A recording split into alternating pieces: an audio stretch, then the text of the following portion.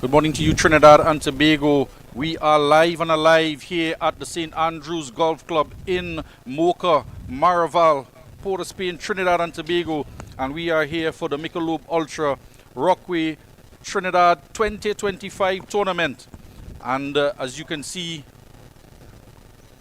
our first batch of golfers are approaching the number 18 tee box. And it's going to be the pair of Musa Ibrahim, Kyle Waynard, Coleman Clifford, and they are going to be the first to tee up.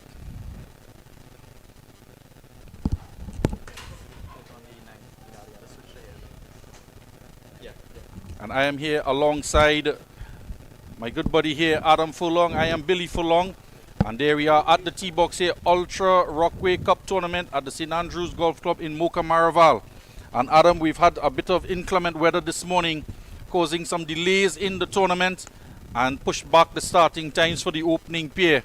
But nevertheless, we are here at 11:15. The first tee time was scheduled at 6:30 this morning, and they were off and running at 6:30. And the four pairs went on to the tee box and went out, completed up to hole number 4 when the rain started to come.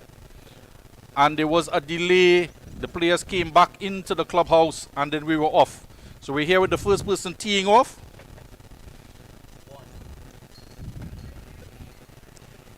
And it's an excellent shot into that landing zone, about 130 yards onto the green. As I say, welcome to Adam Furlong. Yeah, good morning, viewers. Situated here on the 18th tee as we take a look at who's next to go. Took a walk outside earlier to view the green and the surrounding areas. The breeze is just a bit into. Shots will be coming into the wind. We saw that one was a draw worked off of the mountainside. Came back nicely under the hole. Left an uphill putt.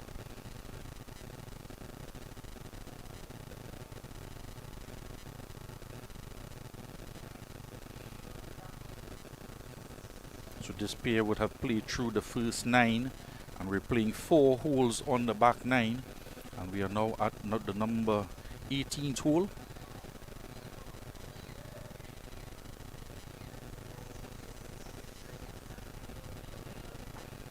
Yeah, players would look to work right to left ball flight as we see the left-hander there. This one just bouncing up off of the fringe, again leaving a putt below the hole. So it's been played well thus far by this opening team of 3. Spoke about the wind coming back in. The green is sloped as well from left to right, just leading towards that canyon drain situated right in front of the fringe. It'll be the final member of this first threesome.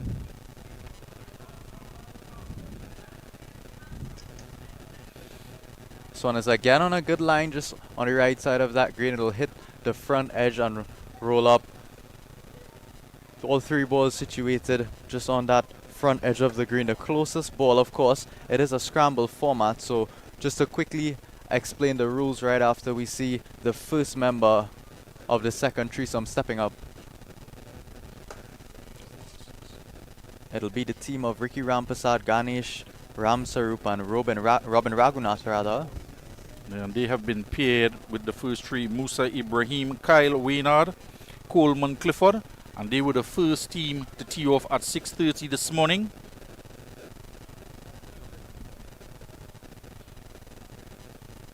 And we'll just give you some information as well. And of course, this one is a bit thin. It's gonna barely cover the canyon.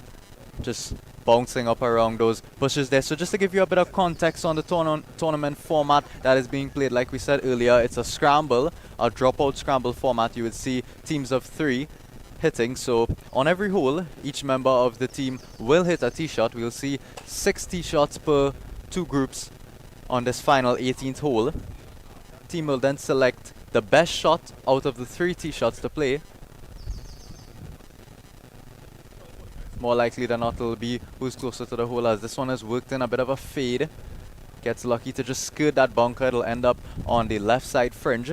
So the best ball will be selected, the best shot, and then the shot that is selected, that player will drop out essentially and leave his other two teammates to complete the putt, and the putt that is selected after that, the third shot, will follow the same format as this again is a nice high loopy fade. It's barely gonna cover the canyon again, but all 6 balls in or around the green. There's just that one that's standing out there on the right hand side by those shrubs, but there's a good first 5 shots. First 3 some sticking their balls in and around that 6 feet to 10 foot area. Of course, as we said, more likely than not, the ball that's situated closest, it seems as though that ball is just situated 6 feet around the hole that would be selected, and the other 2 teammates would look to make that uphill putt. It's going to be drifting a bit to the right as well. Yeah, we just see Adam, just to give a bit of information as well. It's been an adjusted tee box here for the 18th hole. It's been converted from a par 4 on a dog leg right, and it's been truncated to 141 yards from the men's tee box, and the front edge of the green at 135 yards, and the back of the green at the edge of the fringe 165 yards. And they would have to clear a 124 yards to the yellow marker for the outer bounds and the water hazard. And to clear that drain, for those familiar with the 18th hole leading up into the clubhouse, and just have to clear that drain 124 yards. The drain is a 20-yard width. It's a water hazard marked with the yellow markers, and this truncated hole converted into a par 3. And we did have some issues with the inclement weather and just curtailing the course for the players. They're going to play all 9 holes on the front 9. They're going to play 4 holes on the back 9, teeing off at number 10, followed by number 11. And they're going to step across the cart path and go on to number 17 on that par 4, and then the final hole, 18.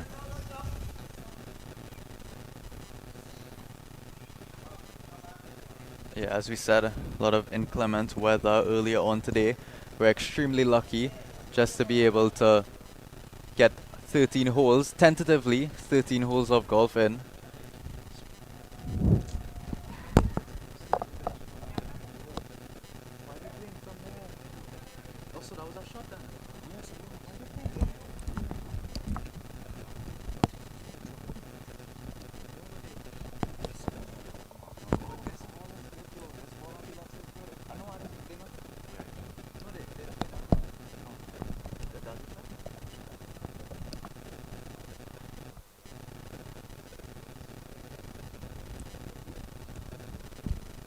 So furthest from the hole played first there, just on the water hazard, and they just chipped it in,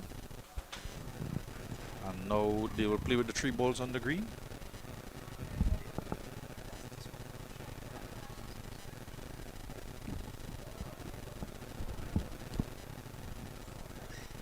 And they'll take the best possible shot on the green, and they will have to examine the slope, examine which one of these balls are going to be putting uphill. It's easier to be short of the hole than past the hole. Yeah, I think we'd expect a bit of smart golf here by everyone on this tee box, because it's a sloping, as we mentioned. It all slopes from the left of your screen to the right down to that canyon, which is basically up and down the green. So yeah, you would need to leave that putt short. Anything inside of 6 feet, as we see, they break out the measuring tape. Just to remind you, this hole, of course, is a hole-in-one opportunity. But in addition to that, there will be a closest to the pin prize awarded. So the first group, it's not a bad start at all, actually. 6 feet, just about 6 feet thereof around that hole. So more likely than not, that'll be the ball selected for the first team to tee off. Ibrahim and company.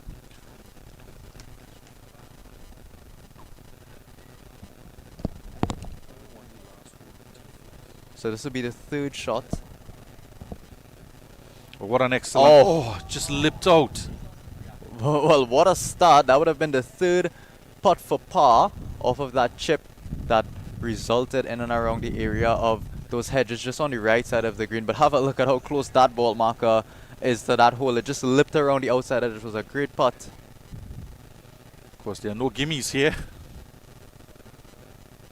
You can take a look at the line of the putt there. That one just bobbled a bit off the club face. You can't fault him for putting some pace behind that. His partner was all but in the hole for that 4 bogey. But you can see the movement on that ball. It just goes from left to right of the screen as it comes towards that canyon. So in addition to the breeze pushing back into their face, they will also have to contend with the movement on the green, which is essentially pulling the balls back towards the tee box. So a bit of reading here to be done. All in all, that was an excellent putt, that first putt, because the pace of it was very well. Now he's putting across the slope and had to hit high up, just about a couple yards, and get the ball to tail back in. And unfortunate for him, a lip out. Now we're going to see a putt up the hill, sloping to the right. Yeah, this one is just going to go up the hill, left to right. This one again, just slipping off the edge, not quite getting the line right so far. The pace has been excellent on the putts thus far. Of course, greens would be a bit wet, tends to slow the ball down a bit, so that's why we can see these nice aggressive putts. Again, like we said, it is a scramble, so aggression is key. It's for birdie. Last chance, as we said, only 2 players will play the second shot. Man whose tee shot was selected will drop out.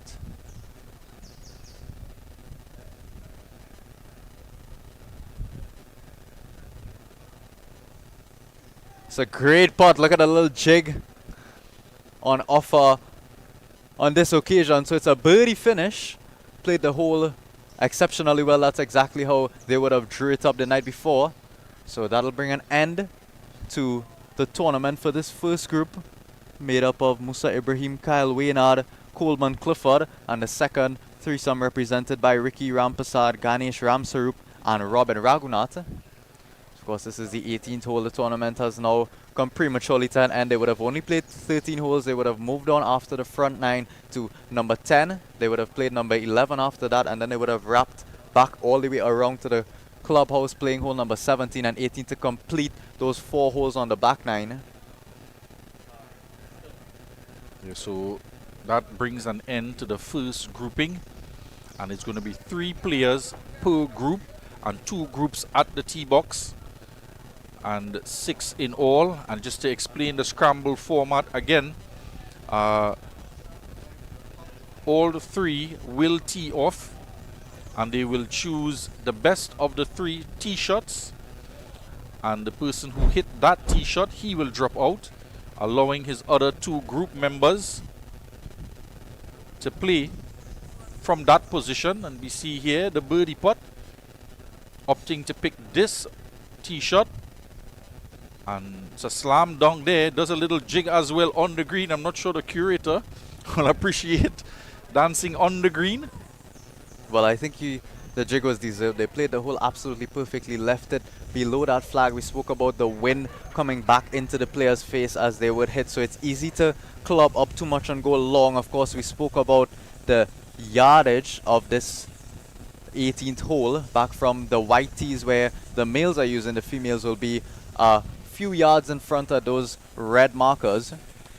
Hole yardage is just about 135 from tee to flag, but of course they will have to take into consideration that breeze that is up there, as well as wanting to leave the shot a bit short of the hole to allow an uphill left to right putt.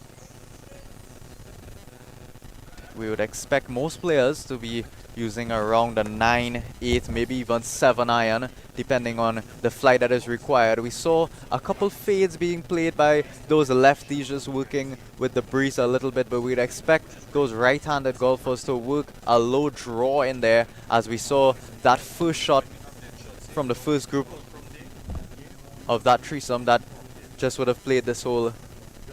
Just worked a low, tight draw in there, starting it off at the right side of the green, just where a bunker is located, just letting the breeze lift that ball, slow it down a bit in the air, and it's gonna pull it back to the left a bit as well. We just await the second group. They're currently on the 17th tee. The golf course right now is full with golfers. That front 9, they're still going out there. So we'll bring you coverage as they come across the 17th tee into the 18th to finish off their day's play today. Longest drive. Our reward for longest drive is in contention as well. We're playing stroke play, scoring format, not Stableford. Just to educate you a bit on the handicapping system that is being used as well. The team's handicap will consist of 3 different handicaps added up together. It'll be 30% of the lowest player's tee box handicap, low as in coming towards the number 0, then 20% of the second lowest player's handicap, and then they'll take 10% of the highest player's handicap, all calculated to 1 decimal point. 3 figures will be added together, and there will be a maximum team handicap of 10, so everyone will be playing with just about 9 shots or under thereof.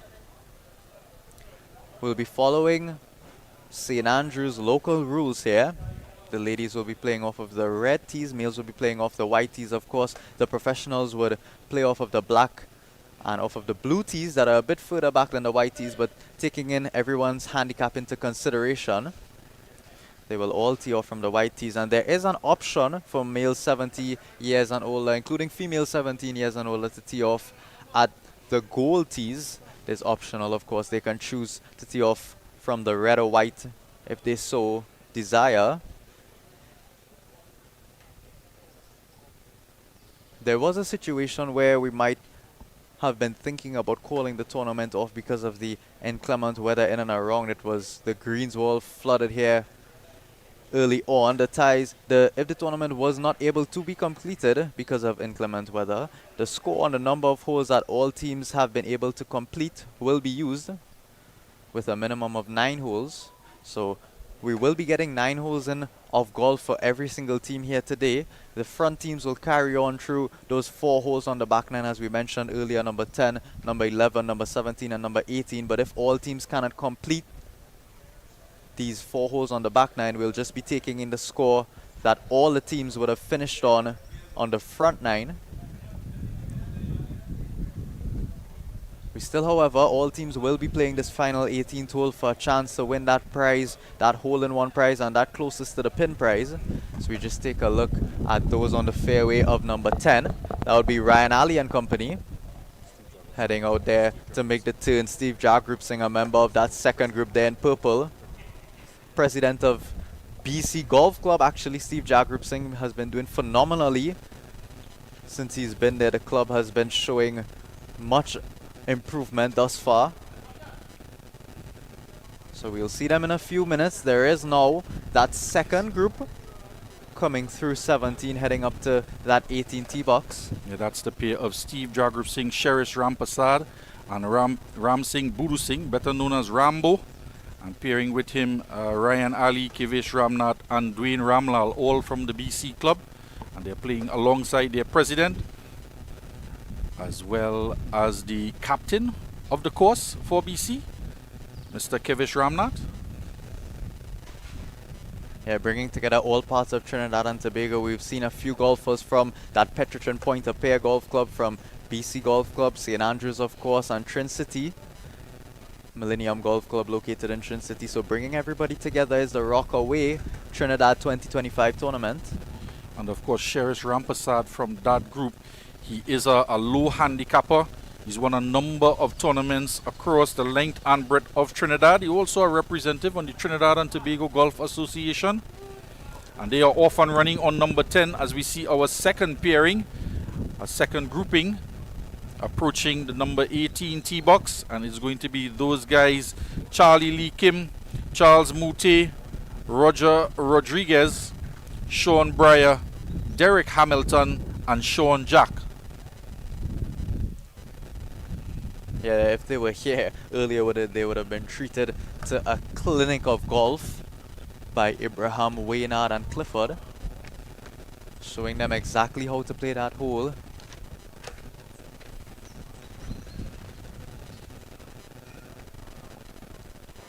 So again, we'd look for a bit of a low ball flight, just keeping that ball underneath the mountains, trying to negate the hurt that the breeze would be offering coming back into their faces. They would need to club up a bit. We would expect a 9 iron or an 8 iron from all 6 of these guys out here.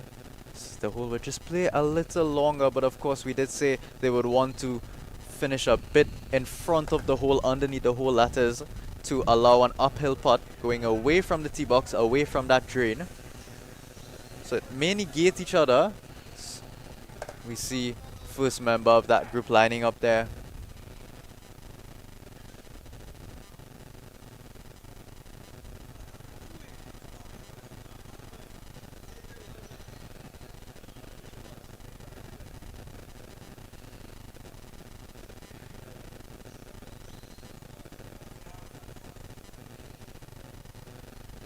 This one seems a bit heavy. It's a draw working back around, but it should be good yardage. Just on the right side of the green there. That's a good first shot. They'll be left with an uphill right to left putt, but you have a feeling that his teammates may be able to do a bit better. He just got a sighter on there, just found the green for them, and now his teammates can go right at the pin and attack it. I'd expect most golfers today to use that low right to left ball flight. Just throw that draw out there at the right hand side, green side bunker.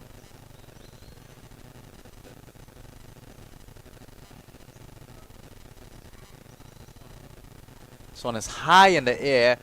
May take a bit of hit from the breeze at will. It's going to come up short, but it's just on the fringe.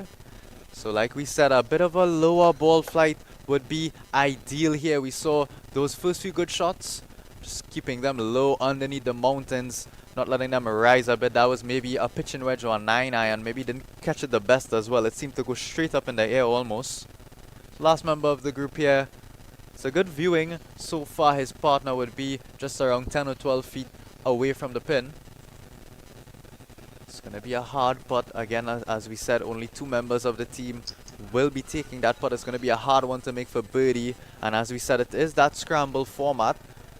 Teams would be looking to get under par on as much holes as possible, especially with the shortened format.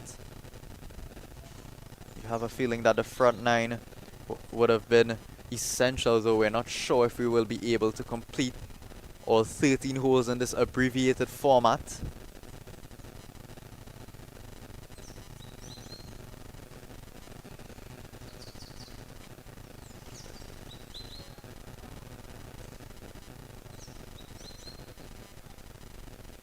This one is low and piercing. It may yet work out if it gets a good bounce. It's going to stay on the right side of that green, just rolling up to the fringe. Seems to be a bit of a miss hit here. We did say they would do well to keep it low, but that one was a bit of a stinger ball flight with a 9-iron or 8-iron. Not something you would commonly see. Works out not too bad in the end. That group has completed all 3 of their tee shots. They will select that first shot that Mr. Charles Mutad would have hit. Just about 12 feet away from the hole. They will be left with an uphill right to left putt.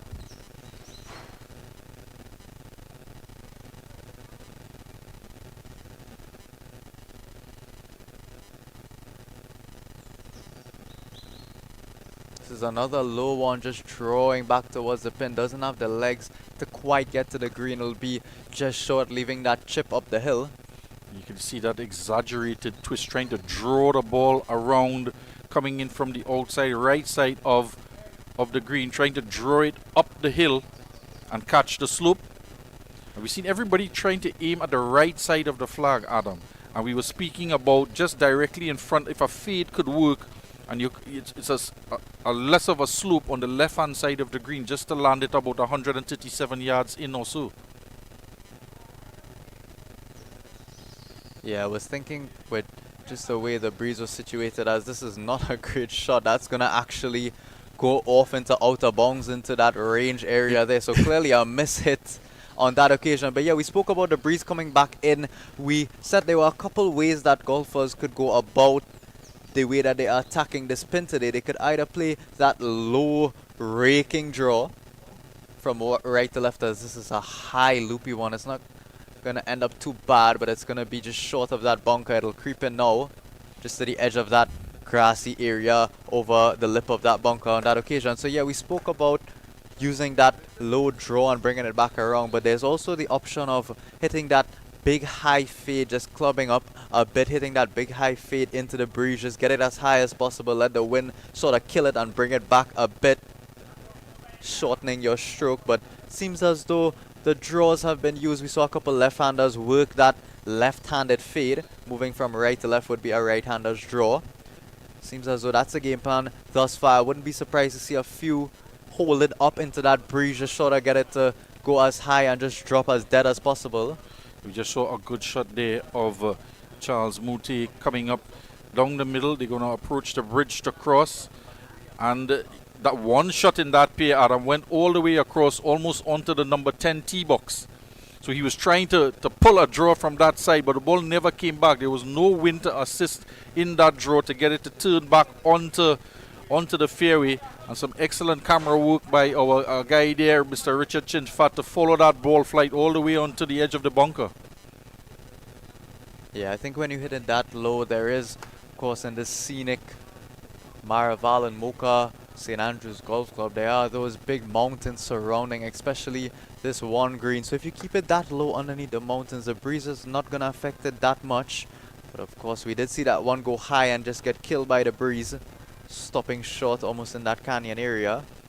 And we just get a good look there at one of the caddies as well, pulling two carts as he's accustomed to doing, Michael, one of the caddies here at the St. Andrews Golf Course. So we've entered the second group and they are on the green, and we'll take a short break and return with the putting on number 18.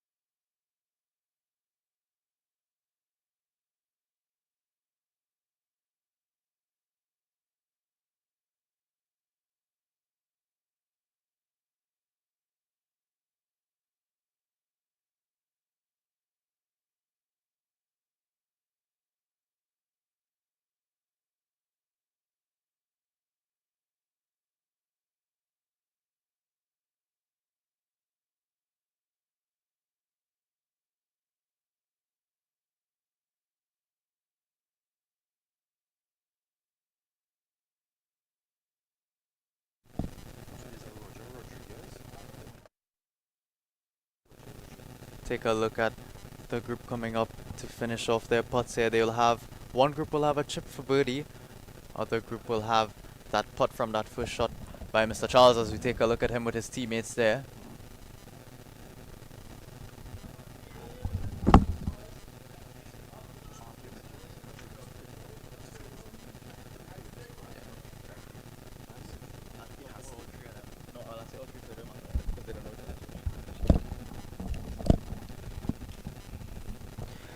So it'll be this chip left by the group all in matching white and black over there just to the right of the first group that would have teed off. They'll have a chip left up the hill right to left.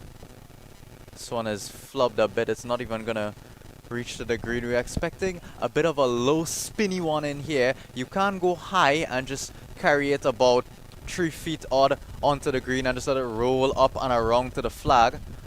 A nice low one just into that hill just by the fringe. Well, the one advantage of hitting from there is that it's all uphill. Never mind, he's on a down slope on the ball lower than his foot. So he's going to want to take a step up and play it off the back leg. And just truncate his grip. Make it as short as possible and get that ball to land on the fringe and perhaps run up.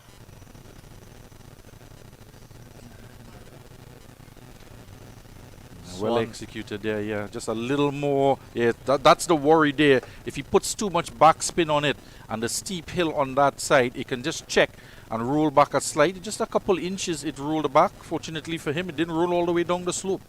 Yeah, needed to come in a bit lower just to get that ball to release a little bit more. When you go that high, not quite a flop shot, but he did go high with it, so it's just going to hit and just slowly released not too much, only about a couple inches or so, so they'll still have just about 7 or 8 feet coming back up the hill. They're still out, that team, or rather it'll be the other team to come up now. They'll wait as they are inside of this 12-foot putt that's left back up the hill to the right. It's similar to the chip, but of course we'll be going all along the carpet on the green, so a good chance for the team to put a birdie pass here. He'll go and ask his caddy. Of course the caddies here at Mocha ever so intelligent about the breeze and the way that these greens move. I've experienced that caddy experience, and it's unlike any other. They'll coach you through the game almost like your own personal coach, let you know exactly what's about to happen on the greens. It's only up to you left to make that mistake.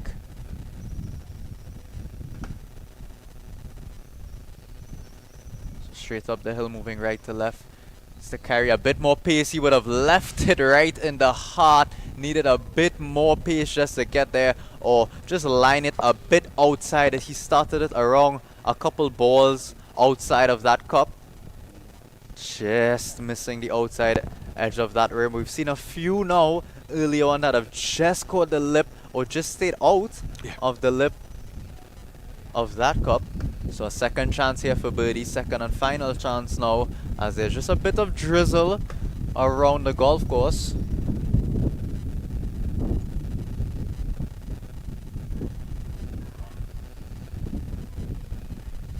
This one is a bit more out there, but it's too quick. They seem to almost hit each other's putts. This one with a bit more pace would have been fine on the line that the first putt was struck, but this one a bit too far outside, carrying too much pace, just stayed outside the hole. But we'd expect to see that the first one just coming ever so close, showing his partner the line, and the better putter will come back it up with a bit more of an aggressive putt. This will be for par. It's about 7 or 8 feet coming back up the hill. It's going to be very similar to the two longer putts that were just shown. This one maybe could take just about a ball outside of that edge of the cup. Just let it dive back, and you saw from early he didn't carry that high enough at all. It's gonna miss low. They're missing low so far, not judging the break quite as well as they would have liked. Is that there is that drain or canyon just to the right side of your screen now. Coming straight up from by the tee box, the greens will always tend to move towards those water sources. Seems to be a bit more exaggerated than we would have initially thought. We've seen those few starting about a ball and a half outside and still not being able to come back. We can see his partner showing him about 2 feet outside the hole. The line to start will need to die in. That's a line. Nope, it's gonna be just outside of that cup. It was hit with a bit too much pace. Was gonna have to catch it back at that cup and just bubble back in. So just missing the lip. So it'll be 2 pars here. Yeah, the difficulty with that putt there, Adam, is you have to gauge the speed of the putt to get the ball to break at the right time. And if you hit it too hard, you overshoot the hole and you're just not going to catch it. But it's a good up and down. And the second pair, having now completed on number 18, reminding you, you are listening to the MICHELOB Ultra Rockaway Golf Tournament 2025 at the St. Andrews Golf Course. Yeah, so just to finish up his putt for par here, more than likely just 2 feet inside the hole. Well, we panned up to show his reaction. Obviously you can see he's frustrated. Look at where that ball ended up. It actually caught the left edge of the cup and just lipped out a wry smile on the face there. So they'll need that one more. It's getting a bit, they'll be a bit nervous now, this team. Only one more opportunity to sink this 3-foot putt. I don't think they're giving it enough respect as well. We've seen those balls breaking a good bit towards the drain, so it's a bit of a tricky putt, not one that you can just hammer home. We see that ball lined up directly to the center of the cup. You may need to take it just left edge. A half ball out, a half ball's width out off of center. Just to tap it in here.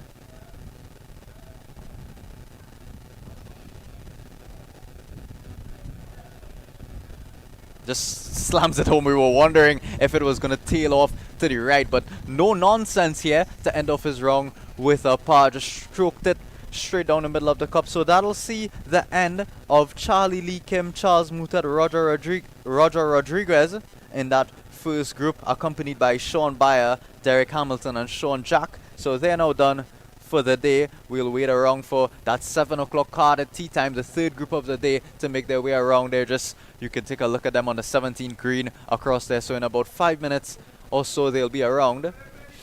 Yes, so just to remind you here, you are witnessing the MICHELOB Ultra Rockaway Golf Tournament for 2025. We are situated here in the clubhouse of the St. Andrews Golf Club here in Mocha. We did start the day off. 4 teams went out, and then some torrential rains came down, and there was water settling onto the greens on the fairway as well. Was a bit sluggish.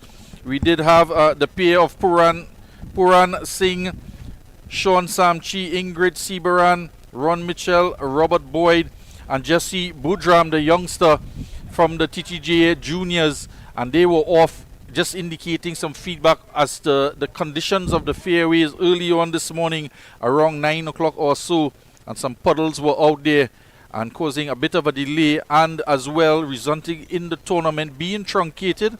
So to let you know, the teams are all off, teed off, and starting on the front 9, they're going to play all 9 holes, and coming down to the back 9, we're going to play 4 holes on the back 9. Number 10, number 11, they're going to jump across the cart path onto 17 and 18. So they're not going to go all the way up the hills on the back 9 on the beautiful Mocha golf course there with the par trees amongst the lush flowers down on the back end of the course.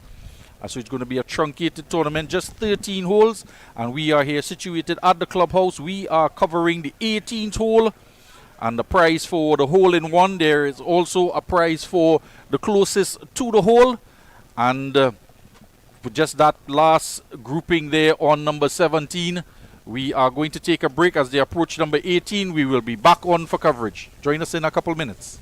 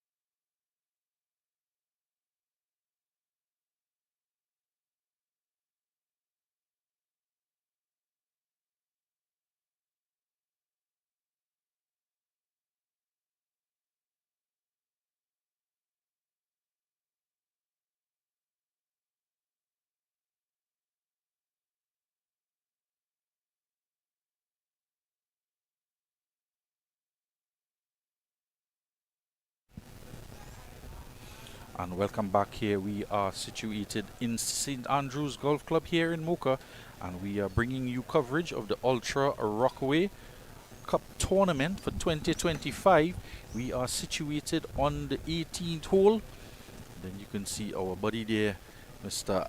Anand Samuel there in the orange jersey, coming up to the tee box, approaching with his group of Fabian Lee Fung and Ricardo Rampasad. And that grouping is also paired with Mr. Nicholas Wood Solomon, Dinesh Jackery and Rajnath Jackery. And they have just completed the 17th hole. And the winners of that hole will have the honors of the tee box as I welcome back Adam. Yeah, moving along at a nice rate here. We were worried that, as we mentioned earlier, we would not get through all 13 holes of this abbreviated tournament. We were wondering if we would just get through to 9. But so far, groups are moving nicely. Of course, we have an abundance of golf for you here today. There's just about 20 or more teams that are going out. These teams would consist of 6 golfers, 2 teams of 3 each. And of course, in that group, we have yet to mention... Yeah, we do have none other. This is the first pairing here. Oof, an attacking swing. This one is going to fly over the green. Almost. It's going to catch that back edge there. Threw everything into that. And yeah, as we were just mentioning, carded at a 10:45 a.m. tee start. Of course, they would have gone out a bit later because of the weather. But no, as you said, it's Mr. Brian Charles Lara, Mr. Dwight York, and Mr. Russell Latipi making up a star-studded group just situated in the middle of the cards here today. So we'll bring you those guys coming around the corner and into the 18th hole to finish up their tournament. But meanwhile, we'll take a look back at live.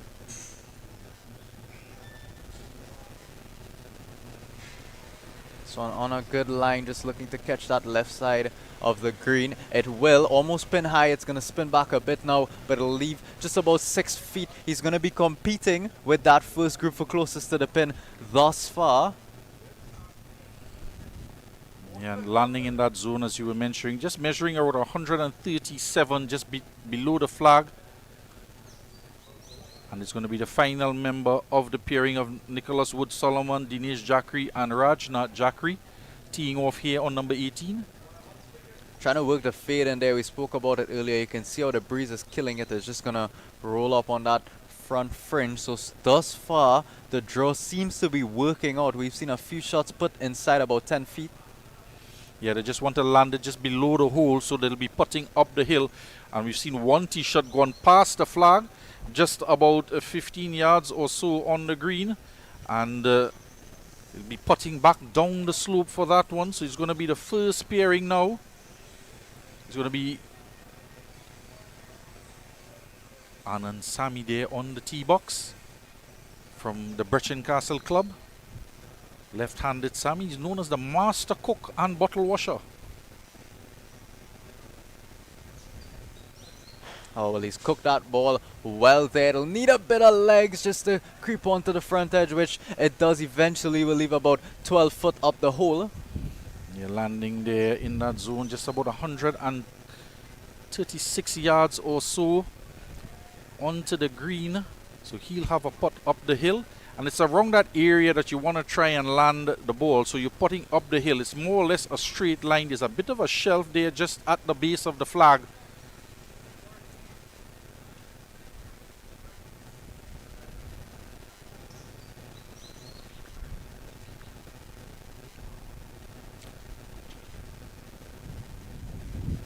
So the second in the group teeing off, reminding you that it's 141 yards here from this makeshift tee box on number 18.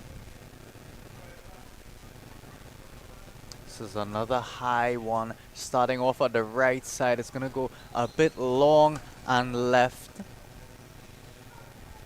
can just see there the divot there.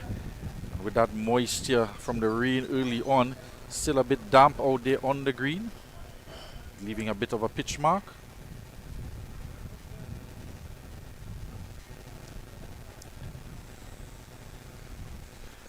And the final tee shot. Looks like Ricardo Rampasad out there. He's That's looking to draw it in, Adam. Yeah, that's that low ball flight we spoke of. You can see the extra kick. We saw a few balls so far just hit and check up right behind the divot, but we saw this one just take a bit off of that uphill fringe and still kick its way onto the green. So that draw shot will afford you a bit more extra roll up, as we spoke about initially. The miss on this hole is front right, leaving that uphill putt or chip.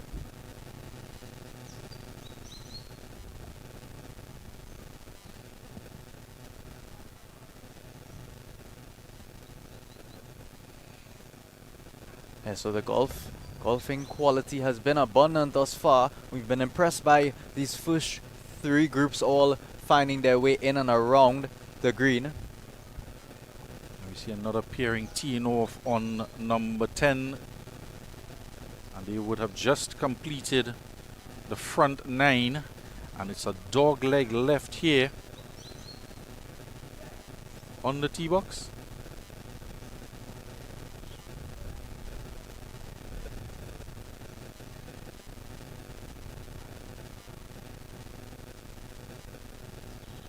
It's a big golf course to cover here, St. Andrews. We're only able to show you a few camera angles thus far, but we will of course keep you updated as to how the golf is going thus far.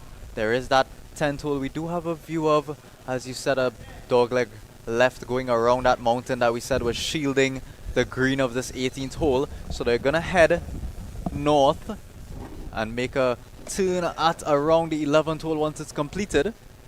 Come back down south towards the clubhouse, finishing up number 17, then moving on to the hole covered here, the hole-in-one opportunity, number 18.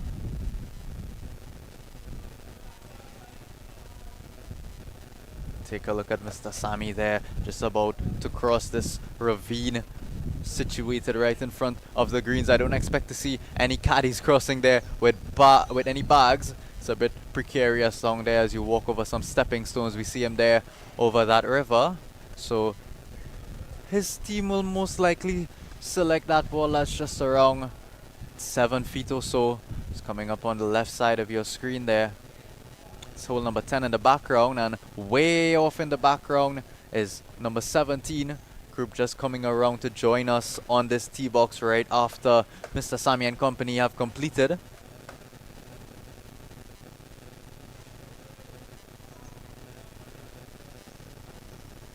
Measuring tape will need to be brought out again now.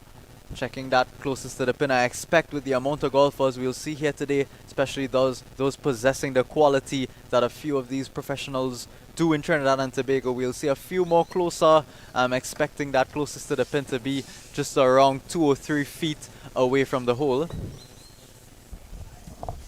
So much deliberation now.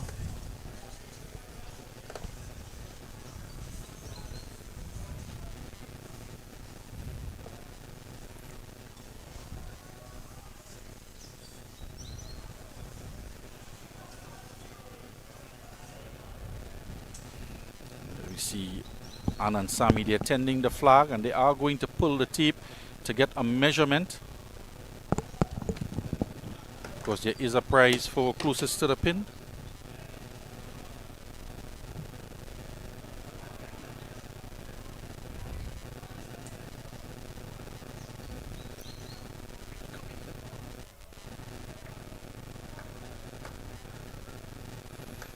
Member of the executive of the Bridge and Castle Club, along with Mr. Kenneth Samuel, the principal of the Bamboo Government Primary School. Yeah, just taking a walk on the greens there. Everyone's interested in this final hole. A bit tricky, new of course to all these golfers. This number 18 hole would have normally been a mid-length par 4, just around 400 yards or so, but the difficulty would have been bending it around those trees that you just see situated at the right side of the tee box, and there is about where the second shot would have been played anyways. But of course now it negates the need to play that fade or slice almost around those trees. We would have seen a lot of players laying up right before the edge of that dog leg, as we see the finely dressed Mr. Fabian Lee Foon lining up his putt here. He'll be the first to go for this team.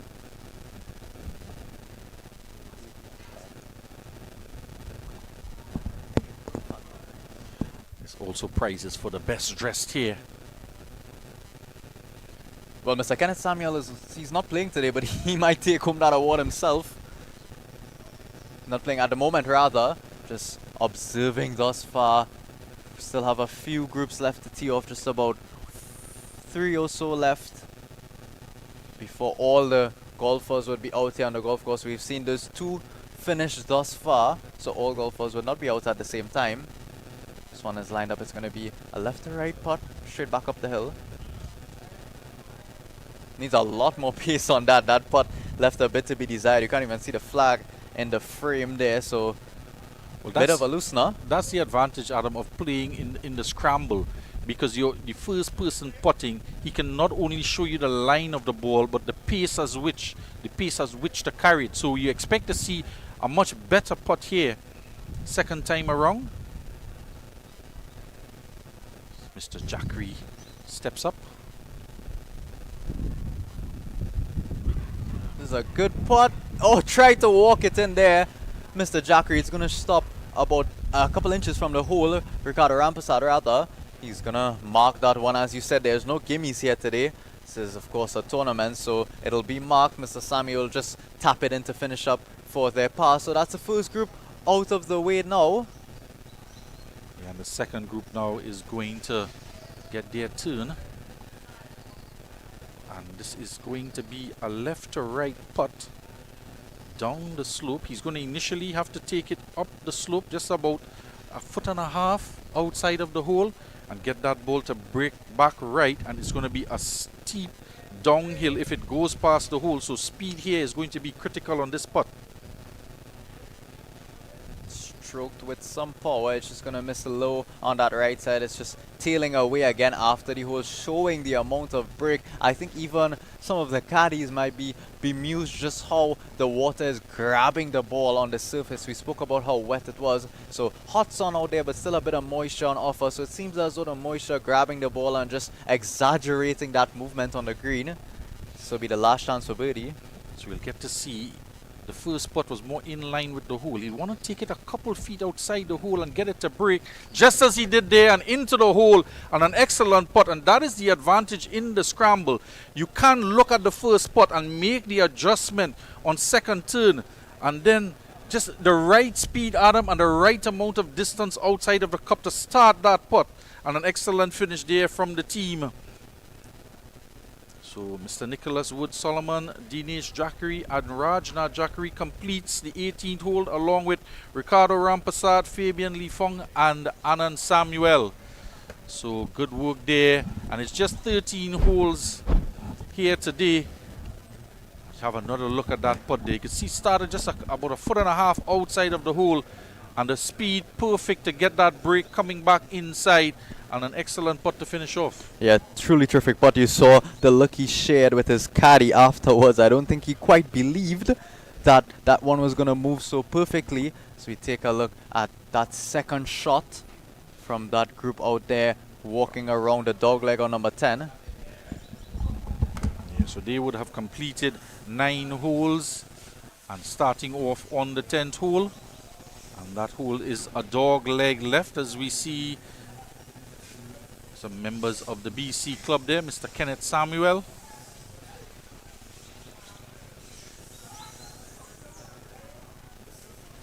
So we are doing coverage here on the 18th hole at the St. Andrews Golf Course in Mocha. And on that 18th hole, there is a prize for the hole in one. There is a prize as well, as we see Adam Furlong just taking a check on the closest to the pin markings thus far. And there's a prize as well for closest to the pin on the 18th hole. And there would have been a prize as well on the 15th hole on the back 9. But as we said, due to the inclement weather this morning and last night, overnight as well, it would not have made for good footing climbing up 13, 14 and down the hill on 15 on the back 9. So making the decision early this morning, Mr. Jerome Daniel and company at the Rockway Golf Committee deciding they're going to truncate the holes and make it just 13 holes to play today. And number 10, number 11, and 17 and 18 going to make up just the 4 holes on the back 9, because we do have a very, very large field here today. Some 29 tee time set by 6 persons across the 29 groups. And as we did indicate, there are some notable names here playing out here today. Mr. Ryan Ali, he's been a champion at the BC Open. Mr. Steve Jagrup Singh, the president of BC, he is the winner of the 2024 BC match play. We also have Mr. Garvin Gilbert out there, Jonathan Augustus as well, a former Queen's Park cricket captain. And speaking of cricket captains, we do have Mr. Brian Lara along with the group ahead of him, Mr. Richard Smith, a former Trinidad and Tobago cricket captain as well. And of course there's the football duo of Dwight York and Russell Latapy. They're going to be partying with Brian Lara. And some other notable names, Mr. Paul Moses and Mark Quesnell. Of course, head of the accident and emergency at the Mount Hope Medical Facility, Dr. Dale Hasrana. He is paired with Gail Rajak and Arun Narayan Singh. They have just teed off on number 1. And following them as well, the former captain of the Queen's Park Cricket Club, Mr. Ricardo Patti. As we look again, and we're back on number 8, it's Mr. Puran Singh from the BC Club teeing off. He's a reliable golfer. This is a reliable shot. Just on the right side of the green, thought it would have drawn back and tealed a bit back in. He's normally known for working those ball shapes very nicely, but on this occasion just staying outside there. We spoke about the wind coming back into the player's face, but it's also swirling a bit as well as dropping off every now and then. So, well, I'm not sure there is any wind out there at the moment, Adam. The trees are all very still, and he was looking for that ball to draw and just ride the hill and come back. It seems to be the favorite target area of a lot of the golfers here today, to get that ball to run up the hill. But it's proving to be a tad bit difficult. They try to draw that ball in from the right side. It's going to be the second tee shot here. This one looks to be fading in. So a lot of height. Excellent camera work from our cameraman there, Mr. Richard Shinfat, just on the edge of the fringe and rolls back just off of the green.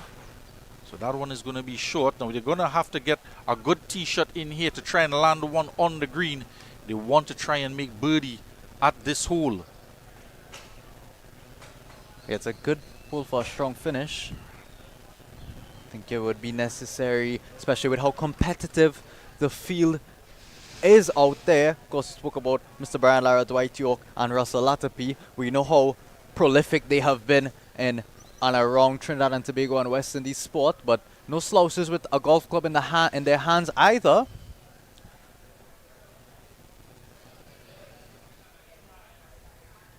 This one, another high drawing one, just coming on the left side of the green. It's going to be a bit short, just spun back onto that fringe. So thus far, nobody hitting the green. There are a couple balls on the fringe. Bit of a better effort needed from players left now to give them a good look at birdie. It's the players just enjoying themselves out there with drinks as well. This is Jersin Budram. It's very high on the right side, and there he goes, just showing his quality. Other players did not support him too well, but just sticks that one just about 15 or so feet on the right side, just pin high. He's a player of yours, Adam. You paired with him a couple of times with the Trinidad and Tobago juniors. Yeah, it's the ball far, Jersin Budram. I wish we could have gotten a few looks at his driving ability. Smokes the ball.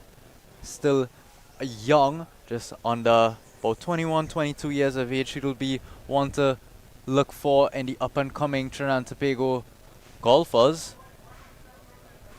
Would have participated in Trinidad and Tobago national trials alongside some notable names, Chris Richards Jr. and Zico. Notable names as well. As we see, our first lady joins us here on the red tees. It's going to be Ingrid Sibaran. She's going to have just about 103 yards to carry the front edge of that green. This is a good shot, well lined. If it gets a good bounce forward, will end up being a good opportunity for a birdie putt, which it eventually does. An excellent shot there from Ingrid Sieberan there. And it seems to be to approach the putting from the left-hand side of the flag. And it's more or less just a couple yards to the left of the cup. And then it's going to break right. And you just have to be very good with your speed, because it's once it clears the hole, it runs quickly down the slope. You get a good look at the team there. The two teams coming up now on the 18th hole. Mr. Puran Singh on the left-hand side. That's the approach. The drain here at number 18. Just remind you that's a 20-yard clearance they need to clear the drain in front of the clubhouse. And for the ladies, that front edge of the green, just 86 yards and 130 yards to the back edge of the green. So she is aiming, Ingrid was aiming for around 103 yards and seemed to stick it there on or about just 101 yards just to the left of the flag.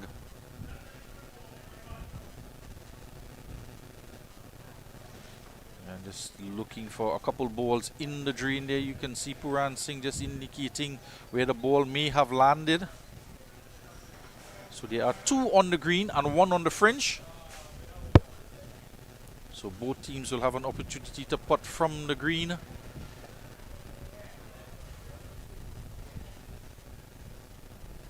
Yeah, hunting for birdies, hunting for balls, as well as they come around to complete their round of golf. Not a full day today, but they would still be a bit exhausted. The sun has come out in all its glory now. Thank goodness for that. Able to continue the golf tournament. They would still feel a bit of exhaustion, however. Just to update you on how that closest to the pin competition is going, we saw Mr. Sami take that measuring tape out and check to see if he would have beaten Derek Hamilton from that second group that passed through. He did not, in fact, beat him. Derek Hamilton still holding that closest to the pin at 10 feet 6 inches. So a lot left to be desired, a lot of space inside of that, as Miss Ingrid Sieberam will measure hers out now. We'll take a look and see if they write anything on the pad. That way we will know that she did in fact beat Derek Hamilton's current record of 10 feet 6 inches.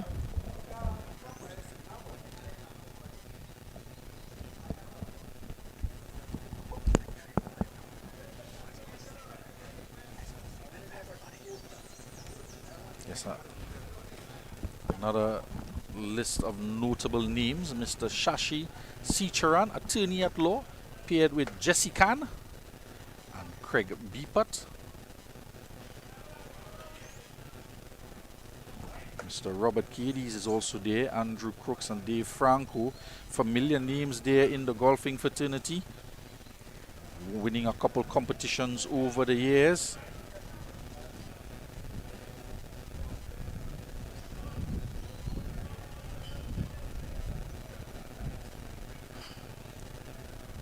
And of course, the cricketing pair from Fatima College. The trio, Jerome Daniel, tournament organizer, Mr. Sean Crooks, the opening fast bowler from Fatima College, paired with Alan Shepard.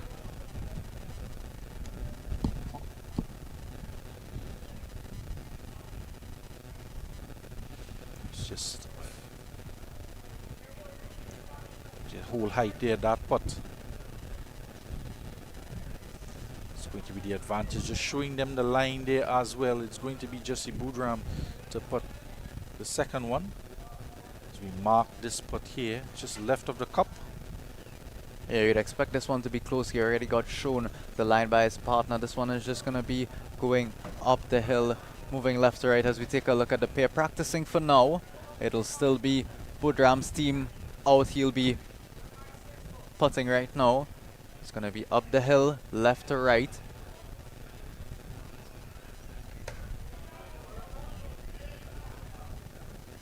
Needed a bit more pace again, leaving them short so far, even though some of them have been left short right in the heart of the cup. Well, he's smiling. He looks a bit bewildered there. That one just short of the hole.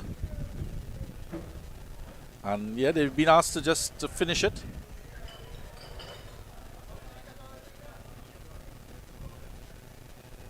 Yeah, it seems as though the odd weather has everyone on the golf course a bit confused. It's gonna play unpredictably, the golf course, as it always does.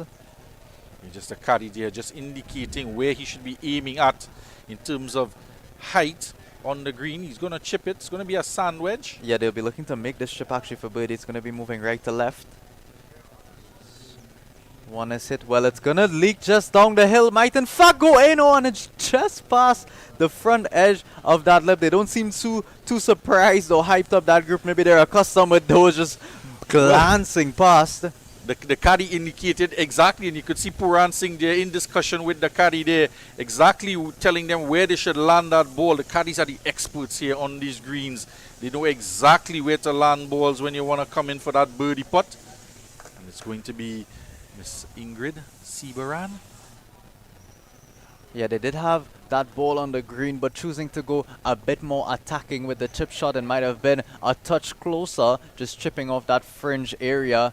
This one a bit short from Miss Sibaran. Puran Singh will just tap in for that pass. So it's 2 pars for the group here of Puran Singh, Sean Samchi rather, Ingrid Sibaram on the second group, Ron Mitchell, Robert Boyd, and of course Jasim Budram.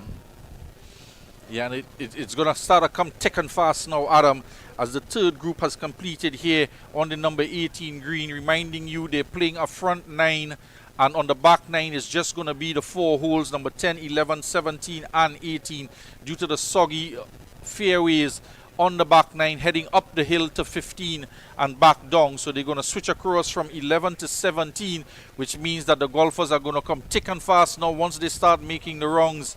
And we already seeing a team setting up there on the tee box for number 18. And it's going to be the fourth group of the morning, that of Mr. Ryan Ali, Mr. Kevesh Ramnath, and Dwayne Lal. And they are going to be paired with the president of the BC Club, Steve Jagrup Singh, Sheris Rampasad, and Mr. Rambo himself, Ram Singh Budu Singh.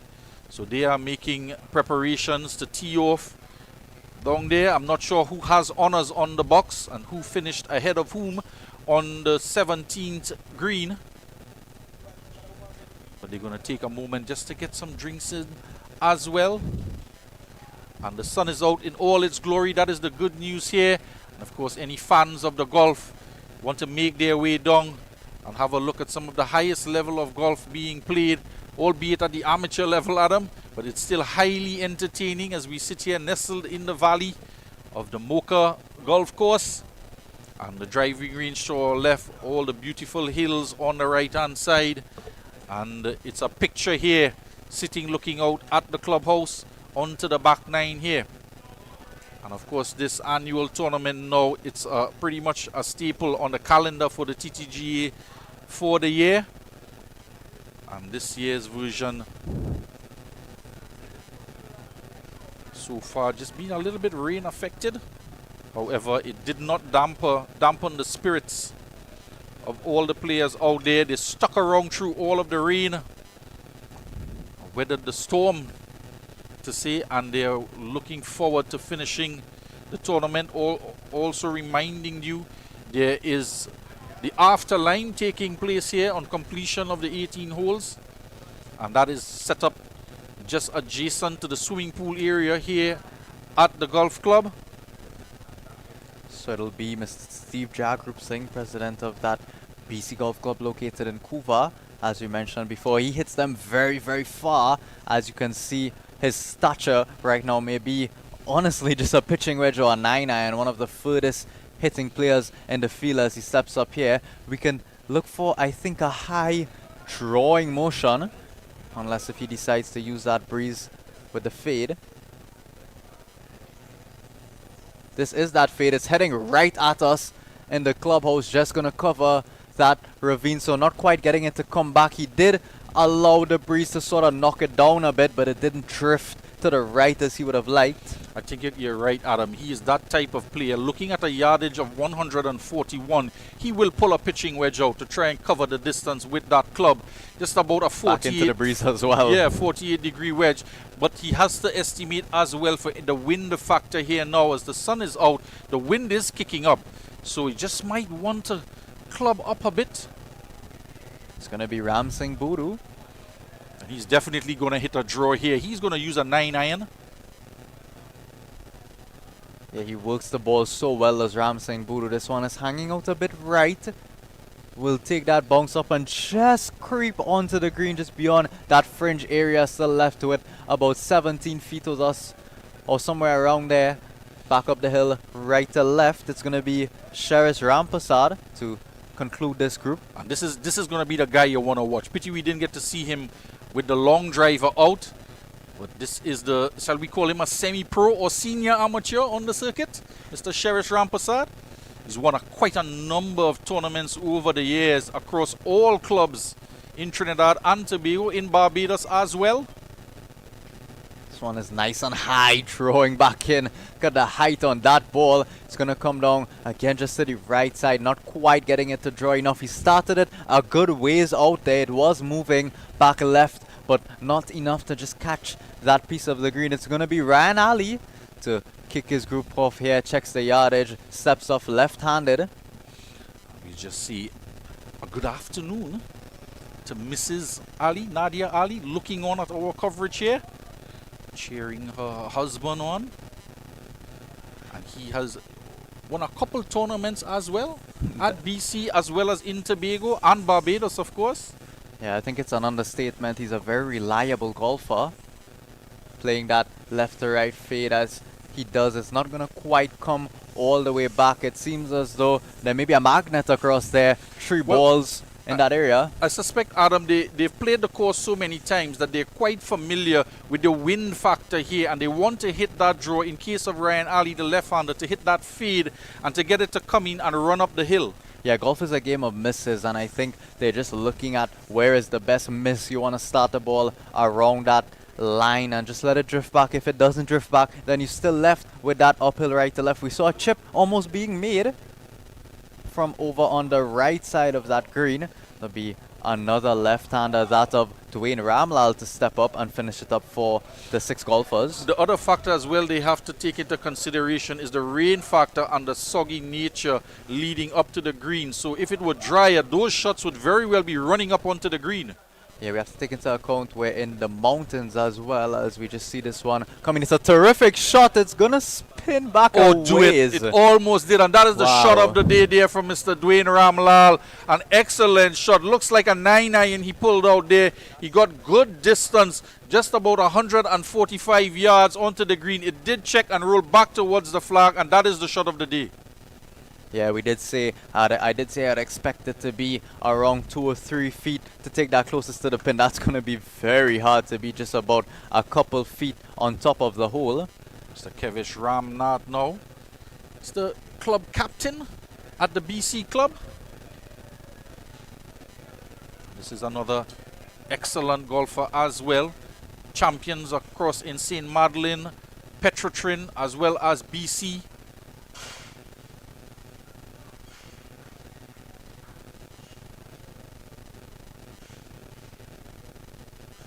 This is a low drawing one. It's going to miss short left, just goes into that greenside bunker. It's a bit fat, Adam. Looks like he caught some dirt before the ball as well. Just wondering if he teed it up. He looked at him there. He is disappointed. Something went wrong with that shot. Seemed to catch a lot of the turf with it. Get some dirt between the club face and the ball, and not quite carrying onto the green. Yeah, I think we neglected to mention early on as well, we're up here in the mountains, we're not at sea level, so the ball is not going to quite travel as far as it does at sea level. That's going to have an impact, as well as there is still a bit of moisture in the air. We did say the sun was out in all his glory. Yeah, he's still a little perplexed looking at him there, walking up with his putter in his hand, just looking for an explanation. And Ryan Ali, of course, volunteering all the reasons why that one didn't make it to the green. Probably shooting some peacock across to him as well.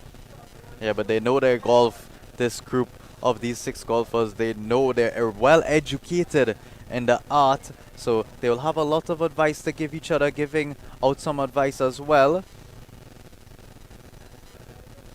And there in the background we can see Mr. Kenneth Samuel just ushering the young players as they approach the tee box on 18.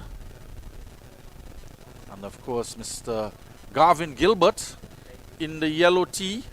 Not the gentleman looking at, that is Mr. Ken Pollard there with the yellow tee on, and his partner pairing up with John Rampersad and Garvin Gilbert. As Garvin Gilbert comes into frame here, flying back into the country, Adam, just for this tournament. And landing a couple days ago and making his way out to the golf course, Mr. Garvin Gilbert. Yeah, it just shows what a pleasure it is to play at St. Andrews Golf Course here in Mocha Maraval. Brought out all the big guns today. Of course, none much bigger than Brian Lara, Dwight York and Russell Latipi around Trinidad and Tobago. Some of course, the better golfers in Trinidad and Tobago out here as well. So we'll be treated to some terrific golf. We saw some amazing shots thus far. Dwayne Ramlal, it might as well be a gimme here as he strolls up to mark that ball just about 2 feet on top the hole. So he'll definitely be taking the closest to the pin at this point in time.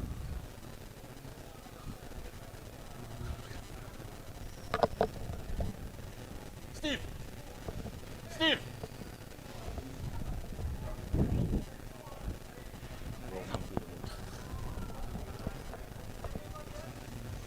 So we see them just repairing some divots there as they wait for Mr. Steve Jagrupsing and company to make their way across to that chip shot just left. You can see his caddy stood right behind where the ball would be placed to make that chip shot.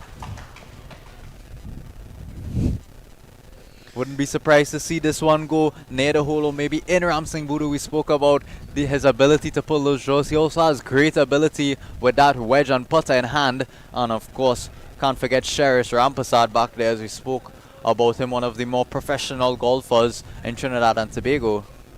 Man, it's a feast here at the Rockway, not just for golf. There is free refreshments for the players. There's the doubles man setup and that massage just to work on that lower hip area to get that stretch going. Loosen up those hips to get that draw in effect, especially for this 18th hole. Yeah, they would have been sitting around waiting for a few hours this morning. We got word that it was about a couple hours they spent just in the car watching the rains fall. Would have felt so helpless. So now it's obvious that they're glad to be out there. Will need to get warm, of course, before, as I said, they would have spent a bit of time just waiting around after they would have gotten warm on the range. See, Sheriff Rampersad is going to be the first to step up here. He has putter in hand. This ball just rolled onto the edge of the green, so it's not going to be a chip, just up the hill right to left. So and you can see it come over that lip. It's a good bit uphill to go. This one. Oh, that is so good, Adam. Just passes and that around is why the back he edge. is one of the best amateurs out there on the circuit, a representative on the Trinidad and Tobago Golf Association men's team, and of course giving the line of flight, the line to take. They of course chose his ball to putt. Yeah, so he's been shown the line. Steve Jagrupsing being shown the line again by the caddy. He'll give this a nice aggressive effort. As we said, it's uphill right to left. Looking to start it just about a couple feet or so outside the right of the hole. This one is a bit low. If it keeps the pace, it may have just stayed up and snuck in. Not the right pace there from the president of the BC club. And not a bad putt either. But if you have a choice to take, surely you're going to take the putt of Rampersad there on that occasion. Just going to be a tap in for them, but it's going to be the pair of Ryan Ali, Kevish Ramnath and Mr. Dwayne Ramlal. And such an excellent tee shot there from Ramlal. And Ryan Ali sinks the putt. So a birdie there for the team. And it'll be very interesting, Adam, to take that measurement to see closest to the pin here on 18. And that one might just be the winner. Yeah, we'll give you word on the measurement in just a couple minutes as we see Ramsing Budu Ram Singh, Singh, yeah. Budu Singh, he'll Mr. just Rambo himself. tap it in. He whips off the hat, eager to get those handshakes, and they would have played a good game of golf today. Much camaraderie out there, of course. All six in that group are friends.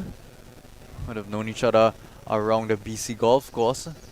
So that'll bring the end of now our fourth group, the 7:30 a.m. carded, with Ryan Ali, Kevesh Ramnath, Dwayne Ramlal, Steve Jagrup Singh, Sherish Rampasad, and Ram Singh Budu. And already on the tee box is waiting to tee off. And it's the first tee shot from the next group. And it's going to be another draw in. And he overshoots the hole. It's in the bunker to the back left of the green. And that is the team of Ryan Lee Chin, Usaid Boyd, Douglas Henderson, Garvin Gilbert, Ken Pollard, and John Rampasad. And it is Garvin Gilbert now stepping up to the tee. Garvin might just be a 9-iron for Garvin to cover this yardage of 141. He will be looking to land it somewhere in the area of 135 yards, just about 5 to 10 yards short of the hole. And this is another gentleman who's played many golf courses across the Caribbean and the world, and he is short. It's going to trickle into the water hazard. Yeah. Might be just suffering a little bit from jet lag, Adam. Well, I think maybe a bit of commentator's curse as well. We would have expected that one to be on or around 130 and just skip up, but it's a bit fat. Of course, we spoke about the makeshift tee box that's out there, shortening this mid-length par 4 to a par 3, giving that hole-in-one opportunity. We'll see the final member of the group to step up, Mr. Kevin Pollard. Makes good connection. Just ends up on the right side. It spins back on, trying to creep back onto the green just off of the fringe.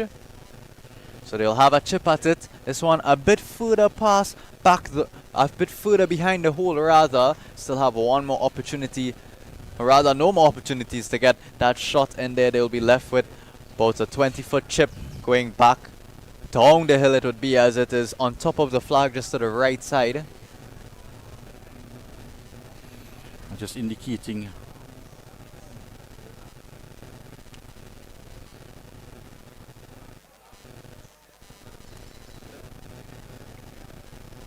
this was heading toward the bunker on the left side. Just clears the bunker off of the pool of the solar panel in front of the palm tree. Well, if they do have to take that ball, that pole of the solar panel would have saved them a bit. But it's going to be a very difficult stance as well if they do decide to take that. Yeah, and Adam just indicating they might just get. This one is going to be short, just covering the ravine. Yeah, I think they would get an option to move that just about a club length or so. Of course, the solar panel pole is a man-made object, so they will employ the rules of golf. Might need to ask for a marshal over there to see what's going on, but it's one more opportunity. This is low, coming in very nicely. If it gets a skip up, it'll end up in a good position. It does. So just onto the green, they'll be left with that right to left putt we've seen many, many times already. This one just under the hole a bit, so it'll be back up the hill. Yeah, so that was the pairing. Ryan Lee Chin, Usaid Boyd, Douglas Henderson teeing off there in that group of 3. And preceding them was Garvin Gilbert, Ken Pollard, and John Rampasad. Ken Pollard and Garvin Gilbert have won quite a number of tournaments and opens, medal tournaments as well in a few of the clubs, Millennium Golf Club as well as Petrotrin and BC. And there are notable names here at the Mocha Golf Club as well, as they make their way. It's not quite the Hudson Bridge, Adam, but make their way over the bridge here at the 10th hole. And it's going to be a difficult choice, Adam. Which clubs they're going to use? Which balls are they going to pick? As we do have here the president of the Brechin Castle Club. Just inviting him to say a few words. Comment on the tournament, Mr. Steve Jagrup Singh. And he's just run away. I think that was expected. Needed to go cool down a bit after that fiery golf, of course. But he did say that the measurement closest to the hole was 2 feet 9 inches, and that will be very, very tough to beat indeed. And just asking, what club did you use there? We were estimating it'd be a pitching wedge, Mr. Jagram Singh? No, your T-shirts I'm referring to. What was your club? Was it a 9-iron or pitching wedge? Yeah, I told Adam he only want to use a pitching wedge here to cover 141 yards to the hole. Yeah, we spoke about Sheriff Rampasad and his prolific ability. He used a 9-iron, so Mr. Jagrip Singh was one club under him, and he, of course, hit that one to 2 feet, just about. Of course, the champion of the match play at the BC Club for 2024, Mr. Steve Jagrip Singh. And of course, Dwayne Ramlal there hit that shot just 2 feet 9 inches above the hole, and it's by far the shot of the day so far. We are bringing you coverage at the St. Andrews Golf Club here in Boca Maraval, and we're just situated on the number 18 hole. And we'll take a short break and join you as the other golfers approach the 17th flag.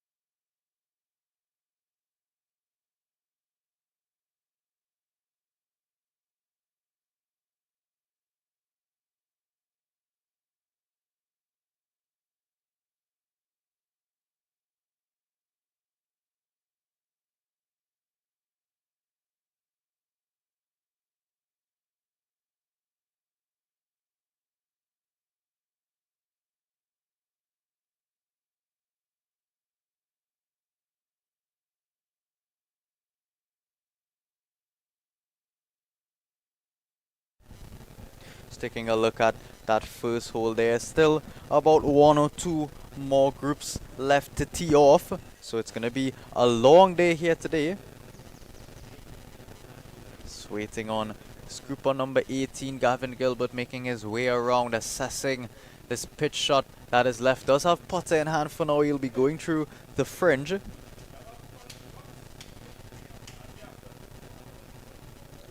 Take a look at those in bright yellow. 3 teammates of Gavin Gilbert, Ken Pollard and John Rampasad. They would have taken Mr. Rampasad's shot, or rather Mr. Pollard's shot, it seems.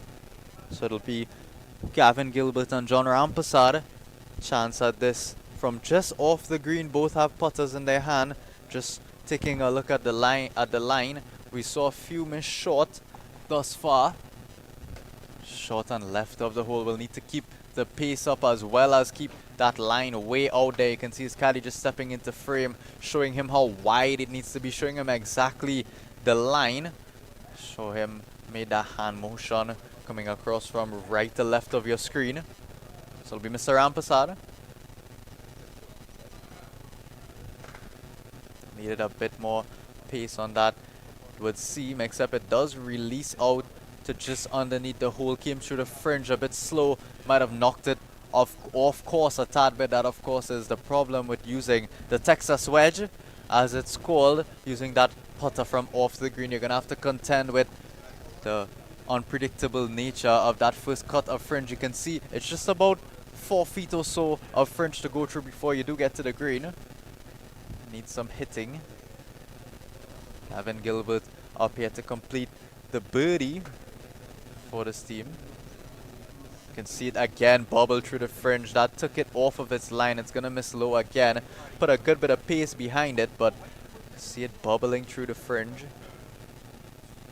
So they're gonna have about a couple feet left for par.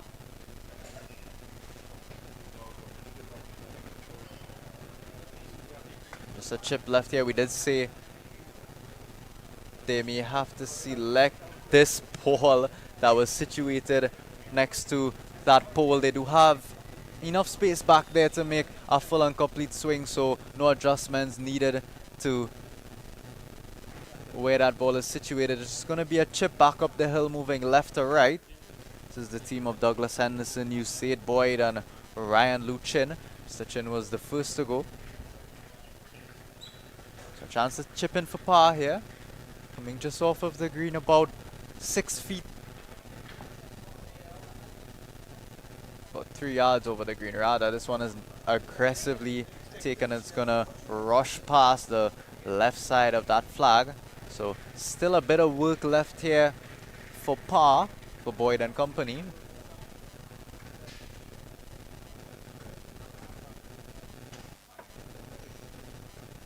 See Mr. Kevin Pollardi's gonna step up here to complete this par.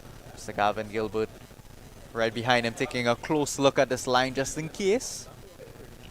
So about 4 or 5 feet left. Misses on the left side, was looking for that ball to break and drop a bit to the right. Maybe Mr. Gilbert can take it dead aim right at the pole with some pace. Still some work looking at maybe a 4.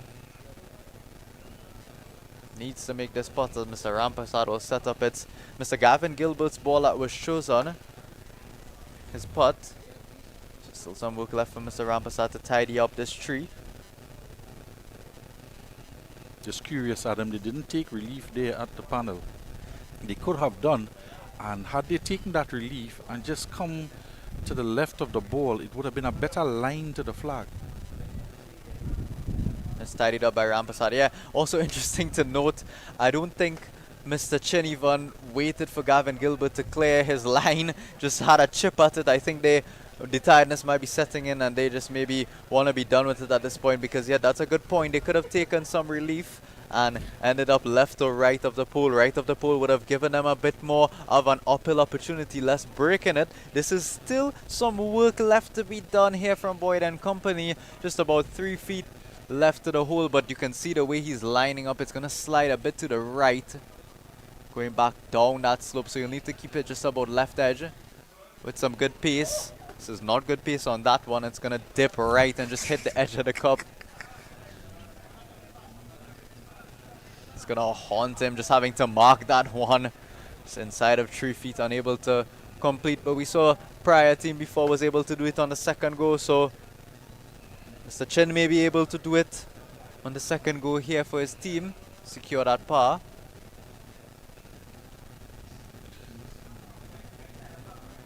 Yeah, it was a good... Oh my goodness.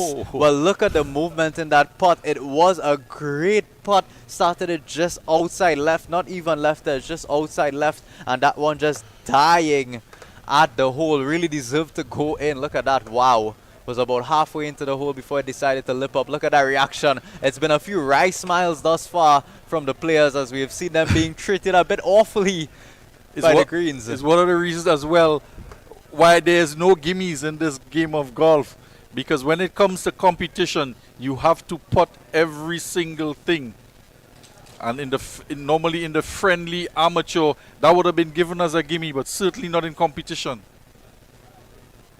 Yeah, so it's been a bit of a chaotic start thus far for the first 4 groups that have come out. We're waiting on next, as you see, a picture taken by Mr. Gavin Gilbert's team. We're waiting on next the 8 o'clock carded tee time of Sashi Sicharan, Jesse Khan, Craig Beepat, joined by Matthew Hollingsworth, Justin Koo, and Joshua Pereira. They'll be around in a few minutes, so we'll just take a short break and we'll be right back with you with more action.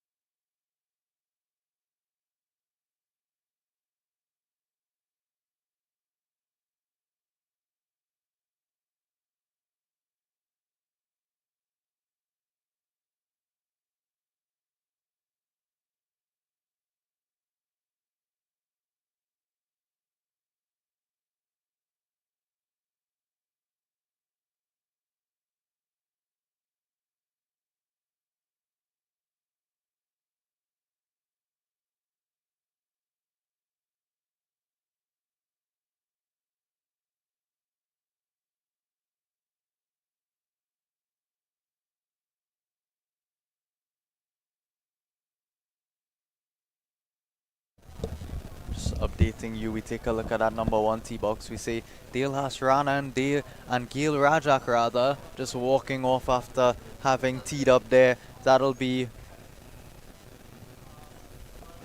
about 4 groups left after them, so still a good bit of golf coming up on us as we await more action on this number 18 green.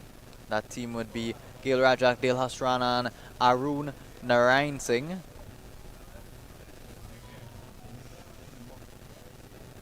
Dale Hasrana in charge of, he's on the executive of the Bridgeton Castle Golf Course, as well as Miss Gail Rajak.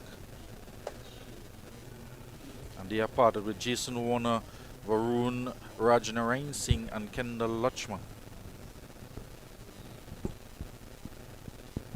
I'm just waiting for, on that number 1 tee box, the pair going out after them would be Brian Marchand, Andrew Marchand, Kevin Magritsky, Lee Merry, JP Agostini and Simon Merry.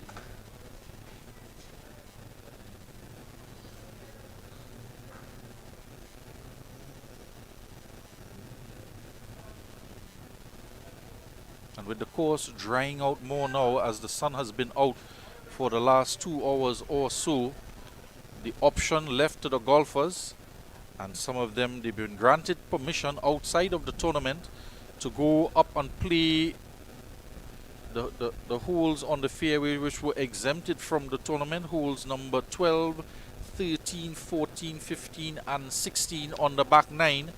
And the sun is coming out and drying out some of the fairways and the green, and it's not quite good footing for the tournament itself, and not wanting to further handicap players out there. And we're going to be still limited to just 4 holes for this Rockaway tournament on the back 9 and the first 9 holes on the front 9. It's really picturesque back there, those holes that you mentioned, number 13 to number 16 was a big miss in this tournament. The players would have loved to get at it on that back 9. Of course, you can't blame them for wanting to go back out there, but getting their money's worth. That crew of Ryan Ali and Steve Jagrup Singh and those 2 teams out there. So they're going to be hitting away now. The back 9, as we see the group of Sashi Sicharan, Jessican, Craig Pat, Matthew Hollingsworth, Justin Koo and Joshua Pereira just making that slow trudge around. It's a bit of a walk now from that 17th green to the new 18th tee box. What is this?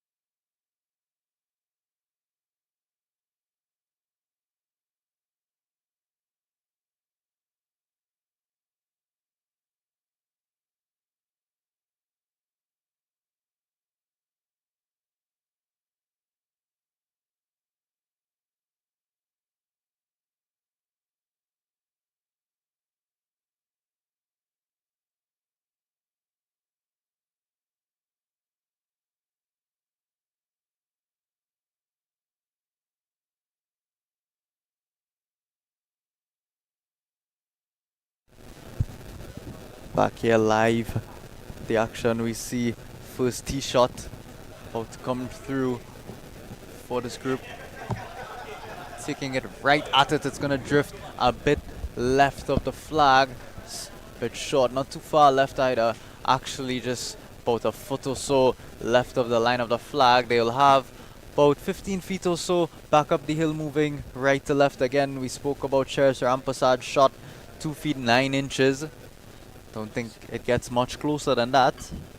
That was Jesse Khan.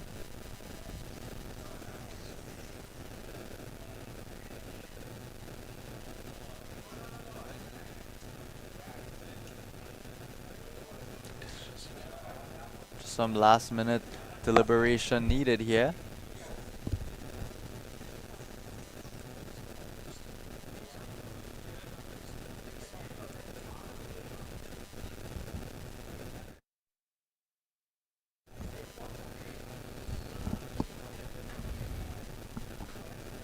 So no stranger to winning tournaments. Sachi Sicharan and Jesse Khan done well across there at BC Golf Club in Cuba. Of course, we have to keep mentioning these golf clubs because bringing together golfers from all parts of Trinidad and Tobago. So on a similar line, it's going to be a bit left again.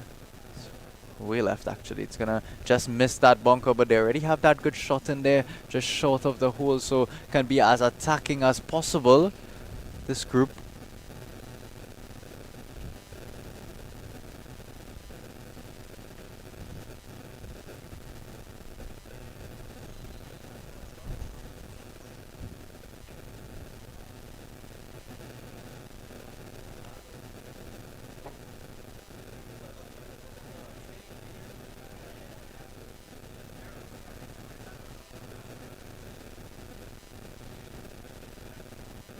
This one is well left, headed right towards us here, almost making its way onto the veranda where our cameraman is located there. He might have been unable to get a shot of that one as it came careening towards him. So they do have only one on the green. Not a bad chance. They're 10 feet up the hill.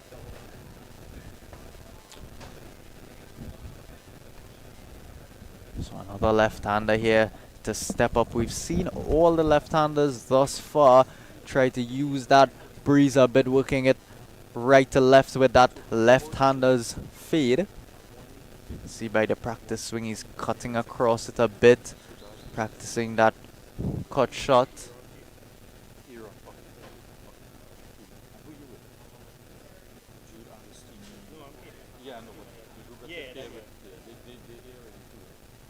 Starting off a bit right, trying to get it to work back in. It's gone well right there, actually out of our viewpoint, completely gone across to that 10T where that Coca-Cola lounge is set up. It's losing the ball behind that area there. A lot of shrubs and hedges. Not going to be a very popular area today. Sachi Sicharan, no. Again, he can hit them. You see the size of club and the loft in his hand. Looks like a pitching wedge again. Yeah, definitely a 48-degree pitching wedge there. How high, launch that up into the air, looking to give it as much muscle as possible. It's just going to creep on to the front edge there again. Breeze hurting quite a bit. The club up maybe a touch. Yeah, I think he was... It's an issue with the wind. The wind could be at his back there as we look at the flags behind him.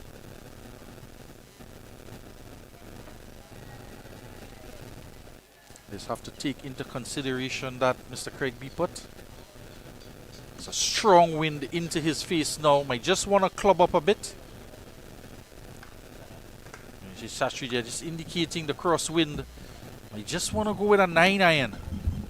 This one well left again.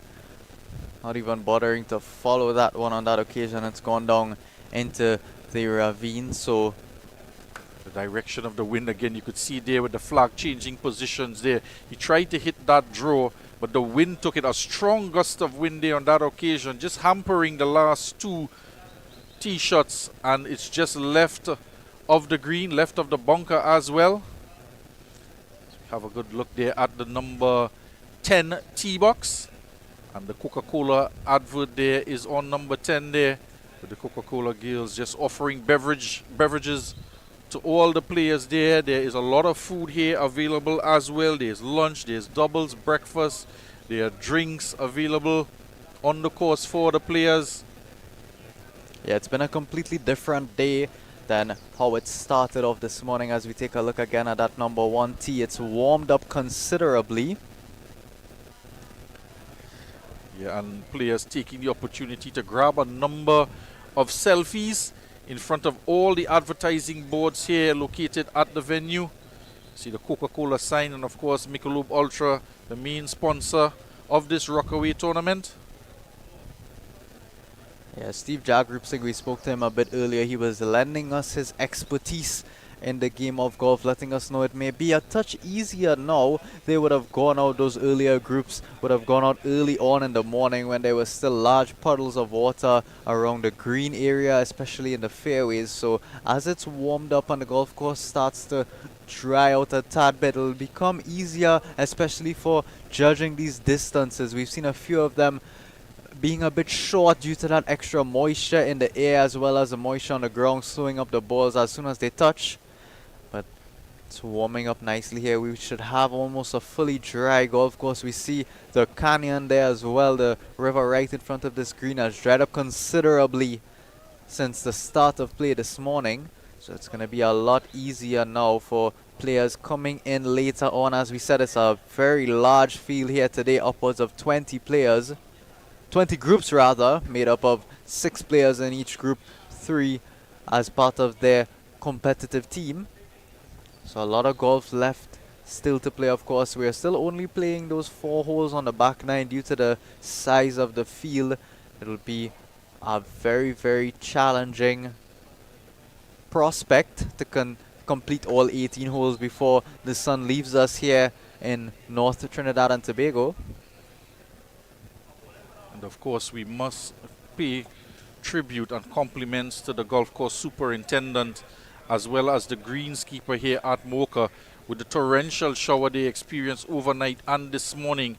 And having a look at the golf course today, just a couple hours delay, but they managed to get the teams back out onto the course. The fairways have dried up sufficiently enough that they could have taken back out onto the course, but having looked at the greens as well, they've dried out very quickly indeed, and whatever moisture was there under those greens, it quickly vanished, evaporated, so much so the teams have started to go back out to play the holes that were withdrawn from the tournament, from number 13 to number 16, and they have been allowed by the course superintendent to go finish their rounds, because in the tournament they didn't have the option, just 13 holes. They would have been disappointed not having to play the entire 18 holes, and given the opportunity by the superintendent to go back out there and finish their rounds, and you don't have to ask a golfer twice.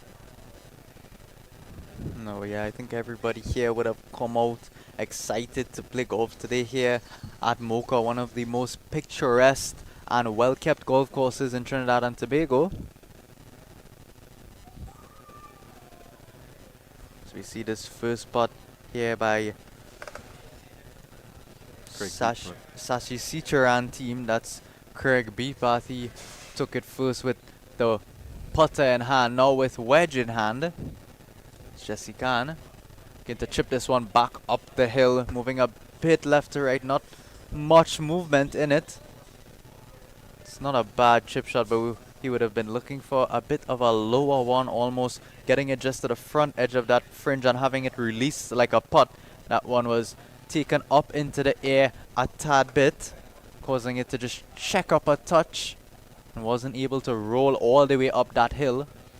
Yeah, I think he just wanted perhaps to leave it short of the hole as well, to have a slight uphill putt rather than be ahead of the hole and be putting back. And then up and down there with that slope there, it's taking the ball further away from the hole. So erring on the side of caution. Yeah, I think work it's here to do now. Good golf course management, but in a scramble format, you'd expect them to at least give it a chance, as this one has a chance, and it's how unlucky is that? And you could look at the expression on his face as well. His back is to us, but you could just know what he's thinking in the back of his mind. Yeah, it's been really unlucky. These putts thus far, they've been hitting good putts, not getting value for good strokes. Did it hit the flag, Adam? Was it wedged between the flag?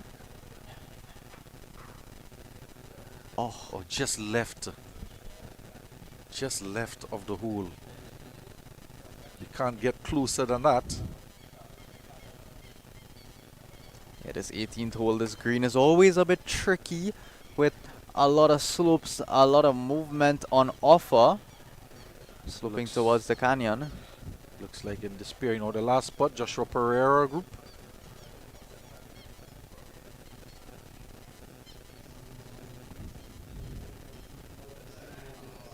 This one missing right again, hit it with good pace, just tailing away to the right side. Did he just overcompensate there?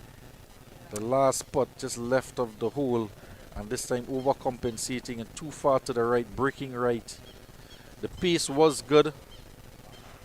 Yeah, I don't think we can fault him for being aggressive there, not taking it as far outside the line of the hole as he would have wanted. Sashi is able to celebrate there with a bit of a fist bump as his team will knock that in for par. It's 2 pars here for this group. So that is going to complete the 7th group. They were scheduled to have a 8 a.m. tee-off. They would have been set to go when the rains came down, and they would have had to wait a long time in the shed before they made their way out to the first tee box. It was still very slushy around 9:30, even 10 o'clock. It was still a bit slushy out there on that number 1 tee box. So they would have had to play through some of that on the fairway. So Sachi Sicharan, Jesse Khan, Craig Beepert, coupled with Matthew Hollingsworth, Justin Koo, and Joshua Pereira, just finishing their 18th hole and finishing their round of golf for this year's 2025 Rockway tournament. And the teams are going to come through now. Another pairing already set to tee off. This one is hit with some venom. It's gonna be a bit overcooked, just going over the flag on that right side. It's gonna get a good bounce back towards the flag. There's some excellent ball tracking there by our cameraman, Mr. Jason Passard and Mr. Richard Chinfat.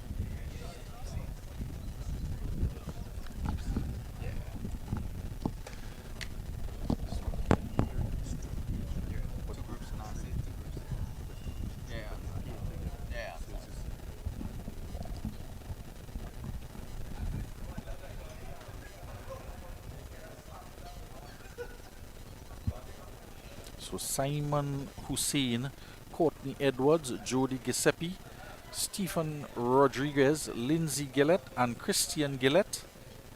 The 2 teams paired together here.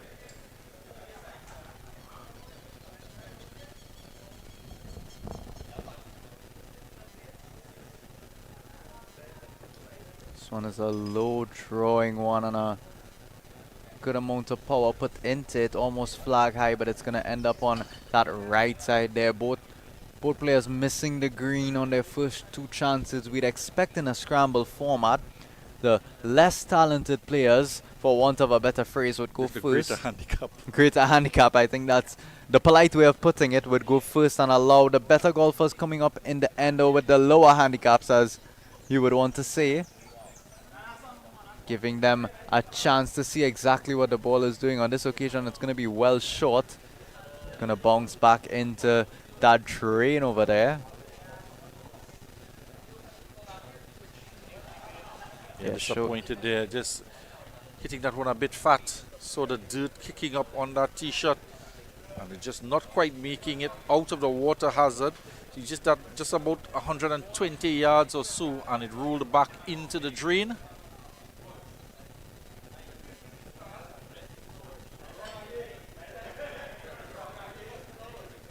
Yeah, this group seems to be clubbing down a lot. We see a bit of a lower ball flight from everyone thus far, but still coming a bit short, just taking a little bit too much off of it, expecting that breeze to push it back towards them.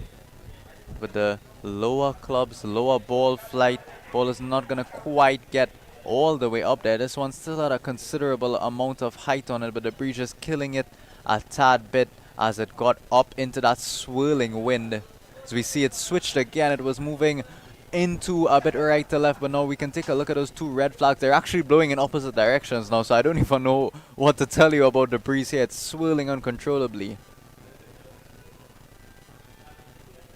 This one is way out there on that right side. It's going to actually end up over that Coca-Cola lounge right in front of that St. Andrews Golf Club sign that we've been taking a look at here. Beautiful infrastructure available for viewing here at St. Andrews Golf Club. Not so much of a beautiful shot. We'll take a look back at it. I was just listening to the shouts of 4 as it headed over the Coca-Cola lounge. Yeah, left his body a bit. Luckily, nobody's there at the moment. Yeah, left his body a bit open there. You can see that needed to rotate the hip a bit more, but as well as keeping the chest down and getting his shoulders driving over the ball to get it to wrap back around to cause that draw. Just left his chest open and his club face a bit open, and it's apparent that he did that because you can see where the ball ended up. Needed to wrap himself around it, as we saw Tiger Woods, etc. The way their body contorts just to get that ball to throw out there and come back. It's a lot harder to do than the slides. It's a bit easier to just cut across it, coming down from outside to in to get that ball to move left to right, get a bit of a fade motion going. But yeah, he needed to wrap himself around that to get it to draw back. Has to make a long trek now on that outside bridge that's been designed for players coming off of number 10 and headed around that dog leg, but it seems as though more balls than not are ending up on that right side there. So it's a long trek across and some bouncing up happening there between groups. I think they just want to head across to the Coca-Cola lounge and just partake of some of the beverages across there as they move across the number 10 tee box, and just being offered some drinks there by the staff from Coca-Cola. And there is a group now heading to the number 10 tee box, as you can see there, just finishing off on the front 9, and they will be heading off to play 4 holes on the back 9, 10, 11, 17 and 18 in this truncated affair. Rain playing a lot of havoc early on in the morning session.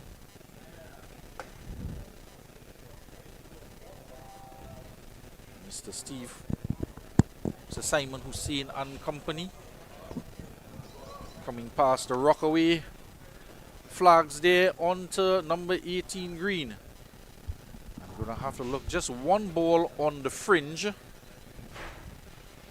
see him, yeah, they're not going to play that one, they're going to pick that one up.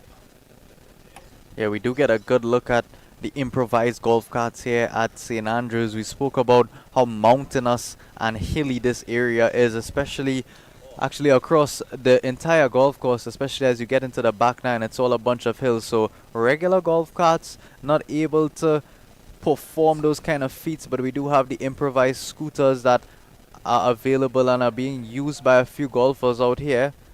He'll jump off that scooter now and take a look at the line and length.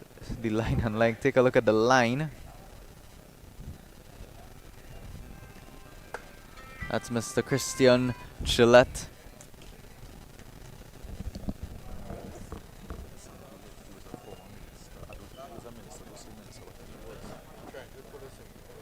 So paired with Mr. Gillette, that would have been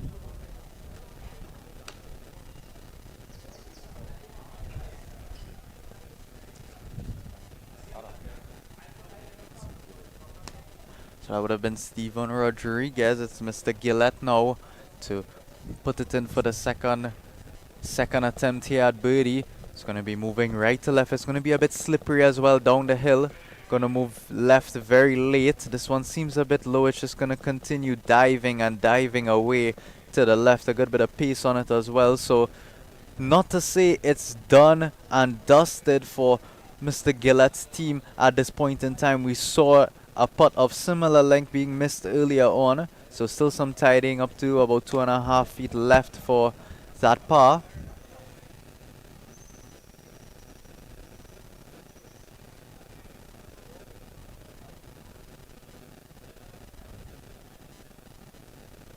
So it's marked, and now it'll be Jody Giuseppe, Courtney Edwards and Simon Hussein.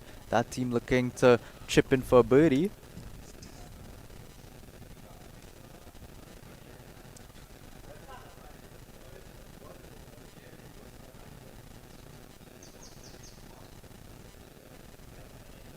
Leaving that one just above the hole there, 4 feet or so off. They'll have a second opportunity now to get it a bit closer.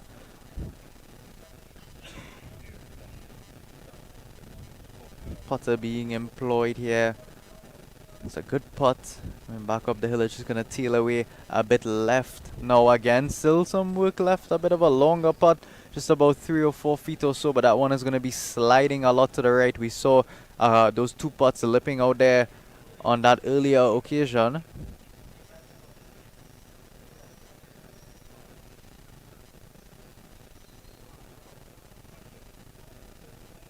So they're going to have to take just an estimate here of who is out and who's going to play first. Does seem to be the team of Gillett and Rodriguez who will be up first. Mr. Lindsay Gillett being guided by the caddy. Just a ball length outside of the cup to aim. And it breaks right and lips out. Almost went all the way around the cup. Take a look at that. It's just teetering on the edge of the cup. We did say it was not going to be an easy putt. It's not the first one we've seen lip out from this direction.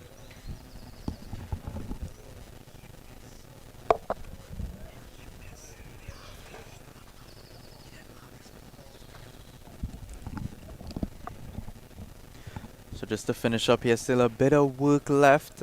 So that one lip out. He's going to have to aim a bit outside the cup and be brave.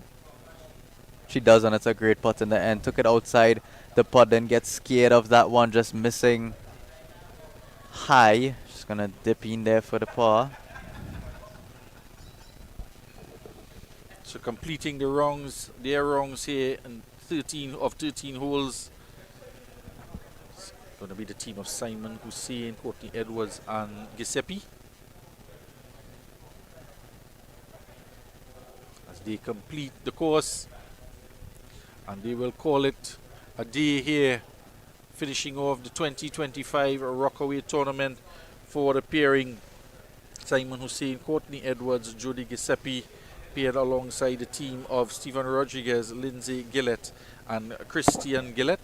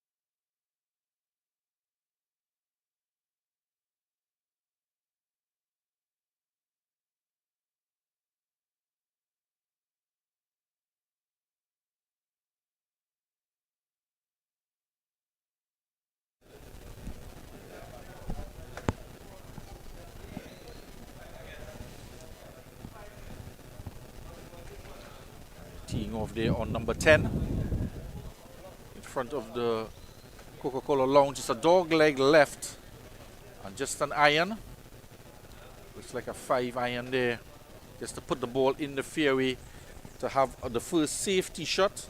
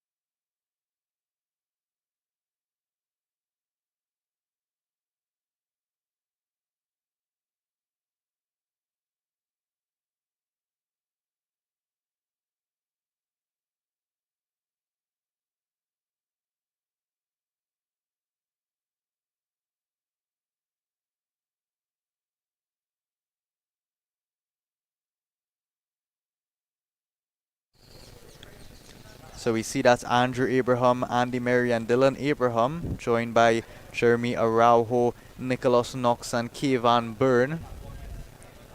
So far, we saw them with their rangefinders out, just dialing in that distance with their clubs, looking for a strong finish here. Of course, we are live at the 18th hole, Michelob Ultra Rockaway Cup Tournament. Jeremy Araujo, they're just indulging in the selfies from the grouping.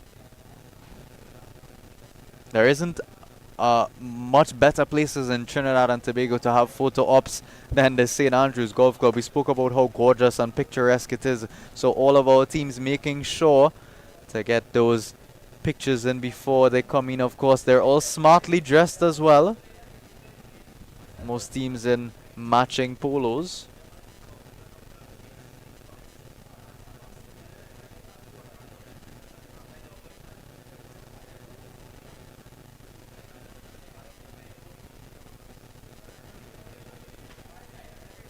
Remember, it's a makeshift tee box here. Tee box is actually sitting at the turn of what used to be the dog leg right last hole here, and truncating it just about 141 yards just as the dog leg starts to turn, and it's going to be 124 yards to the drain, 20 yards to the drain itself, and the flag just about 144 yards away from the tee box. I just want to get it up to 135 yards to the front of the green, just about on the edge of the fringe.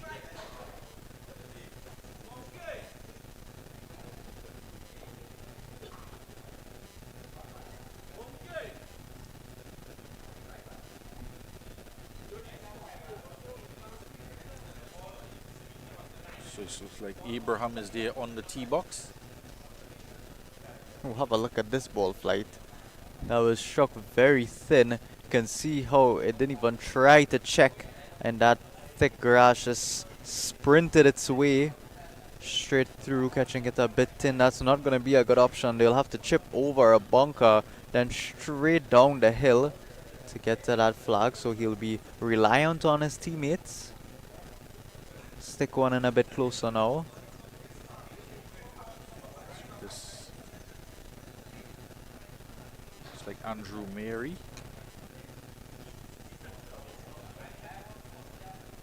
Just about 180 yards away from us here, situated in the clubhouse.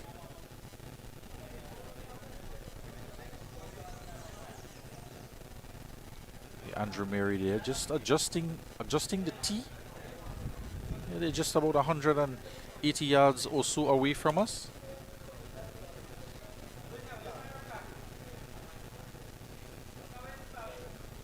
I'm just waiting for the wind to settle. As you can see, it's all smiles down there on the tee box. A lot of peacock will be going on out there. It's the final hole on this year's Rockaway tournament.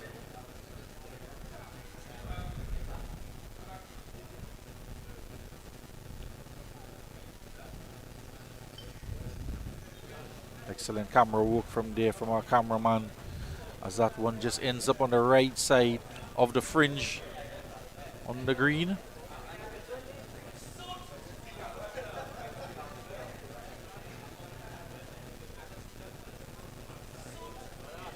Yeah, there may be a bit of friendly games going on out there. Maybe we heard the mention of some dollars being put on this final hole here. Friendly wagers between teammates, so they're playing for much more than their own pride.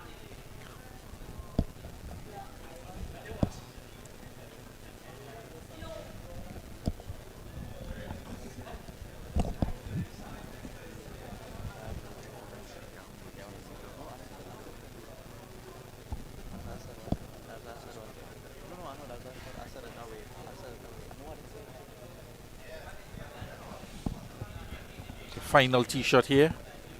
It's just going to be short. It's going to be in the water hazard. as he asking for the Wave. ball to come back. No, I think he might be waving that ball goodbye actually, as he would have seen it slowly rolling back into the ravine. Would have been praying that it stayed up. He might have just lost a bet as well, Adam. Yeah. So it's going to be Jeremy Arahu.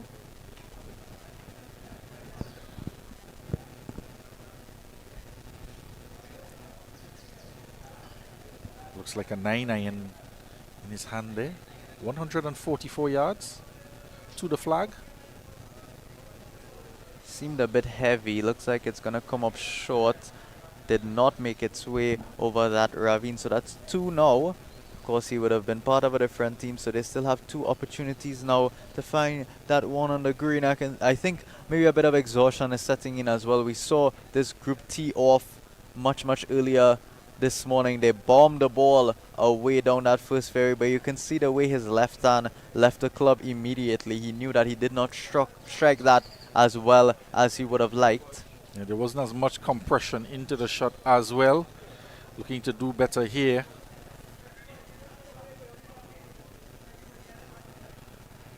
I just want to club up as well. The last 2 shots, just about 120 yards. Not clearing the drain. They need to get it to at least 135 yards.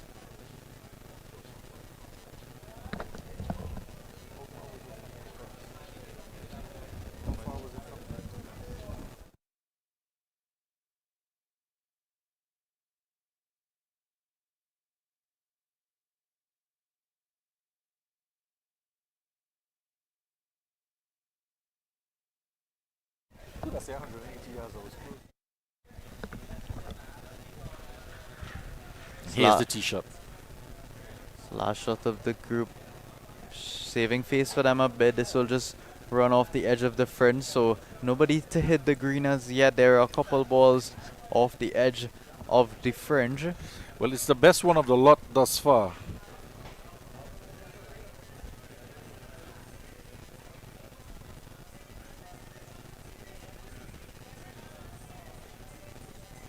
So it's the lefty. Step up now. He'll be looking again. We haven't seen them play any draws today. These left-handed players just riding the breeze with a left-handed fade moving right to left.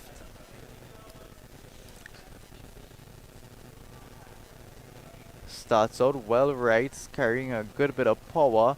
It's gonna miss well right of the bunker. Actually settles into that thicker cut of rough. So at least for both teams, they managed to get at least one around the green just on the fringe area. So they will have an opportunity for at least an up and down par. We'll be looking to chip those 2 in.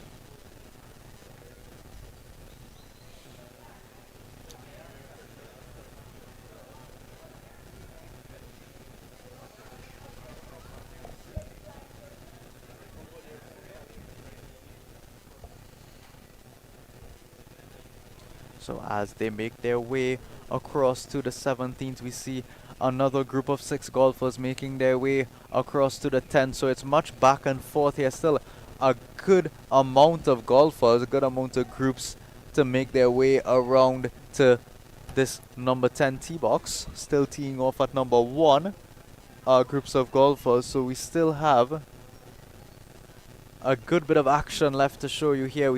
As we take a look at that number 10 tee box, clad all in black.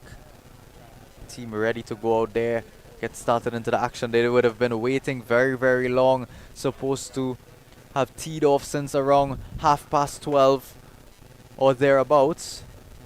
Would have been here since early this morning, waiting for the rains to end.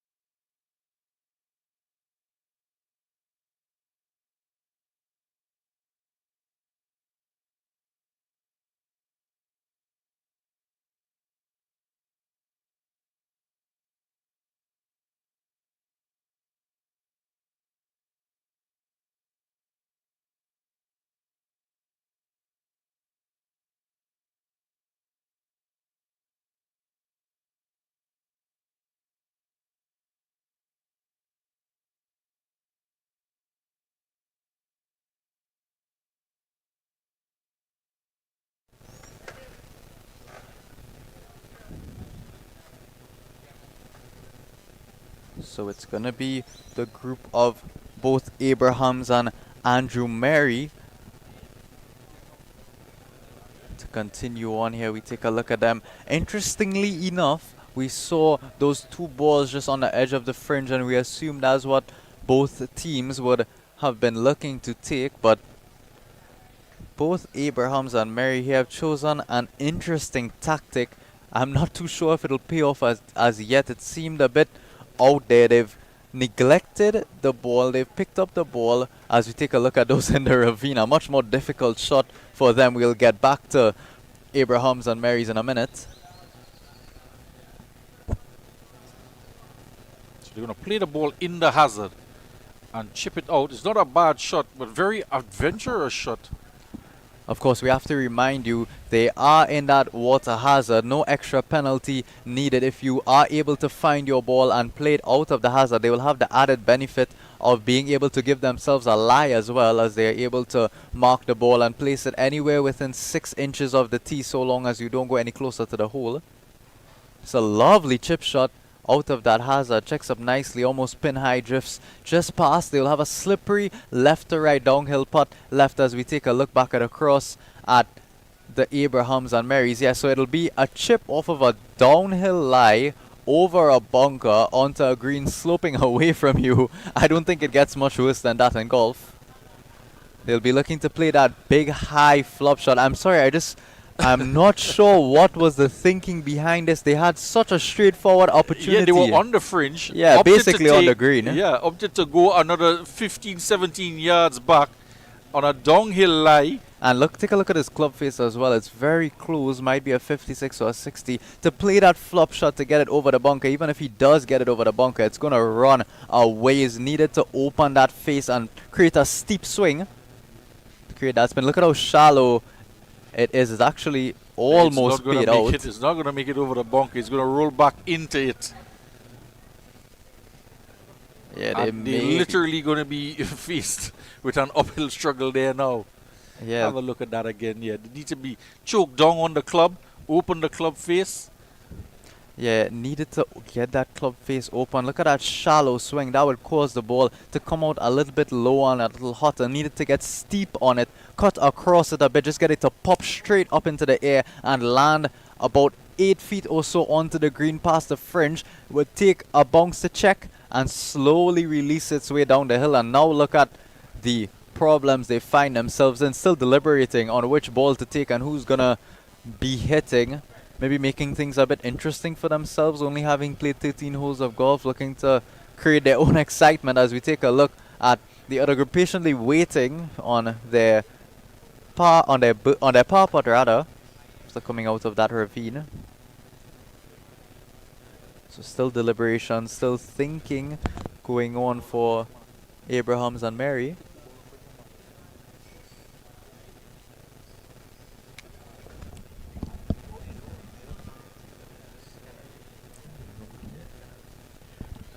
So still deliberating as to who's going to hit it, which one they're going to choose.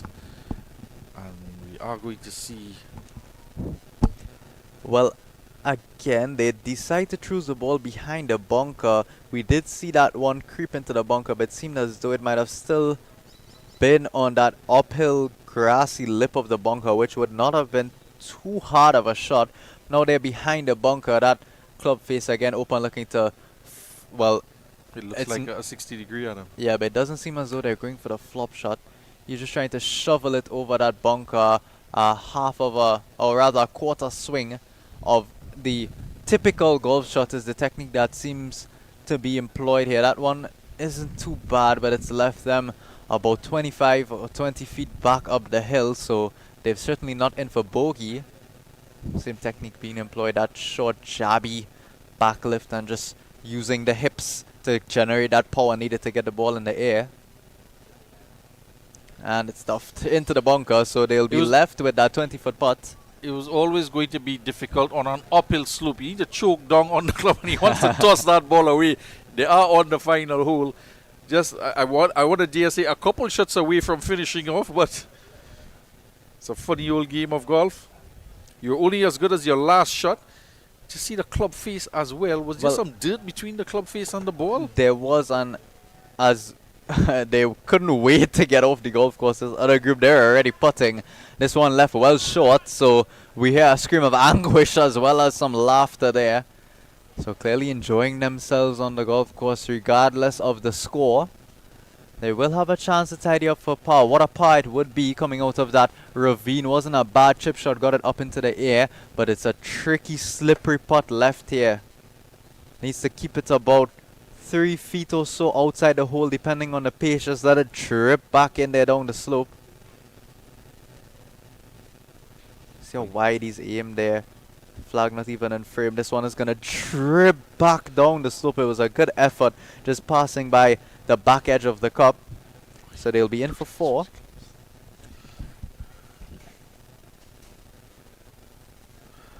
Flags comes out and they'll tap it in to complete their 4. Abrahams and Mary still on their merry journey around this green. Yet to get inside of 10 feet, have a putt straight back up the hill for bogey. And that was the danger. We're trying to chip it onto the green, onto that slope. Once you go past the flag, it's going to go all the way down. And now they're just on about 13, 14 feet away.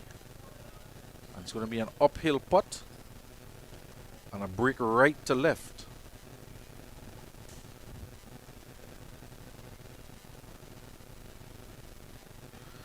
Yeah, and you can see it just breaking right to left there in the final 1.5 feet away from the hole. Just want to make the correction here.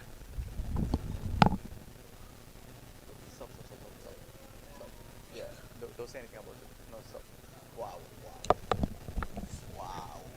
Just means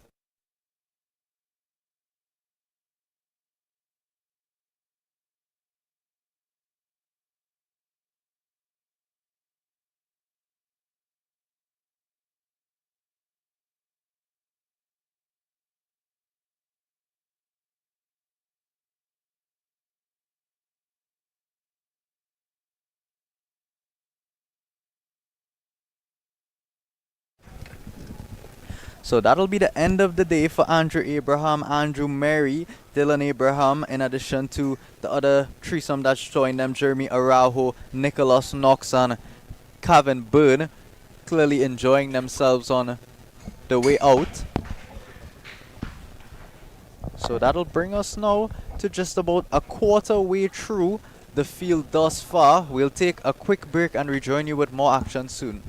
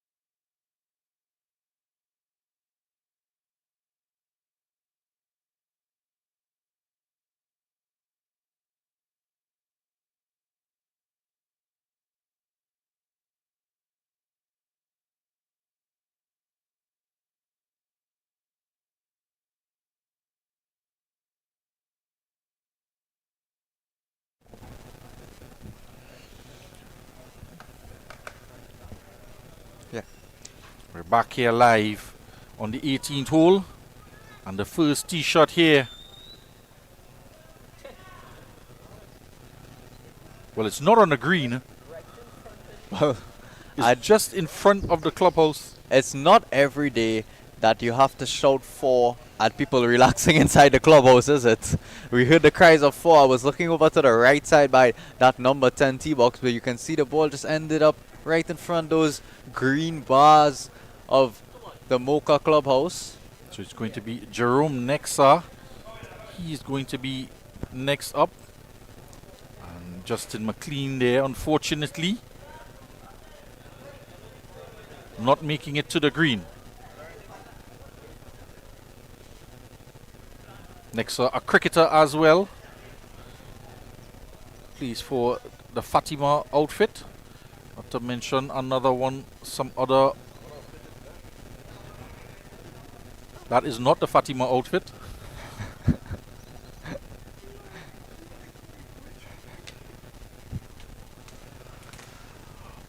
So here's the second shot for this group. It's going to be Jerome, as you said, Fatima Cricket Old Boys.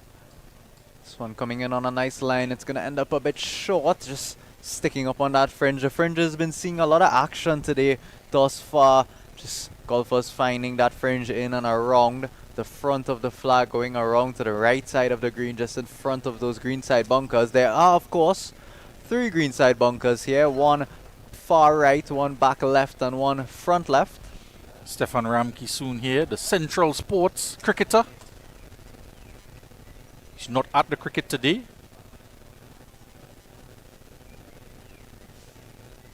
It seems as though cricket and golf go almost hand in hand. The amount of cricketers we've seen here today.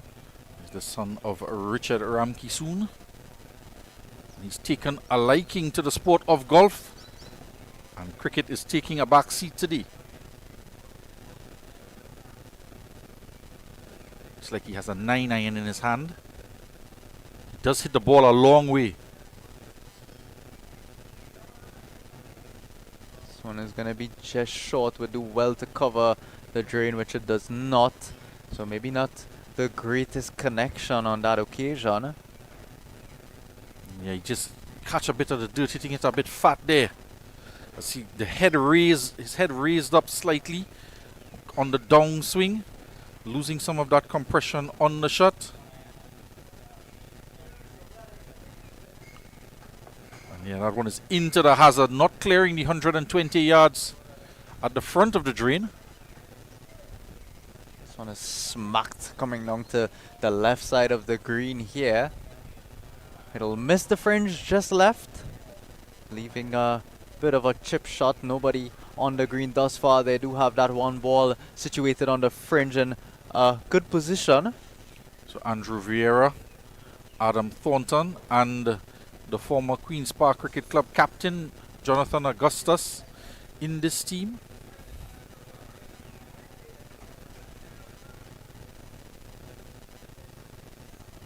This one also seems to be a bit fat, heading again towards our direction here in the clubhouse. Gonna be just short of those bars again. So a popular area now coming towards this clubhouse. You see him hitting the draw here, and not much wind around, and not making it past 120 yards. It's Jonathan Augustus on the tee.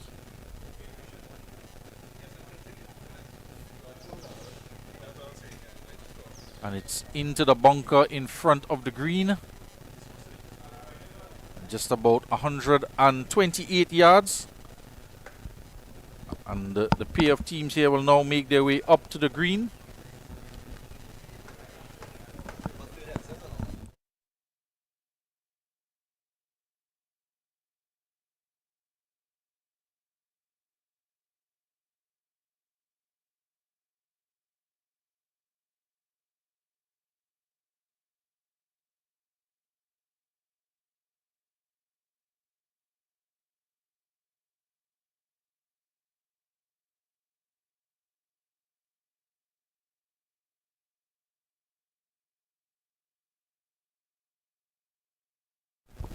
It's going to welcome on commentary one of the committee members for the Rockaway tournament, Mr. Mark Henderson.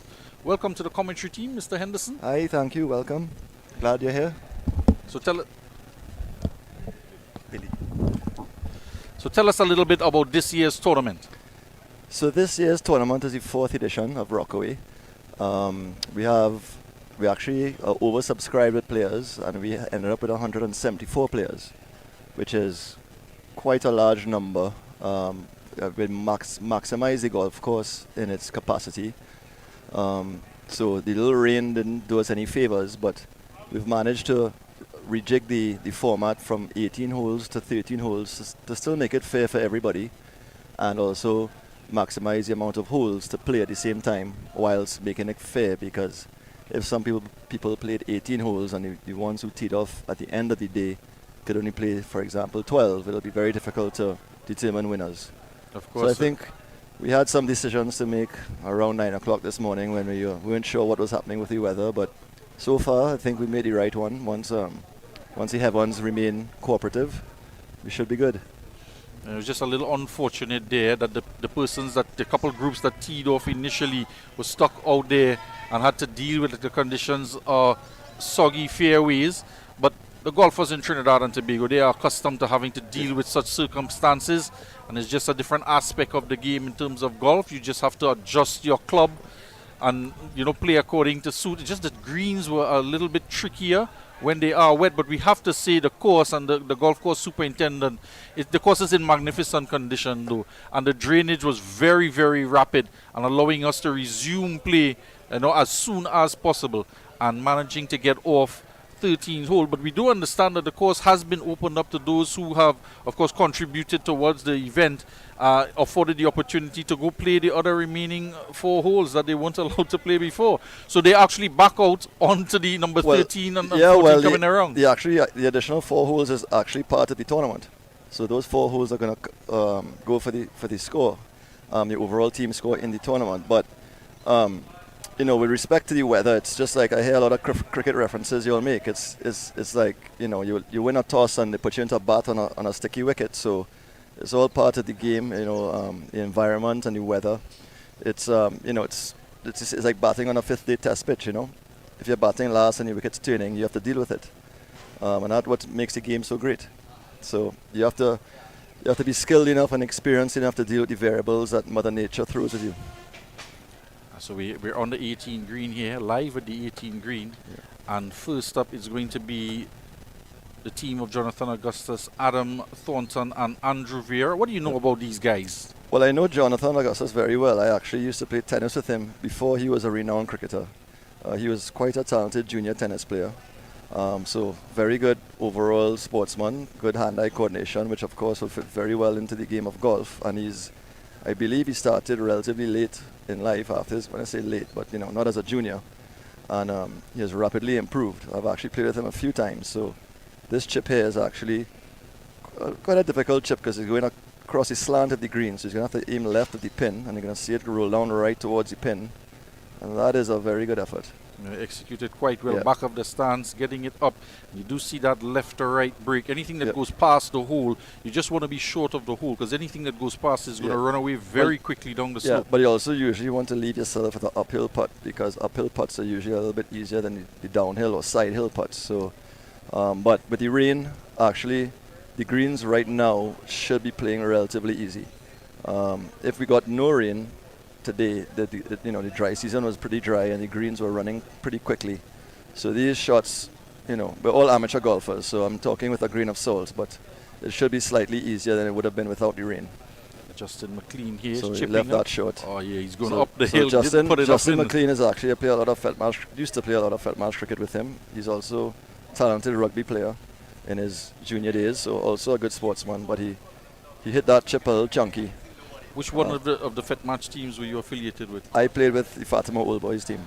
So I played with Full of Vibes and Ensure during my good. time. Retired from cricket now. I retired out quite a while too. So a lot of these Fatima boys playing here I know well, and Jono went to St. Anthony's. I played against him in school. Who is this? Who's up here chipping? This is It's going to be Stefan Ramke soon Right. stepping up here. Well- Still plays a lot of cricket, Stefan. Yeah, he has a little bit of pressure on him now because his partner just left. Did not hit the greatest of shots, so he's obviously now changing clubs because he's feeling the pressure. He's going to putt. So there's a saying in golf, a bad putt is better than a bad chip. So let's see if the putt will... That's if you get the second one in the hole. No 3 putts allowed here at Boca. Well, Let's just not leave it allowed, at but that. it happens all the time. So I think this might be this should not have too much turn, so it's just about the pace. A little firm. So now they have a decision to make. One way pass, one way shot. It's going to be a pretty difficult decision as well. With Yeah. the one gone past the hole. If you want to you don't want to hit it short there again, but if you hit it past the hole, it could very well run away. Yeah. And might just trickle down Well, to where the other one is. I would, well, not being on the green, so I can't tell exactly the speed of it, but generally you'll take the putt that was below the hole to hit the second shot uphill. But I can't remember how far back he was. So that putt he has there won't be as fast as it normally would be. So Yes, if well- that putt was yesterday, It would be. yeah, you need some soft hands to baby that down. Yeah, with that rain overnight as well as today, players just... And the different greens would play at different speeds as well, depending on how they drain. And the undulation. Yeah, some greens might be a little bit flatter than this. This green is actually has a lot of break in it. It's on you can tell from our left to right downhill, with some swales in between.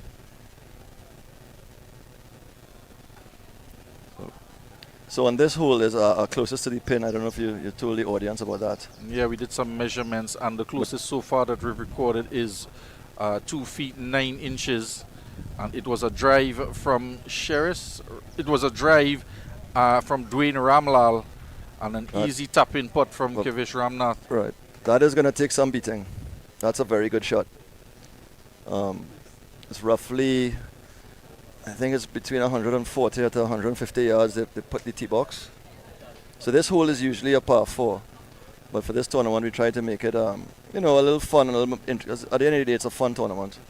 But also try to make it a little interesting and give everybody a shot, even though if you had 17 terrible holes, there's still something to play for in the last. That was the whole idea of it. So these guys took the putt above the hole. So, as I said, normally, if this was yesterday, I would have taken the putt below the hole.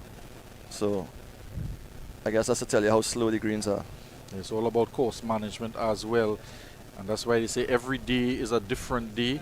And every day the greens may play differently. Yep, that is 100% correct. But VJ and his staff have done a tremendous job at keeping the course through the very dry and the very wet and very lovely playable conditions. So you said it's the 4th outing here at the Mocha, and how has been the relationship between yourself and the club? Oh, excellent. Well, I'm a member of the club and also one of our other organizers, Kyle. So we have a good relationship, long relationship, and even though it's good as a member to bring people and eyes onto the facility. All these sporting clubs all throughout Trinidad are, from recent times with the economy, there's the suffering for funds to keep. You need money to keep the course in great condition, and even from a Trinidad perspective, you want to have a world-class facility, and these type of tournaments raise fees, raise rental fees for the club that help offset their expenses. So, and I think the more people that you get to the facility, the more people who may want to play it, may want to join it, just create a demand for the overall game and also the golf club. So the relationship has been very good. They are very generous in letting us set up how you see the course set up with the the Coca-Cola lounge, and the MICHELOB sponsorship. So you won't see normal tournaments with this type of setup because it's a big social aspect to the tournament, as you can see with the music, the giveaways, the general vibes. We want to keep a high positive vibes around the tournament. So yes, it's a slightly different tournament than in run-of-the-mill tournament, but the club has been very, very generous and flexible to letting us put on this tournament. I remember when it was first launched and the word got around the circuit about the tournament. It generated a lot of interest. It was very popular even before the first tee shot was hit. And it's grown over the years. It's grown. The relationship with the club has grown. And we make mention of the other committee members as well. Sure, yeah, so it's myself, and then it's 5 of us. Kyle Wenzelman, Khalil Matura, Bjorn Rezendi, and Ryan Mute. And who's been the most troublesome member of your The committee? most troublesome, boy. It depends on... you're putting me on the spot. But I think everybody gives trouble at every point in time. But no, we have a fantastic team working relationship because everybody brings a different skill set. So we have, myself is based more around the golf. Myself and Kyle, whereas Bjorn and Khalil are new golfers, but they have a strong history and experience in event promotion, carnival, advertising. Those are their day jobs and their careers. So they bring that element of, looking at what we have here today with how we set up the place to make it look pretty, good for marketing, good for sponsorship. So that is more their role. Somebody just went in the river there. Yeah, the team of the pairing, Kurt Lima, Jason Eiffel, Ron Usman, and they paired against Ryan Lee Young, Randy Lee Young, and Marcus Jagdale. And we just saw the completion of the round from Jonathan Augustus, Adam Thornton, Andrew Vieira, and Justin McLean, Jerome Nexa, and Stefan Ramke soon as we continue to talk here with Mark Henderson, giving us some insights into the tournament this year. And how has been your relationship with acquiring sponsorship, dealing with them from year to year? It's been excellent. We have had all of our original sponsors for 4 years, which are Caribbean Bottlers, Coca-Cola, and Michelob. They have been us from inception, our title sponsor. And then BDO, you'll see these feather banners here on 18. They have been one of our sponsors from inception. LaFarce Motors, which is BMW and BYD vehicles. This year they originally started as BMW with us, but now they've switched to the BYD brand. And we've also had the Brydens Group. Oh, that's a lovely shot. Lovely shot. And then Fig Tree Financial, that's a wealth management committee. They have been one of our most loyal sponsors. They actually sponsor us both in Trinidad and then, well, you see the Barbados flags next to BDO. We had our 2 editions, so the tournament has been such a success with demand that we've carried it to Barbados over the last 2 years. This year will be the 3rd edition in Barbados. And Fig Tree has sponsored us in both editions of Trinidad and Barbados in every edition we've had. So we've had 6. This will be our sixth edition, 4 in Trinidad and 2 in Barbados so far. So our sponsors are loyal, very generous, been very good to us.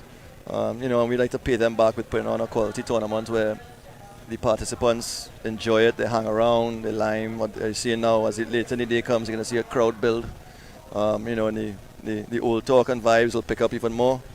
And that's what sponsors want. They want eyes on their brands, and they want good quality tournaments that they can attach their names to. So that's our goal. And So hopefully it's going okay. Which one of the courses are you affiliated with in Barbados? So this year, the last 2 years we are at Lookout. Oh, that is out of bounds. Yeah. So yeah, you just hooked that into the clubhouse. I think he wants to finish earlier than the rest. Yeah. So the first 2 years we held it at the Barbados Golf Club at Durant, which they have been great hosts, lovely golf course, lovely facility. But this year we've decided in 2025 that we want to maybe take it up a notch into a little bit more difficult, challenging, and pristine. Not that Barbados Durant is not pristine, but this team is having a rough time here. So one in the clubhouse and one almost in the river. So this year we're going to Apeshill. Apeshill is a world-class golf course. It's just been redone. They had a senior PGA Tour event in 2024.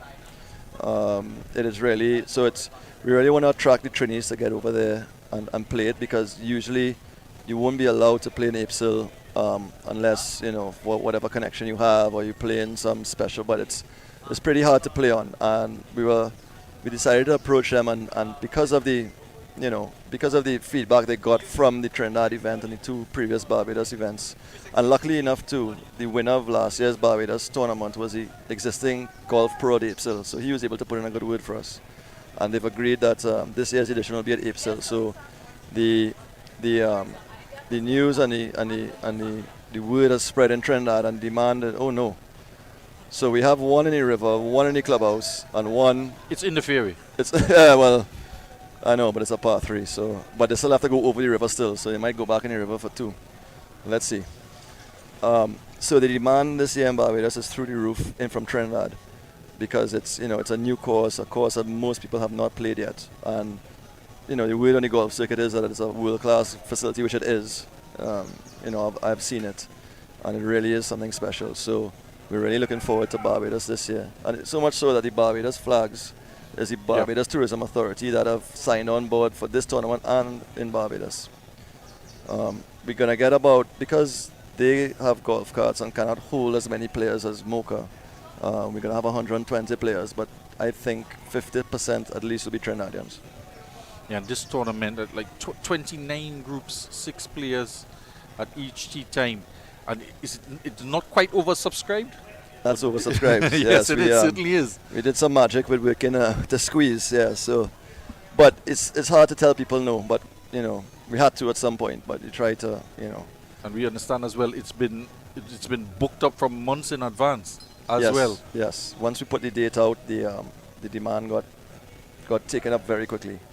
And tell us about the sponsors a bit across in Barbados.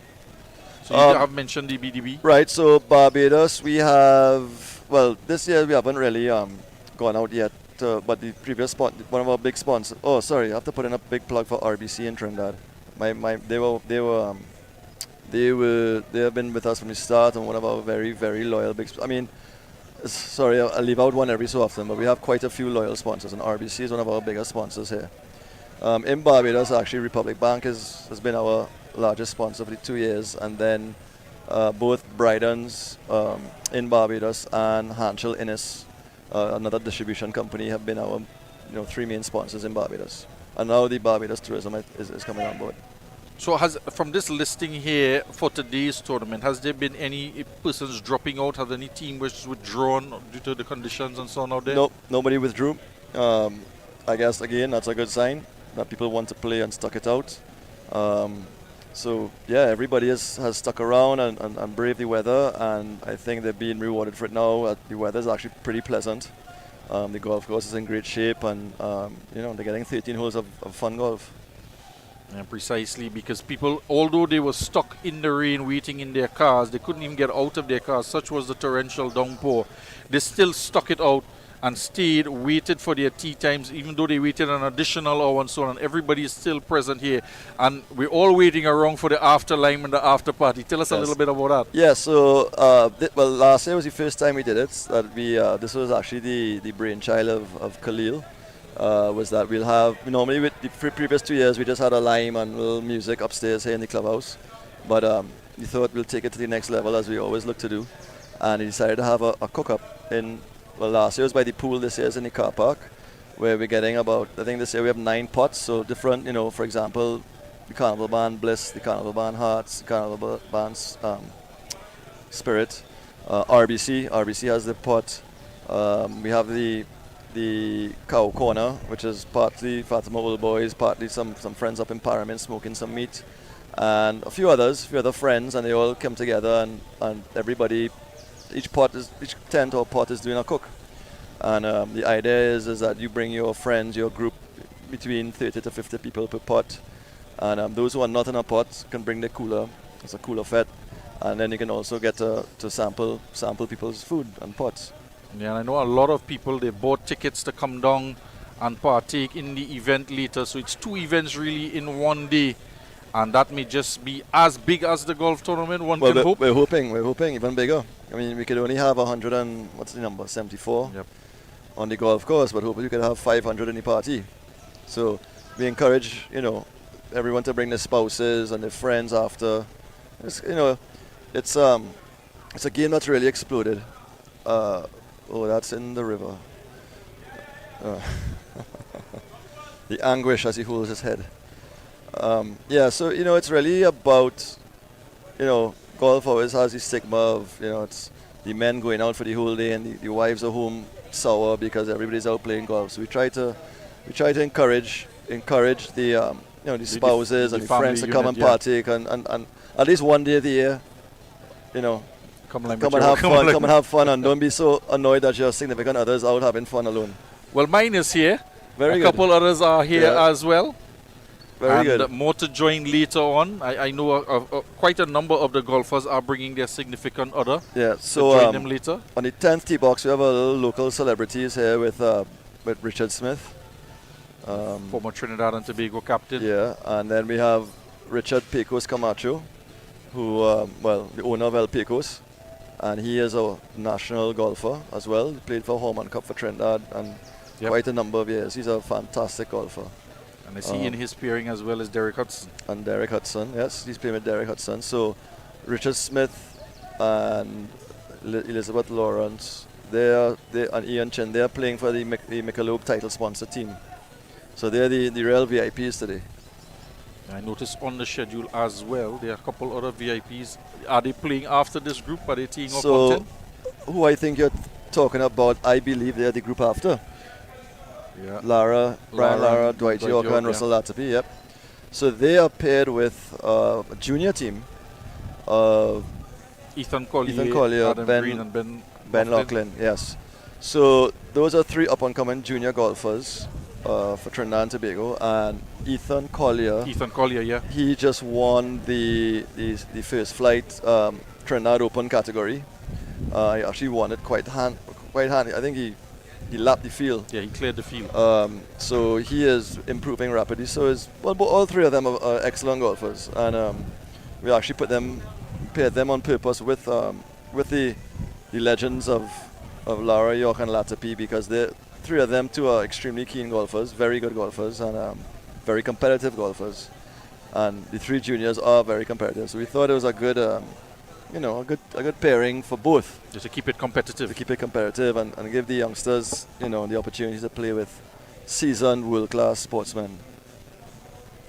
Well, I've played against a couple of them on the cricket field. Right. Not on the golf. Can't quite get into that bracket just yet. And of course, Lara, he plays both left-handed and right-handed. He does have a handicap, left-handed and right-handed. Sticks to right hand for most tournaments. I did not know that. He plays golf left-handed too? He originally started off left-handed, had to switch to right-handed on advice from his coach and manager, just to maintain the integrity of his cricket stroke play. Okay. And he's not left it alone. He does in fact have a handicap playing left-handed, as well as albeit higher than his right-handed handicap, but he does possess the both. That's to tell you how good he is. Yeah, definitely. And of course, Mr. Russell Latapi as well. And they both have that simulator set up in the house, and they practice very often, as much as they can. And they do play all the courses around the world, as well as all the courses on their simulator. Yes. And we're fortunate enough to see them out here in about participating in tournaments like these. They play so many tournaments across the world, but it's good to have them here, and they're going to draw a crowd as well later on, and more people are going to come out to see them play. Yep. And just to let the fans know, they're on the number 10 hole. There are 4, so you can 4 holes on the back 9. You can make your way down just to have a quick look at them out on the course. Yeah, of course, everybody's welcome. So they shop. I don't think they're on 10 yet. They're on 9. So the group behind the team that's on the 10 tee box. There's a little hold up here on 10. We've actually had pretty good pace of play, but I see like we're getting a little backlog here now, where that tends to happen late in the day as the cold Michelobs are consumed, and people tend to slow down. So and just one team waiting on the tee box behind this pair. Another team, they are approaching the green, and looks like they're chipping up onto number 17. But we're going to finish off this hole here with one putt just above the hole and a deft touch, and not enough on it. Yeah, he actually left himself a little work to do still.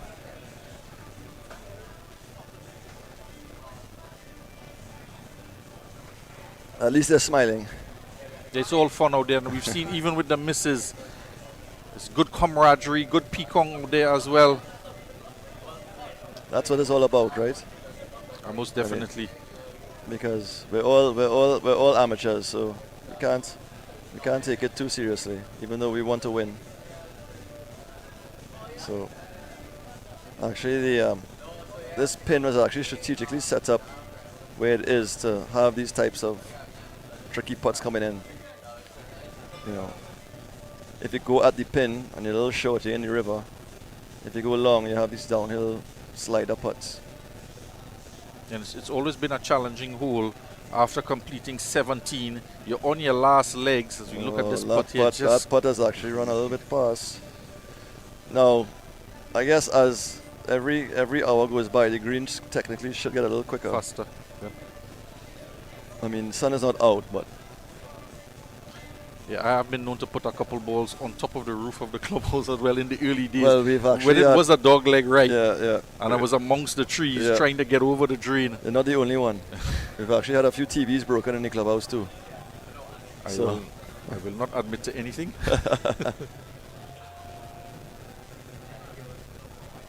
All right, let's see somebody sink a putt. Oh, A narrow miss as well, leaking off to the right. yeah. So they both have a little bit of work to do, but I have to put in one in the river and one in the clubhouse, and then must be putting for double bogey here. They're still taking their time to line up this putt. I love to see it. And they're going downhill as well, so it may not just end with one putt. Yeah. He's looking like Rory McIlroy trying to win the Masters here, but it's a double bogey in Rockaway. And then He got it. I'm sure his partner breathed a sigh of relief that he didn't have to putt that. not as big a sigh as Rory did when he finally won. All right, let's hope these guys put this in and we can get the pace up a little bit. So the team finally makes it off of the green now. And that was Kurt Lima, Jason Eiffel, Ron Usman, Ryan Lee Young, Randy Lee Young, and Marcus Jagdeo. And on the tee box waiting to come. It's been a long wait for them. Hal Mohammed, Richard Scott, Luke De Freitas, Danny Abraham, Adam Ronson, and Jalil Bash. So the group of Hal and Luke De Freitas are pretty handy golfers. So hopefully we get to see something a little exciting of higher quality shots in the last group. This looks like Hal. Richard Pecos just teed off on 10, but I lost the ball.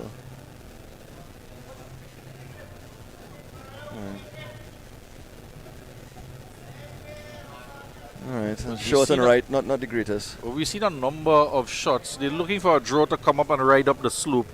And they've been landing in that general area, just off the fringe on the right-hand side. Perhaps looking for the wind, looking to draw it into the hole. Yeah. And it's been damp out there as well, so they're not getting any run on the ball. There's also not very much wind at all. So, this really should be, I guess you could go straight at it, because once you hit it well, the ball will stop. This is Richard Scott. Richard Scott is a very long hitter of the ball, so I'm sure this might be no more than a pitching wedge or 9-iron for him. So if he makes good contact, he should get the ball to stop on a dime. Okay, so the measurement to beat is 2 feet 9 inches closest to the pin. If I was a betting man, don't think anybody's going to beat that. But yeah, that's pretty we still good. have a lot of golf to go. Well, the only thing that might beat that might be a hole in one. Yeah, that is for sure. Is there a prize on offer for closest to the pin? So actually, yes, there is. So because of the rain, it's actually a double up prize because we had two prizes on 2 par 3s, which is the 15th hole 15, yeah. and the 18th hole. This is looking long and right as well. Oh, she's long and left, so I have to tell you, my eyesight is pretty bad. The 15th hole, we had a closest to the pin, which is a team prize. So even though obviously one person is closest, but all 3 team members will get the prize. Sorry, I take that back. That was on 18, or that was the original on 18. And on 15, we did a fun gamble, where it's you can bet on yourself. So you can Okay. enter beforehand for $40 a person, and the winner takes the entire pot. So, you know, that could be, I don't know the math, but it could be close to $3,000 if we got the entries. And from what I heard, that most people were taking the bet. So because we're now playing a 13-hole tournament, we're not playing the 15th hole anymore. You double up here. So we're doubling up here. So whoever gets closest to the pin is the team will get the team prize, and then the individual will get the pot. So there's a lot to play for on 18. So that 2 feet 9 inches is looking pretty handsome. So Brian Lara walking up onto the 10th tee box now. So that team of the legends and the youngsters are approaching, but I would like to see them coming on 18. They should be coming in with it probably in about an hour. Here's Luke. This is looking good. Maybe a little bit right again. So yeah, that 2 feet is looking pretty good. Did you see the 2 feet shot? 2 foot Yes, shot? it was a peach of a shot. There was took a little divot and came back a bit. It was an excellent shot when everything was just scattered all around. We saw some good tee shots early on, landing on the green. But as you said, as time went on, a lot of them didn't quite make it up to the green. Yeah. But we also have, well, probably the #1 golfer in the English-speaking Caribbean playing today, which is Ben Martin, who is fresh off the Jamaica Open and the Trinidad Open. He won the Jamaican Open in November, and he won the Trinidad Open in March. So he is in the tournament. He's one of the later times. So, that was one of the uglier shots we've seen. At least it's past the ladies' tee box. Yes, at least it's past the ladies. And he bends down in anguish. And while his teammates just Yeah. laugh at him, as you would expect. Yeah. So, and then we also have Simon Mary in the tournament, who used to be a Hormone Cup player. He hasn't been playing much golf, but I mean, for those guys, it's like riding a bicycle. So, Yeah, once you feel that ball on the club face, at the center of the club face. oh, that's a good shot. That's a good shot. I don't know who that was. Oh, that's Jalil.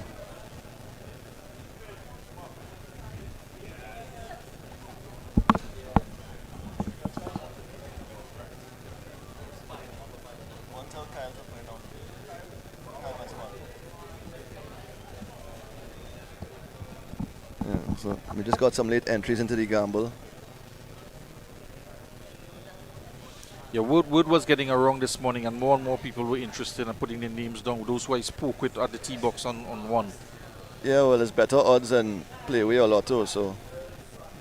Well, maybe not Playway, but better returns. And actually, you control your own destiny. Alright, so this group, yeah, I mean, at least we've seen all the balls, except for that one by the ladies. So, Ethan Collier's coming up here on 10 as well. He's the champion of the first flight of the Trinidad Open. So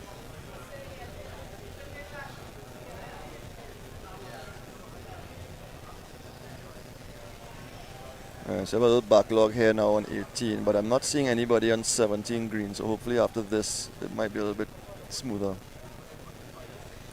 Well, you may have as well persons who went off to play 13 through 16. Well, actually we try to not allow that to happen because They're going to clash. they're going to clash and then they're going to throw off the whole order. Well, look at this. They actually have to use Adam Rosta's shot. So the beauty of the 4 holes in the back 9 is that you have to use 1 drive per person minimum. So that obviously didn't use any of his drives in the previous holes. So that's the magic of this format. Yeah, you have So to be very shrewd in your calculation. Yeah, 1 yeah. drive on the back 9, Yeah. 2 in the front 9. Yeah. So a little bit more pressure on these guys here now. Well, who knows, this funny game of golf, he might just stick it in. That would be quite a birdie.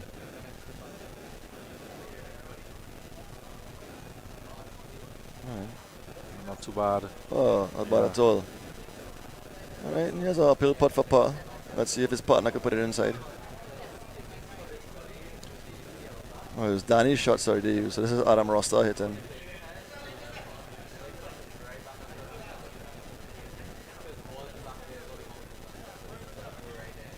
Get some legs. Not bad at all, Not bad, actually. below the hole, yeah.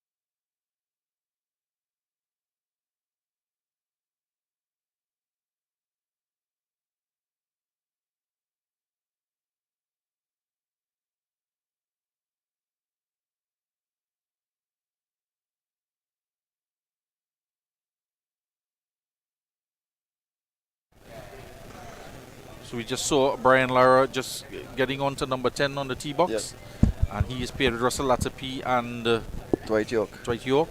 Yeah.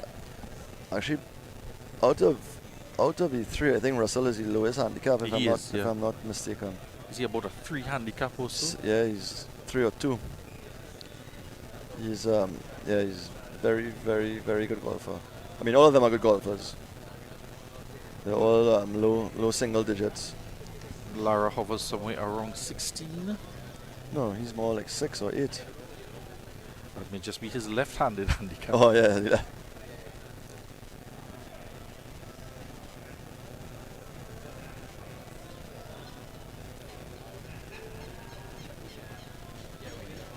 So actually, I must say this has been one of the most best dressed tournaments. Like, they've all come out for the best dressed prize, and the judges, which I hope I'm not on the panel, have a tough job at picking who's the best dressed. Yeah, Stephen Ramke soon was indicating that they were hoping, they didn't look forward to winning the tournament. They were looking forward to winning the best dress, so much so that they donned their outfit with the clover leaf on every piece of apparel they could have purchased from Ross and Marshalls. So they're looking for some luck for the best dress too. Yes. Well, let's say I used to have a Dwight York now coming up. I used to have a cricket coach who said if you can't play cricket, you might as well dress like one though. You can't play. You look like a cricketer if you can't play like a cricketer. Yeah. But with the etiquette on the golf course, you have to play the part, don't look the part. It's a nice putt here, good pace. Oh, that's Hal, good putt Hal. So obviously I think their 2 drives are closer, so they obviously maybe have to use this drive. So Luke De Freitas, he's an A-class golfer, so you'd have gotten a good read from that putt with the speed and the line. So let's see if he can, based on their, I would say based on their attention to the putt. Oh, actually no, it's not Luke, it's Richard hitting the putt. I think Luke was just lining it up for him, yeah. Oh. Actually, I don't know who's hitting the putt. But they were all giving different reads on the putt. They already had a line. The full Hal gave them the line. I think everybody stood over the ball. They may have a good score going then, based on their the eagerness to get this one in. You know what they say, too many cooks spoil the broth. That is also true. And it's very much an individual sport. But this format is very much team oriented. Oh! He gave that a good run. And that's the problem. If you go past the hole, he still has to come back about 3.5 feet or so. I think Hal was relatively close, so he had the green light to go there. So whether he ran past or not, it wouldn't matter too much. Yeah. And that's the beauty of playing the scramble as well, as you mentioned.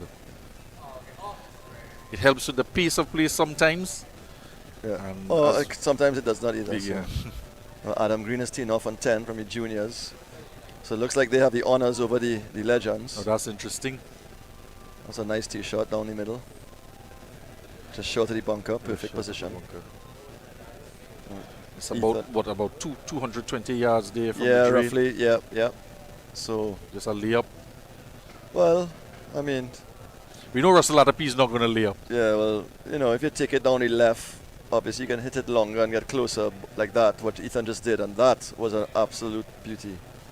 What a golf shot that is. Down, so it's obviously the further left you go, it's shorter the hole, but then drawing nice. That's some good distance there. Yeah, but then you obviously you bring in the danger of the hill on the left. So, but he threaded that needle. So this looks like Latapy here, and then Luke just tying up.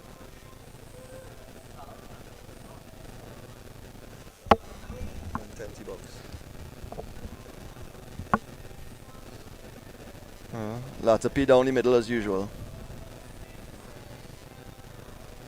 Oh.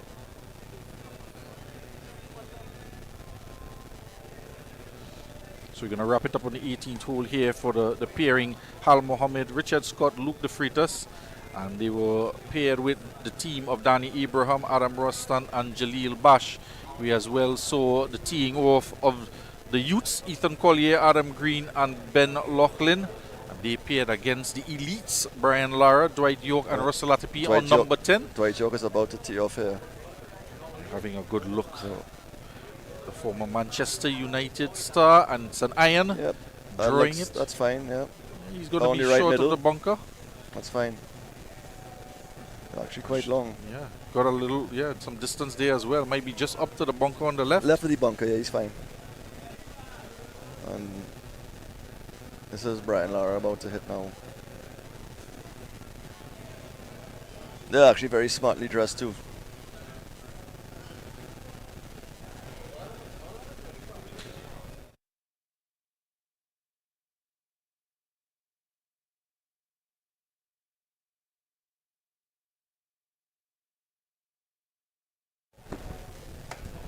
So Brian Lara teeing off on the number 10 here.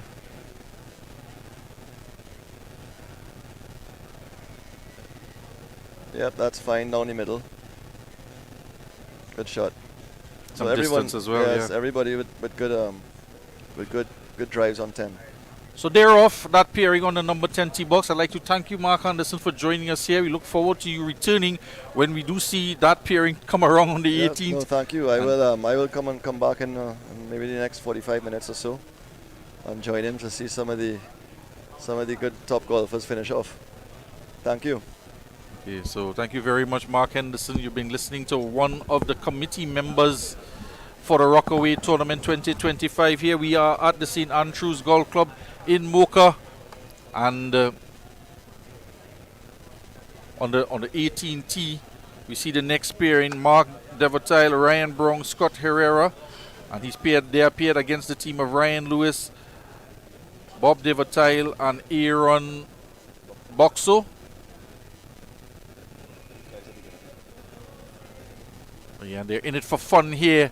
As that one, he is short of the drain, so just about 110 yards or so. It's about 110 yards so it's better to be short there than in the drain.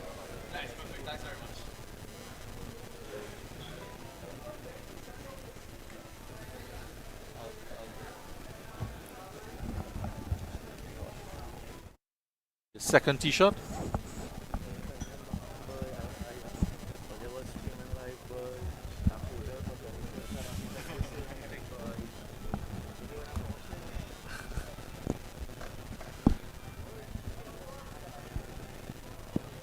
Good tee shot here. Lands on the green on the right side. Rolls up to the fringe. A little bit thin there, Adam Furlong. Welcome back, Adam Furlong, to the commentary.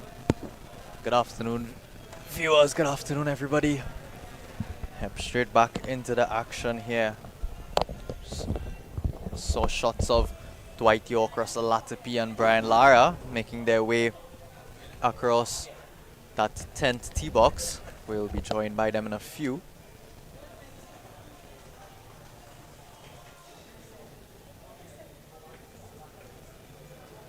We've not been treated to the best of golf shots by this group in particular. A couple now shanked out wide right.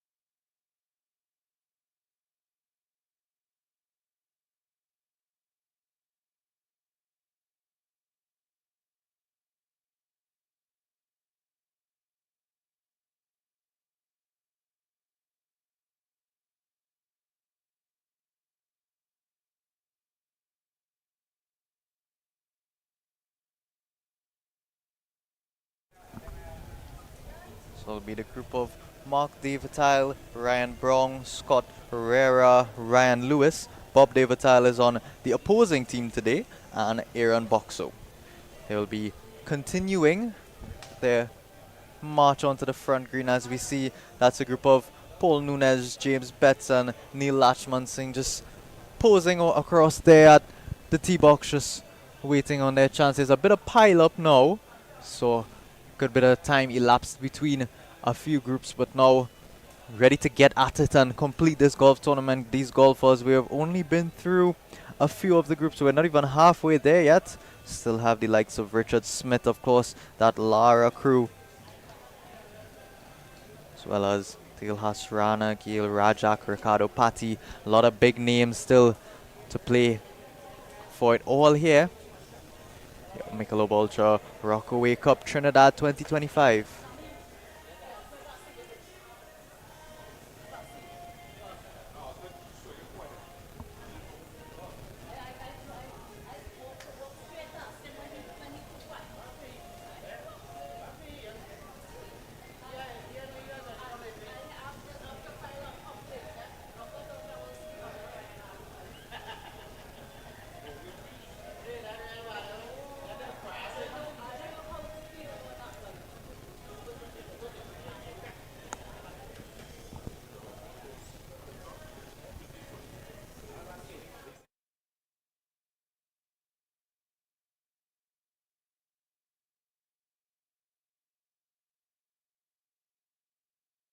Area. Take a look at this picturesque area surrounding this 18th green as this group comes up and does their thing in terms of reading the line of the spot. We've said it over and over again, getting a bit repetitive at this point, but it's going to be a right to left down the hill. They're looking to chip it in. It's a nice low skidder carrying a lot of pace. It's going to roll all the way almost off the green. In fact, it is off the green right now, so you'll need to get this closer. Goes with the putter. I think a smart decision considering where that chip ended up. It's nice to be aggressive with those chip shots right off of the fringe. You can lift it over the fringe, get it rolling on the green like a putt, but you'll have just about a foot of fringe to go through here. It'll be leaking downhill to the left. Hit with a good touch.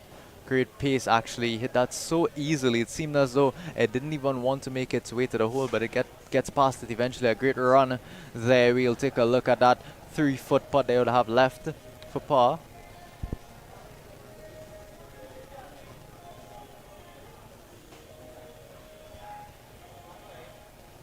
Now it's another ball from just off of the fringe.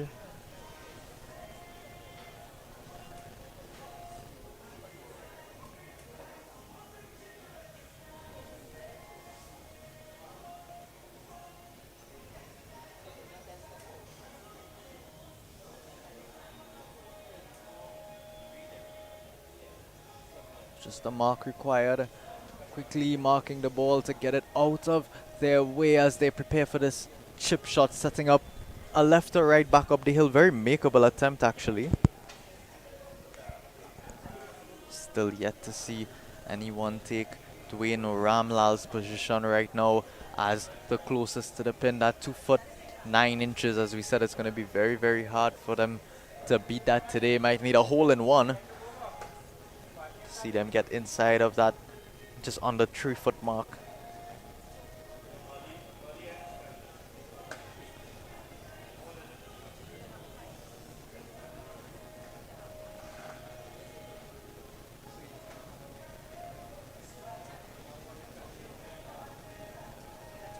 Such a chip for birdie. Just one a bit stabby. Got it rolling out very, very early, just barely carried over the fringe and rolled out just above the hole. That's going to leave a downhill. A bit of a slider right to left. Some work left now. Will look to do a little better here, his teammate. Lifted that very nicely over the fringe, carried it about 5 feet onto the green. Felt as though he thought it would roll out a bit more. I feel like he's been a bit hard done there. We've seen those ones rolling out a good bit. His partner's ball before, a bit lower, but it did roll a good bit. So they will take that uphill putt left, just about 5 feet or so. Still not in by any means for par. The team will just tap in their chance quickly.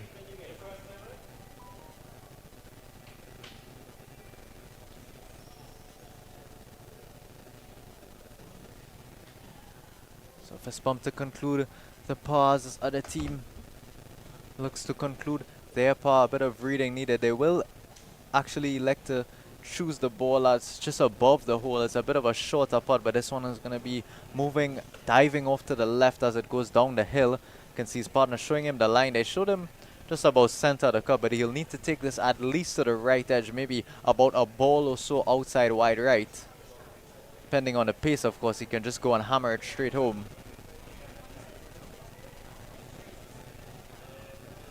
Nicely done in the end. Another fist bump to celebrate that par, as that brings an end to Mark Davital, Ryan Brown, Scott Herrera, Ryan Lewis, Bob Davital, and Aaron Boxo's round. Take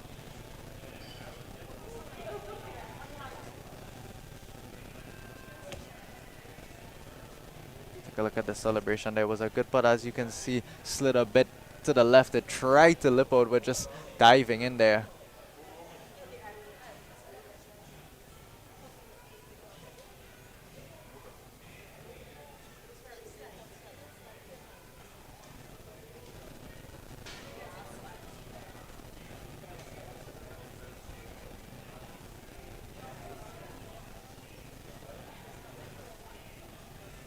So it'll be Paul Nunez's group.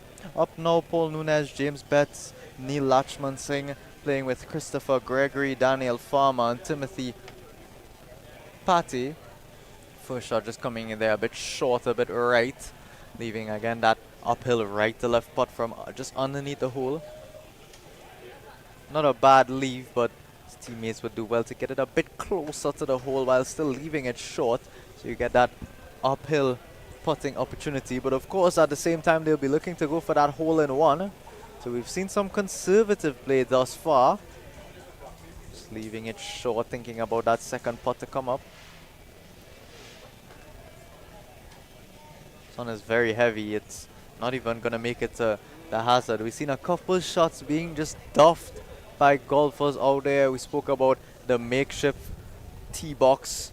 Maybe would be a bit advised. Normally you wouldn't tee up a wedge or maybe a 9-iron, but maybe advised to just tee it up there, give themselves a better chance at making clean contact.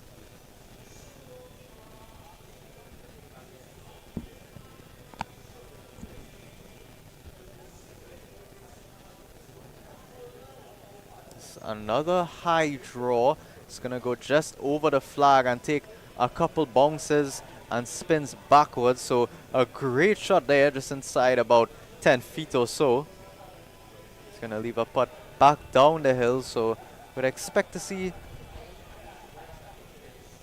the other group keep it a bit lower, a bit raking it in just to stop right in front of the flag and just roll slowly.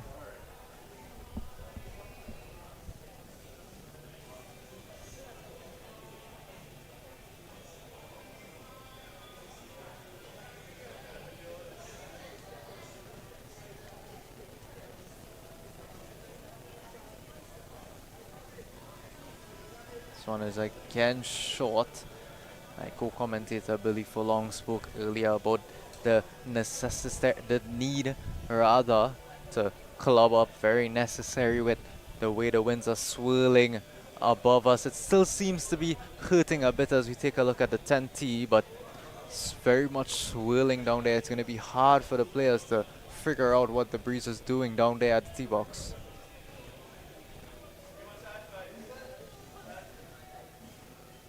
Nice high fading shot. It's just not gonna fade quite enough. Stays a bit left. It's gonna bounce past the group of golfers that have just finished and make its way into that bunker, that left green side bunker located right at the back side of this 18th green.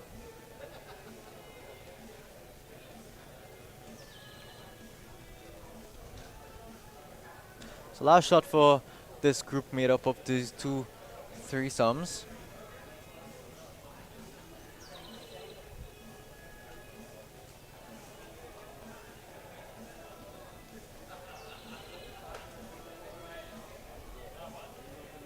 Another high draw being played. Needs to get a bit right, but it's a good shot. Pin high, just now spinning away left from the flag. Good yardage judgment by this final member of the group.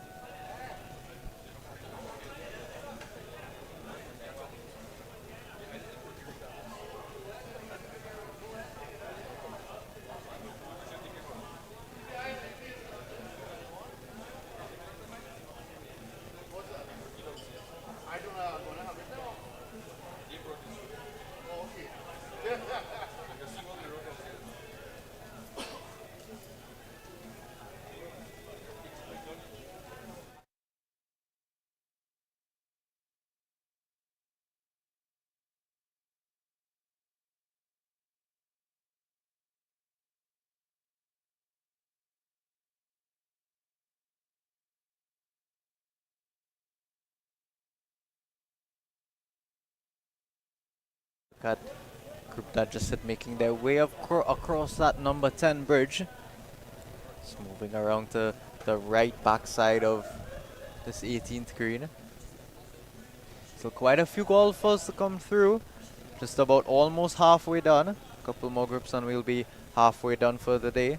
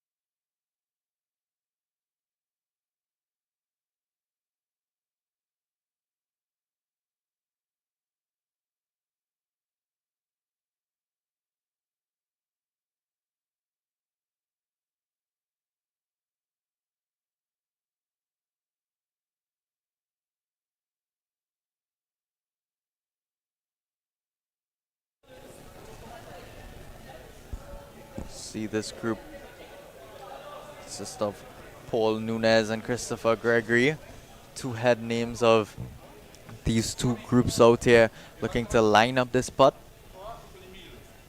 Those clad in pink, they'll be facing a putt going left to right. You can see where he motioned them to line up, not much up the hill or down the hill. It's going to be going completely across the hill, straight left to right.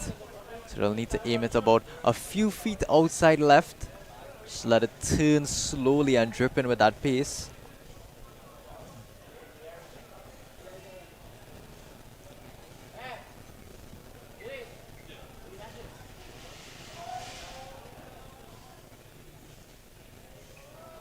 Lining it up for birdie.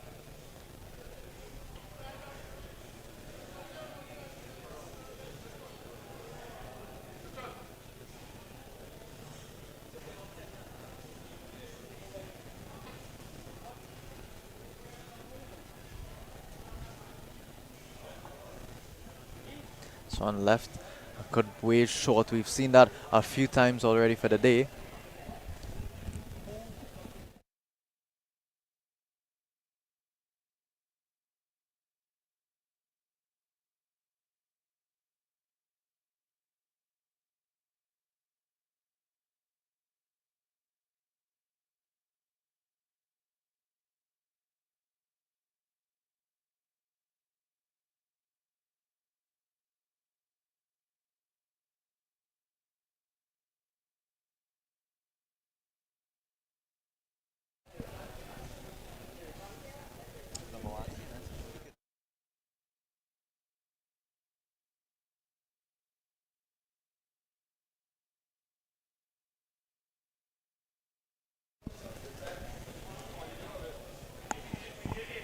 Can see the line, he was aimed up there, well left.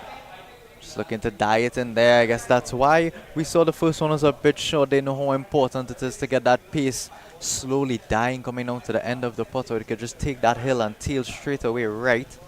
This one going just past the hole. They will look to tidy up after other team plays, just tidying up their par. So about a couple of feet left. It's a great chance for birdie here though. Going straight back down the hill, just about 10 or so feet left.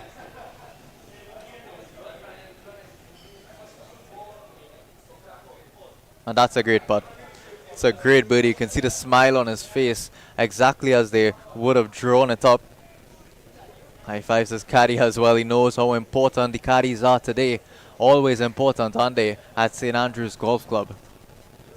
It's a great finish for this group of Paul Nunez, James Betts, Neil Lakshman Singh, joined by Christopher Gregory, Daniel Farmer, and Timothy Pate. So that's the 9:45 a.m. tee-off group. done and dusted. We move on to now what was carded at the 10 a.m. group. It'll be Navin Dukaran, Raul Cicharan, and Ernst de Gans. All in there matching blue and white. You can see them just to the left of your screen.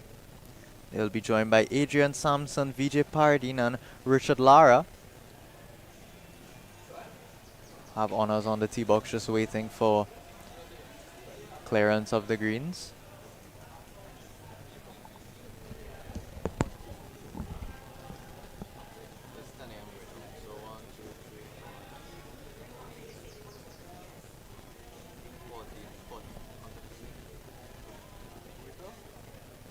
No, that's not count. It's 29.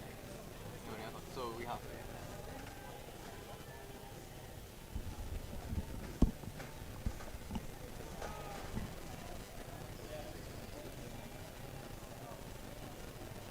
Taking their time out there, we can see Mr. De Gans had something to say about that. So there's no shortage of words being thrown at each other out there as it gets very competitive coming down into this last 18th hole. This one is well left. Actually goes left of the clubhouse. Missed the clubhouse left. It's nowhere near the vicinity of where it needed to be.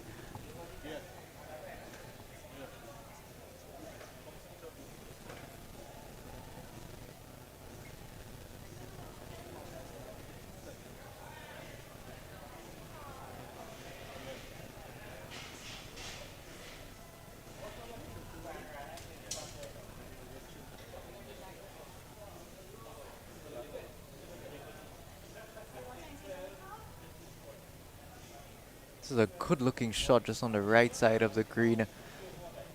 Does well to stay on, just above pin high would leave them with that downhill right to left putt we've seen so many times today already.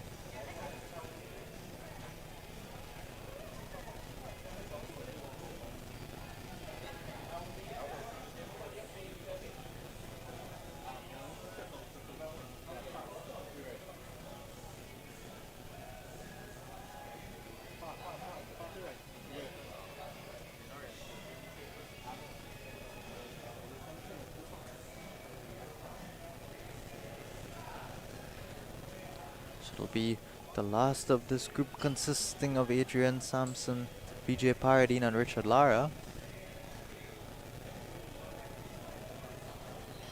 Again, very similar, that high draw. It's going to miss just short left. Get on that fringe area. How many times have we seen balls just following each other around here? That's the first tree of this group done and dusted. They do have that one on the green. Just about 15 feet odd away on that right side.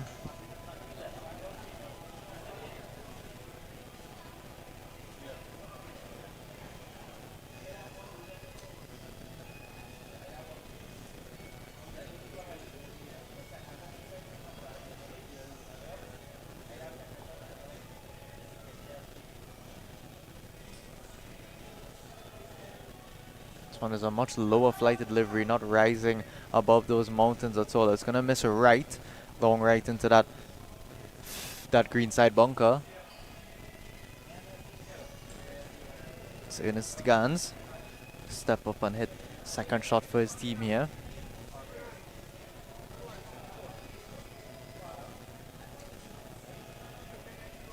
One launch way high up in the air. It's coming down a bit left of the green, actually long rather.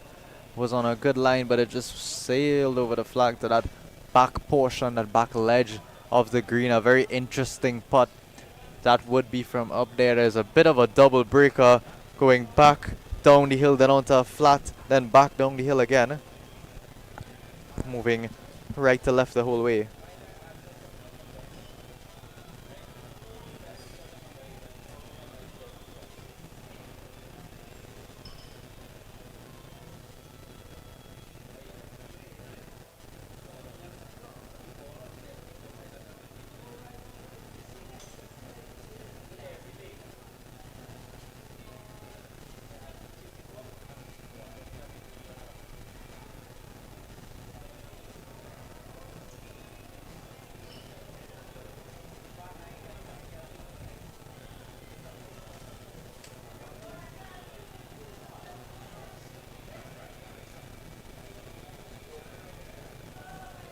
All choosing to work that draw in there. This is on a very good line. Just short of the flag. That's the ideal place to miss it. More likely than not, that'll be the putt to be chosen, going back up the hill a bit left to right. Just about 10 feet or so, maybe on the edge of 12 feet left. That birdie shout. So we could yet to see back-to-back birdies here today.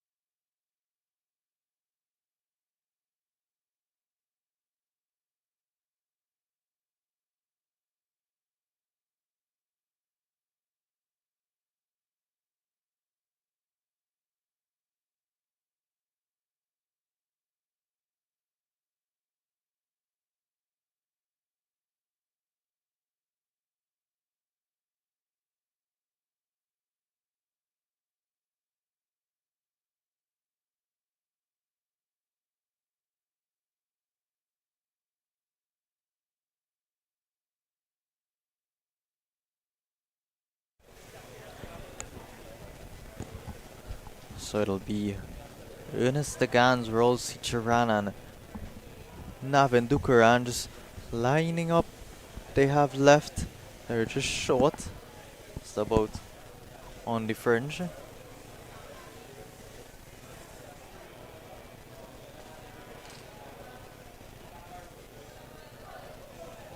Some stoppage, some deliberations. They decide which ball to ultimately choose.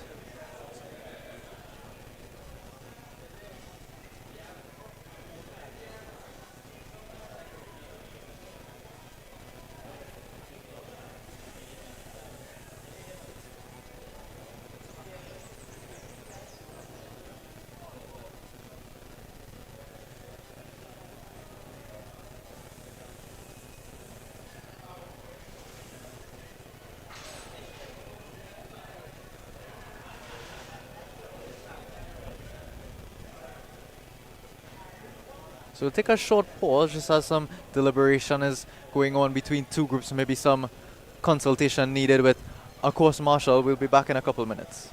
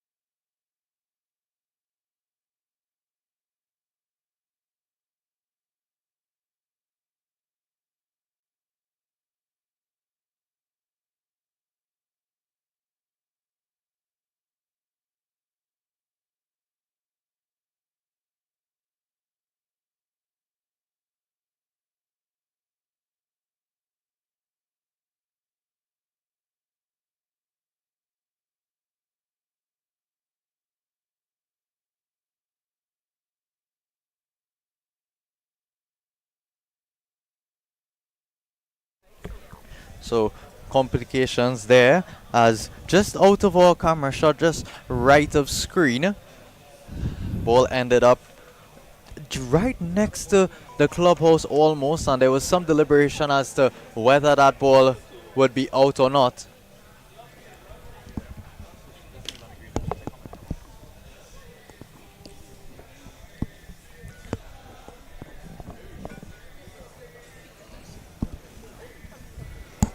Yeah, some deliberation on whether that ball was in or if it made its way into the hazard. I think we'd have to conclude that it did make its way into the hazard, and they took a drop behind the hazard and hit their 2 shots, which would have been, in fact, their 3rd shots onto the green.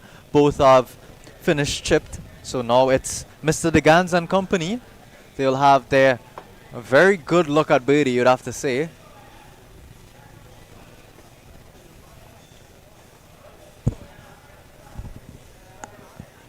Just making their way back around from on the hazard so that we can continue our play on this green. Some backup now, as you can see. A couple groups coming across to that 18th tee.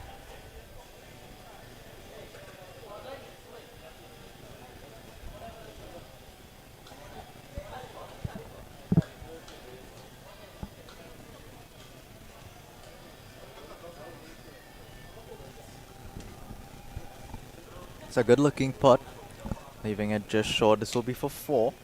So they do well to make this putt, otherwise it'll be a double bogey to come in here for Adrian Sampson, Vijay Parabdeen and Richard Lara.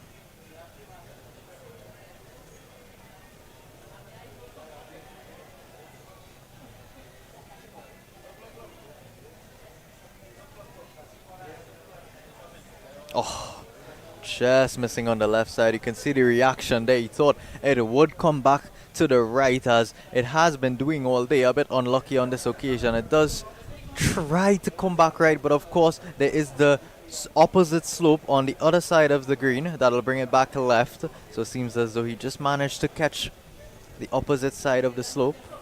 So Rosie ran up.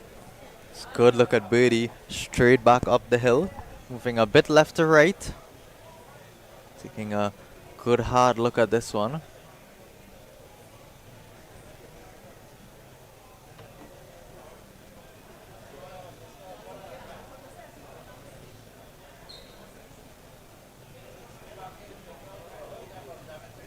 Oh, and that's a great putt. That's really well done. Look at another jig comes out here as they high five in their fashionable matching polos. That was a great putt. Great birdie, great team birdie in the end. Getting that one just below the hole, giving them an uphill putt. And just about as perfect gets in terms of pace. Just dribbled in there. Tried to go out right, and of course, a little happy dance afterwards.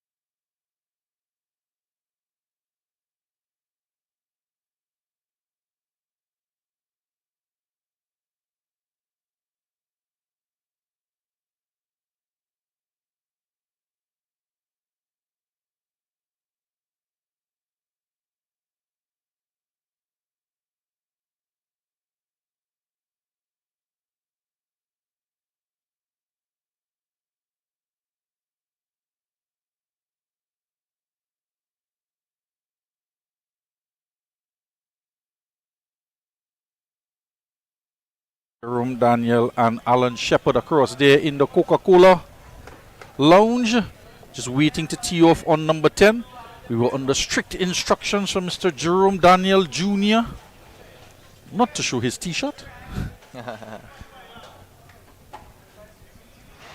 just see him there with his back to us and the black cap on, and Sean Crooks on the left-hand side, and they're looking to garner that title of best dressed as well. And in their team with them on number 10 is Jonathan Herrera, Mark Ruston, and Pierpoint Scott.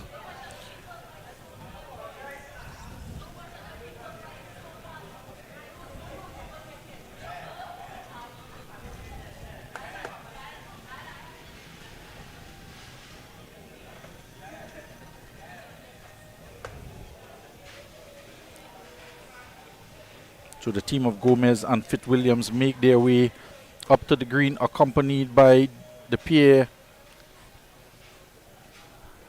Sam, Avery, Ross, Cabral, and Jesse Gnut. Please pronounce this. That's Gent. Yeah, it's just a Gnut. Nah, Gent.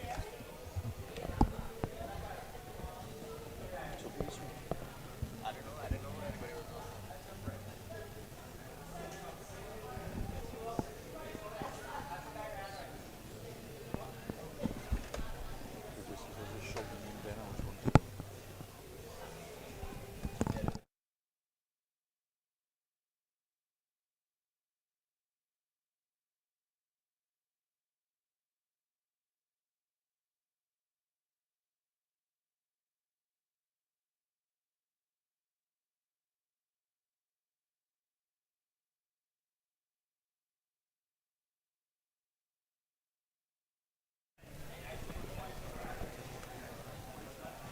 Yeah, they're going to be. I was wondering if they're going to take a measurement there. They had a look at the listing on the tape. Yeah, and decided against it immediately. So that measurement closest to the pin of 2 feet 9 inches. The tee shot from Mr. Dwayne Ramlal in the pair with Ryan Ali and Kivesh Ramnath. Doesn't seem to be anybody is going to be measuring anything after that. They've even taken the flagpole out.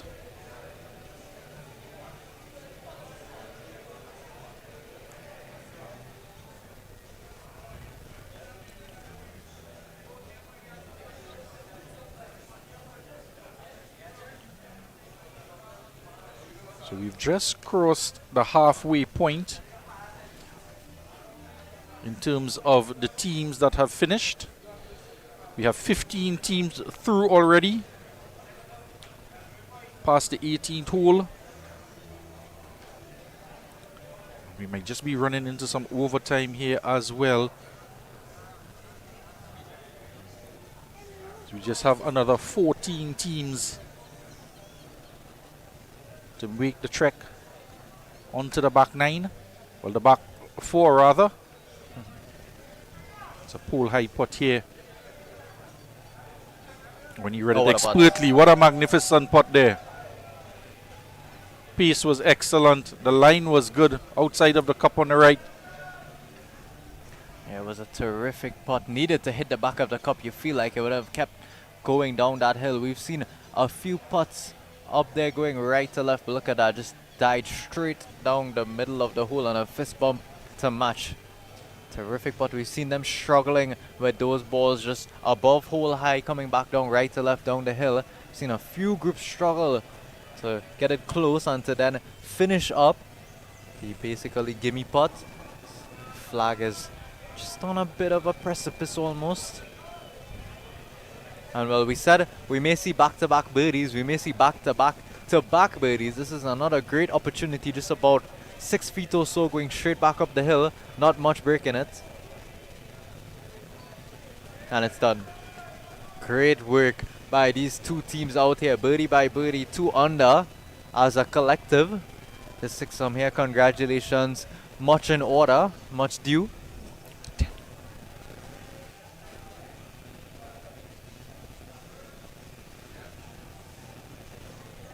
And a good piece of play here as well. The finishing up there. And as we wait for the next group to come through on the 18 tee box. We're going to have a look across at number 10. And this is the pairing of Jonathan Herrera, Mark Rustan, and Pierpoint Scott. Teeing off.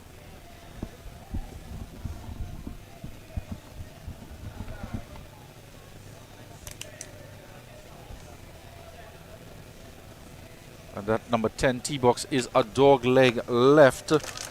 And the turn is just about 60 yards to the left in front of them. And there's a bunker across at about 150 yards to the right. And the shot of the day as we see Sean Crooks stepping up. The opening fast bowler for the Fatima Old Boys team on the FETMAT circuit.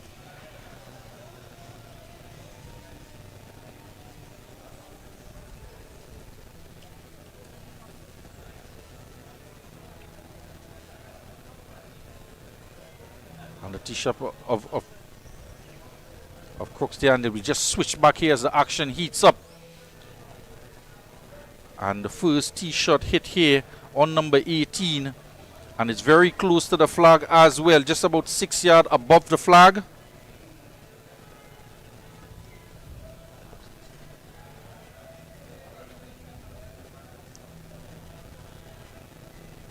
And that is the team of Richard Smith, Elizabeth Lawrence, Ian Chin, Derek Hudson, Bob Ramchan, and Richard Camacho.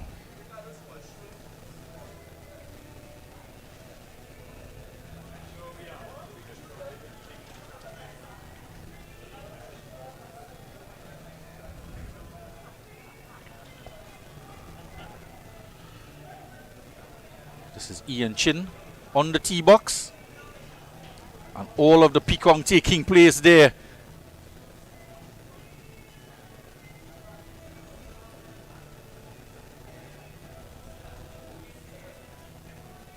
We have a look, and the Fatima team is off and away on number 10 as we switch back here to number 10, and he's just wheeling it over the drain. It's not going to happen. It's into the canal, so he couldn't make it past the 120 yards or so to clear the drain in front of number 18.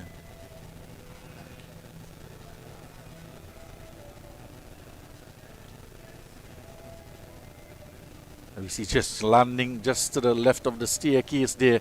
And it's interesting as well, the positioning of this tee box.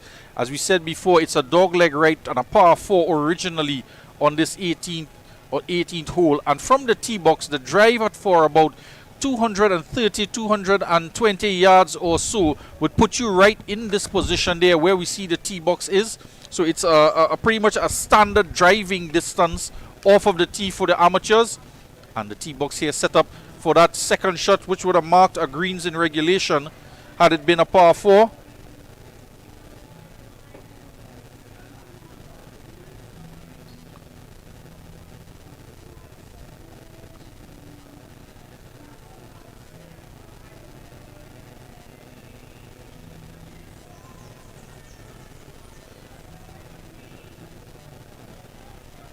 On a lower trajectory, seems to be working out well so far. That's an excellent shot, yeah, just below the hole. And that we have well-built Derek Hudson there with that tee shot. Yeah, so far the balls that have ended up very close to the hole been those lower flighted down shots, just drifting in off the left.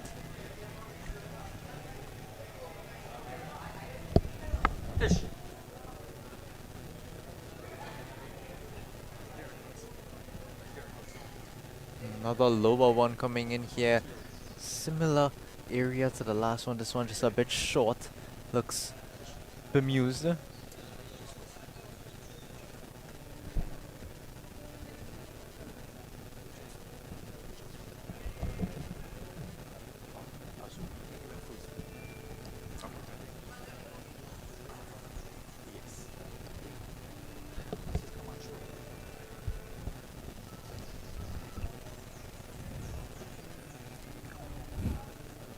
This is the team of Richard Camacho, Bob Ramchan, and Derek Hudson.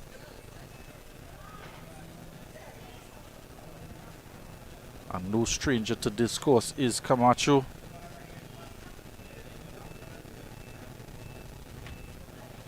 We just caught a glimpse of on the number 10 tee box, Richard Smith.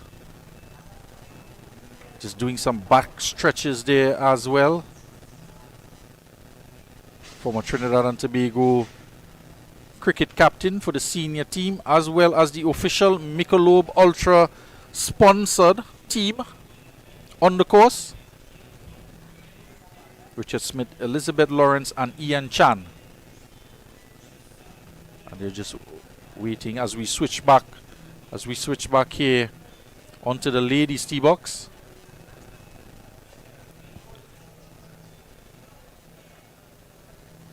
And it's going to be Elizabeth Lawrence who's going to hit next from the ladies tee box.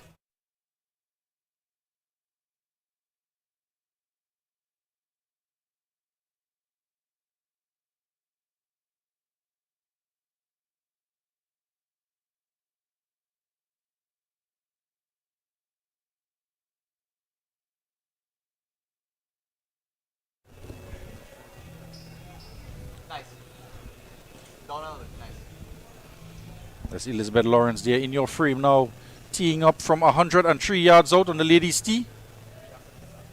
It's a good looking shot coming down just on the front right side of the green. And just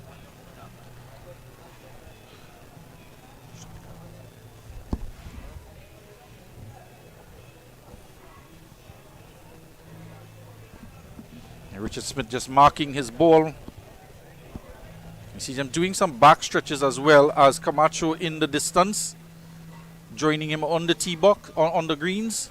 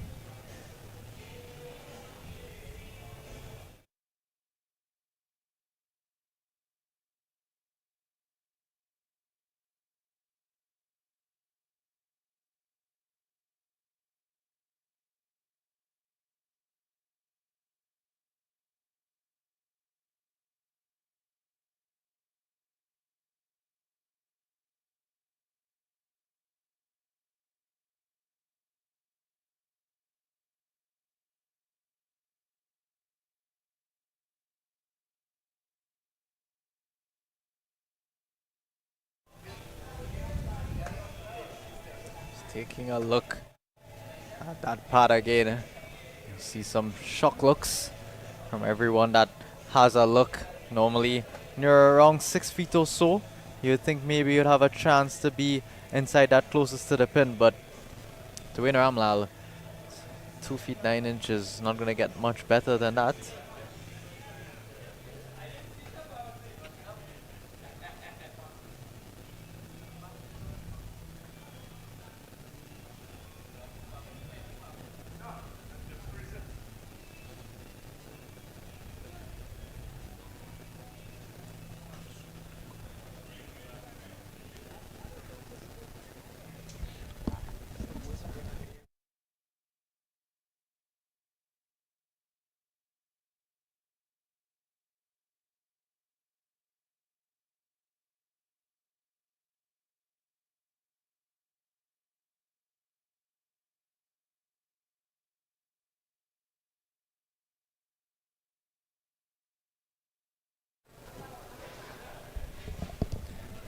Lining things up here.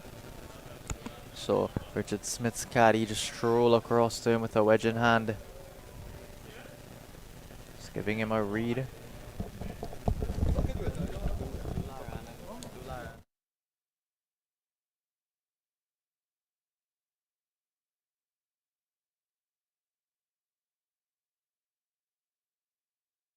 Back, Mr. Mark Henderson joins us again here at the commentary booth, just in time for Mr. Lara, Mr. Yokan, Mr. Latipi to come across. Are you excited to see what they have to offer? I'm very excited. I'm hoping to see some quality. Yeah, I think from the legends. this might be the highlight of our tournament here. Get to see these great men as they make their way across. Also, don't forget we have Mr. Ben Martin in the tournament too, the #1 golfer in the Caribbean. Of course, the amount of talent available here today is absolutely ridiculous, isn't it? Yes, we've brought out all levels, from the rank amateurs, the fun golfers, to the serious golfers. We actually have Mr. Richard Pecos Camacho in this group finishing up. So he's also a national golfer, now in the senior division. We also have that's Liz Lawrence put in there from our title sponsors, MICHELOB. So they're the real VIPs today. Been very kind to us.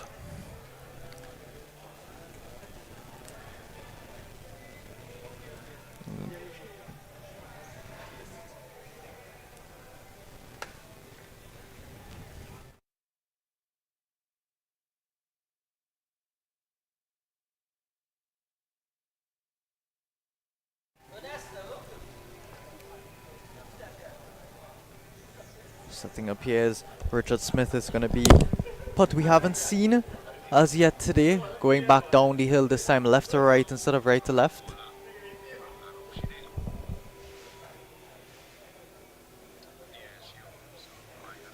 Yeah, needed a tentative touch. It just tried to come back in there at the last second. Gonna stop just short of the hole, breaking on that right side.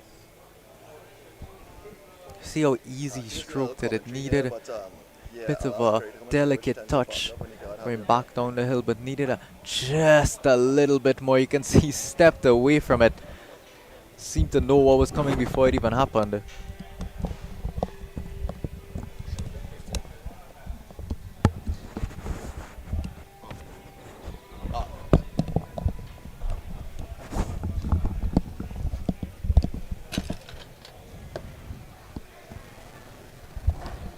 Kyle.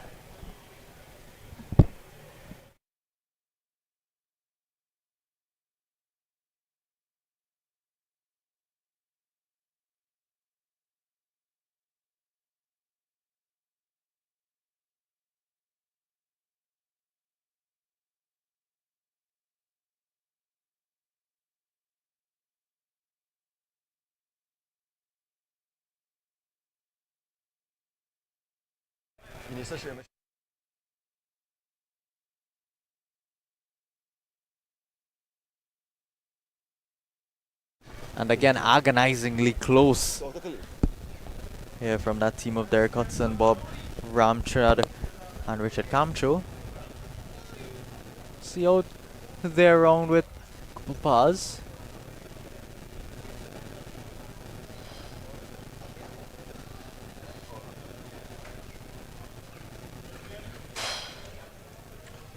Here we go, what we've all been waiting for.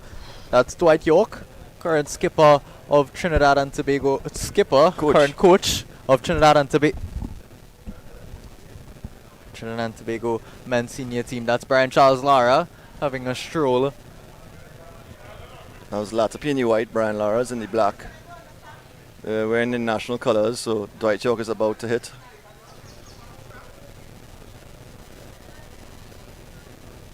It's a nice high looping one. It's gonna come just on the right side of the green. Try to turn back in. Not a bad shot, a little bit long. Yeah, just a bit long. It's the unmistakable figure of Brian Lara just to the right of Mr. Latapi as we see him on camera right now. Pretty unmistakable. Brian Lara, we saw him just posed up in all black with that typical casualness that we've seen him have at the wicket for West Indies cricket. And you know the competitiveness of these guys, and there's a big prize on this hole available, so you know he's all trained, get up for the shot. It's like a pitching wedge on 9 high and looking to launch this one high in the air again as well. Smooth as ever is Brian Lara. A little right to the pin. Oh, it's in the bunker. Not his best. Yeah, Not his best. Mrs. Just Right looks a bit bemused. We've seen that happen a few times. I'm just starting that ball outside there, right at the bunker, waiting for it to come back in with that breeze. They may be getting fooled that there's the very little breeze today with the weather. It's very still, so they need to go straight at it. Here's Russell Latapi. We expect a good shot from him because he's, from what I've seen so far in the day, he's been hitting it hitting the ball very well. This one is a bit lower, coming in This off is that looking right very side. good. Oh, it's actually, I couldn't tell from here. I thought it was right at the pin, but it's quite a bit right. So they're looking like Dwight's, well, depending on whose drives they have to use, we'll see. But here's the reigning TNT Open First Flight Division champion, 14-year-old Ethan Collier. And he's been in the form of his life. I think he's won 2 tournaments back-to-back. So he's in great form. I'm sure they've been having some friendly bets on the course.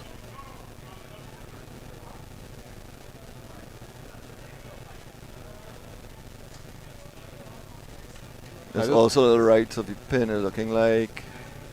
Yeah, but not bad. It's on the green. So you'll have a 25-foot side hill putt. Yeah, not a bad outing. Just No. say, could have a casual Saturday stroll with Brian Lara, Dwight York, and Russell Latterby. Not a bad day at all for the 3 youngsters. This is Adam Green. So these 3 youngsters, Adam Green and Ben Laughlin, have future of TNT Golf. So I Yeah, think it's a great youth day. has been showing up well. Thus far, we saw Josim Boudram having a good day as well. Yeah. So this one is Adam Green. Let's see what he can put it inside of the 2 we've seen so far. It's launched way up in the air. Again, Also right. looming a bit right Yeah, there, looking missing for the that. green.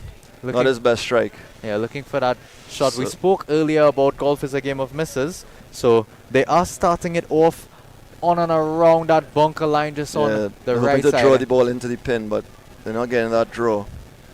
So But Ben- safe Ben- misses thus far, you'd have Yeah. to say. 2 bunkers on the left side do Yeah. not look very appealing at all. no.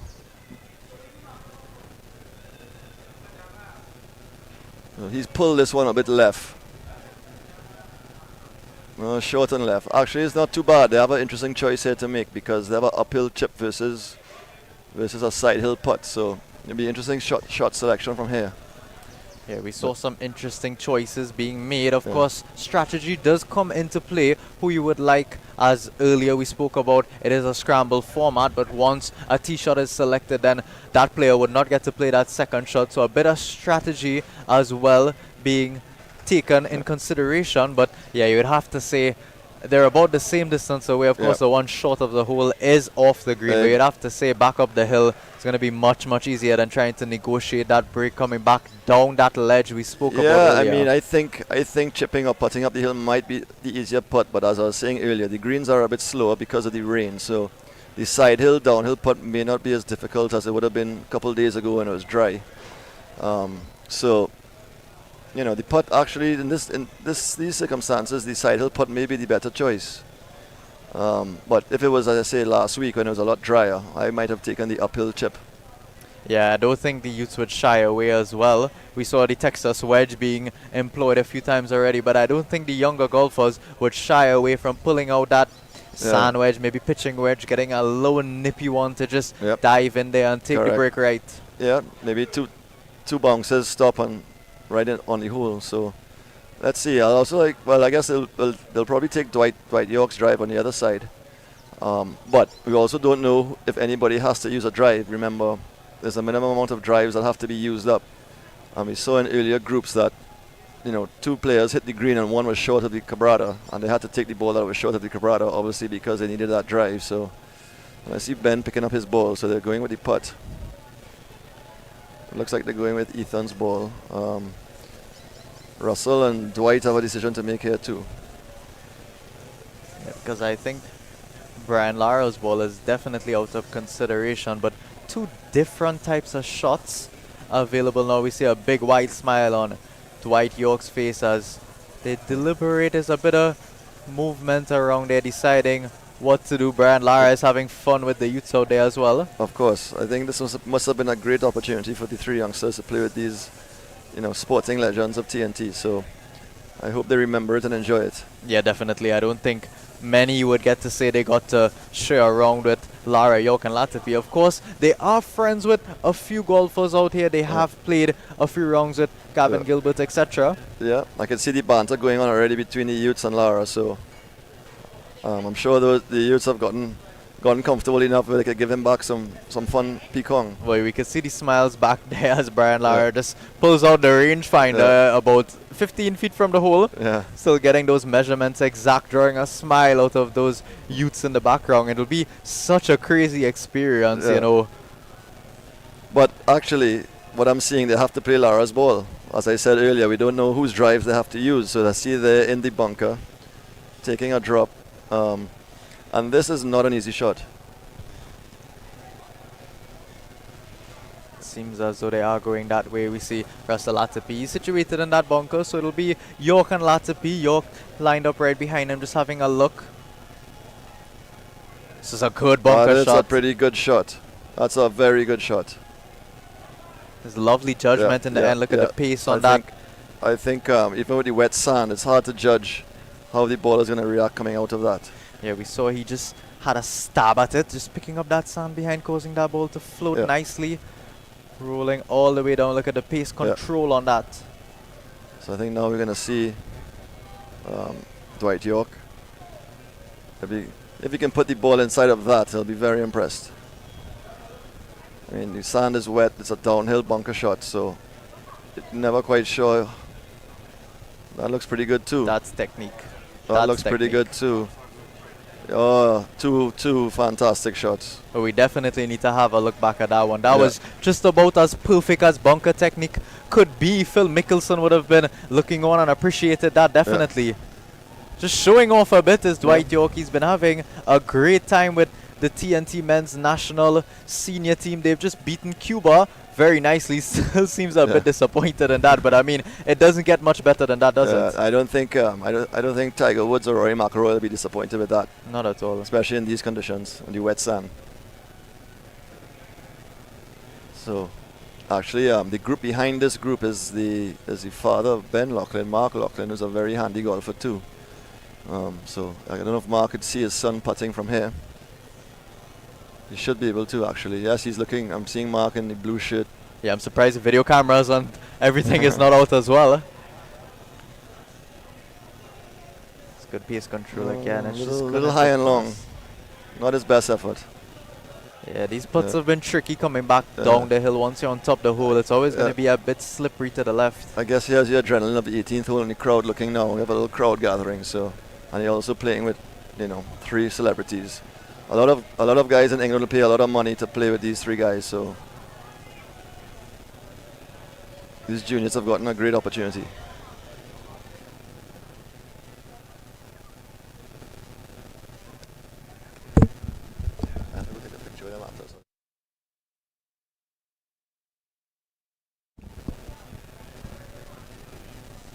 All right, let's see if Adam could do a little bit better than that one.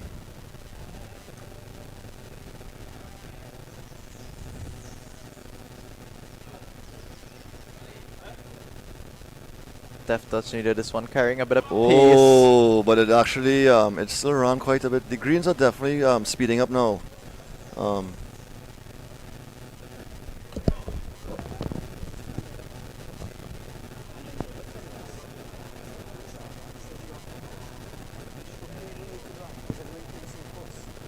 So a bit for par here for the youngsters, just about 3 feet or so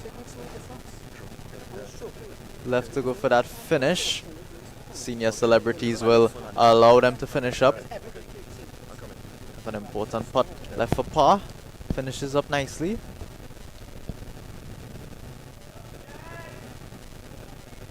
So let's see if Brian could tidy up the mess he put his teammates in. This one gonna be quite slippery again. Coming from on top of the hole, it may try to drift a bit right, but I think inside left is a good line with good pace. Here's Lara. Take all the break out of it. And he got it in. Well done. Good par. Good par from the sand. A par from the bunker is always a good par. Definitely great up and down. Dwight York making that look very, very easy. The technique he showed on that bunker shot. Very, very impressive. And of course, a man for the moment, more a man for the moment than anyone else in Trinidad and Tobago, you'd have to feel. Brian Lara, he's done it all on a big stage. Now, Rockaway Trinidad 2025 concluding his round of golf.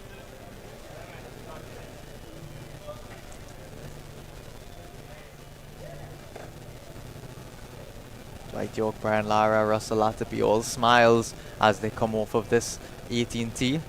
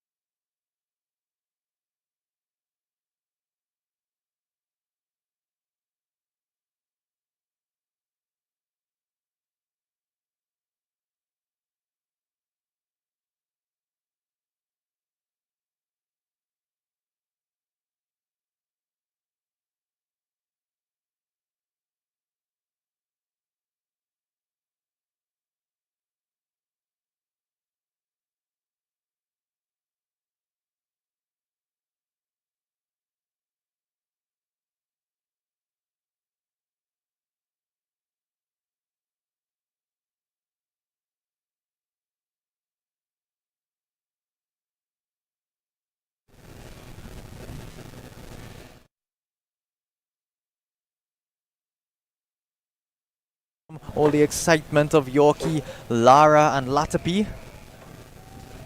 Move on to Glenn Divital, Sean Herrera and Mark Lachlan.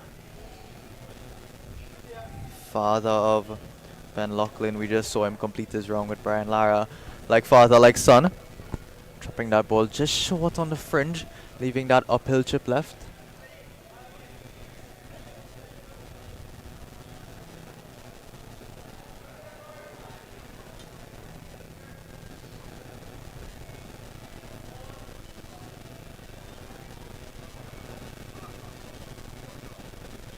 This one starts way out right, working its way back very, very nicely. It's a great looking shot, just about 8 feet, 9 feet. We haven't seen too many really jacking up the flag here, but as it's dried out and conditions have, and the humidity gone, the ball is, holding up better in the air, traveling a little further, Adam. Yeah, that's what we expected again. So take a look at this last tee shot of the group.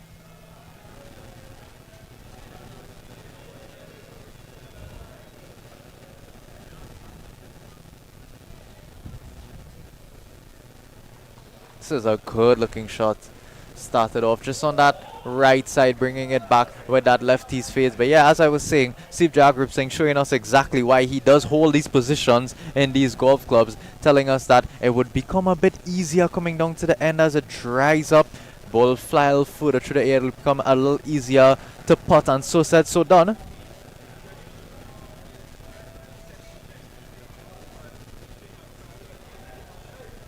So another okay-ish looking swing is hanging a bit out to the right. Didn't try at all to come back left with that draw shape, as we have seen so many players do successfully.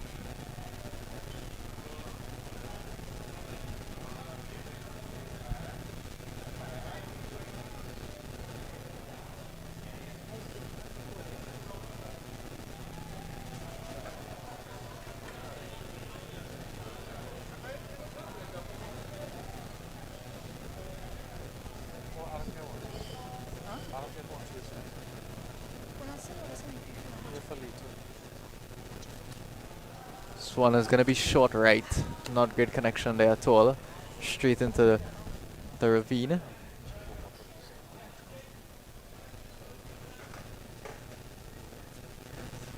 Bit of a walk now left. That trek to the 18 green. Take a pause for a couple minutes and join you back with action at the green.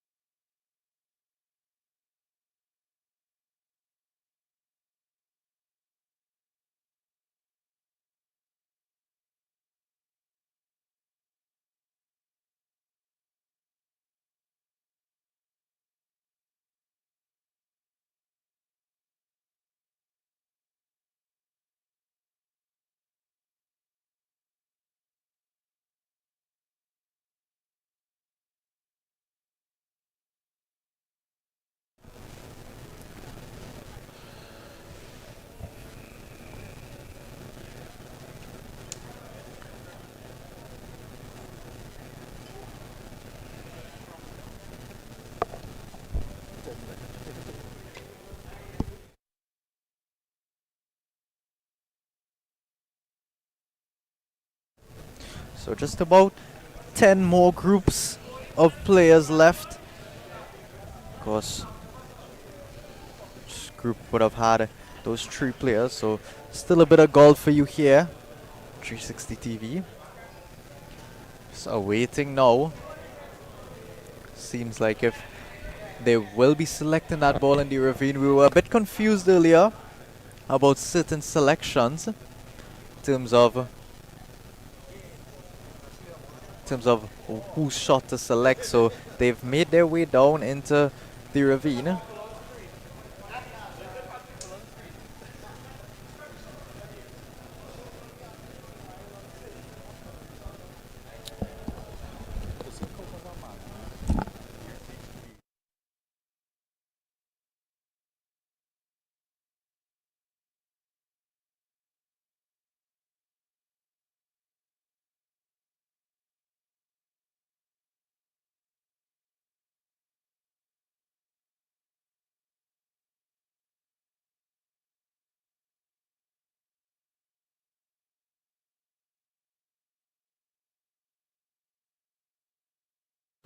So good look at it there, playing out of the drain and onto the green. And not a bad shot indeed, just about 7 feet away above the flag, and to play that one out of the drain.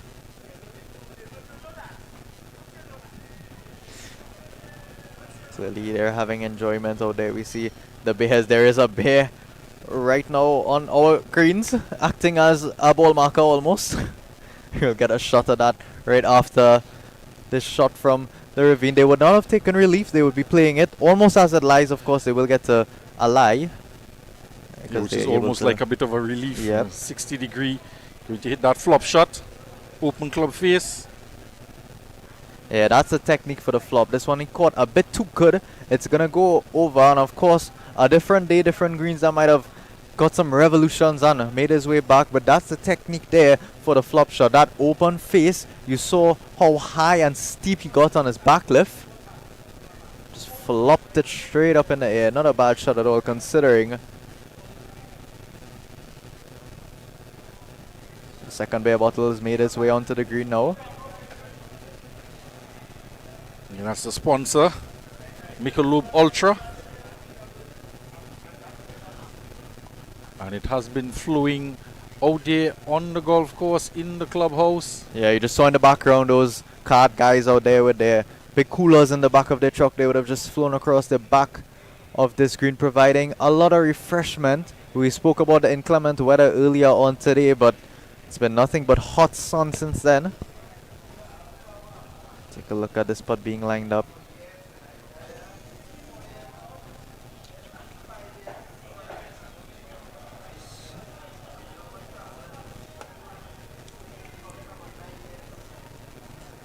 Carrying a bit of pace on it.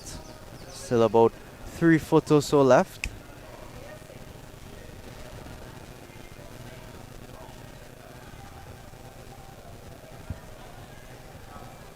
Caddy again, proving their worth on this golf course, showing exactly what line and length. This one needed to be a bit lower, just was great pace. Just kept going down and down and down, but just missing the top half of the cup.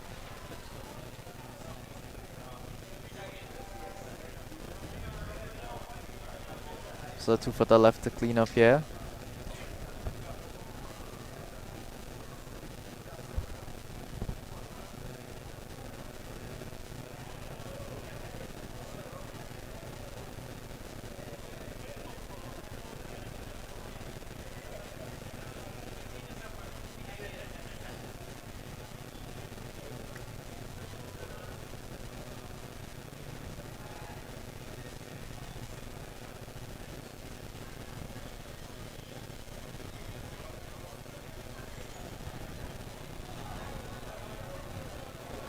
Flag it out.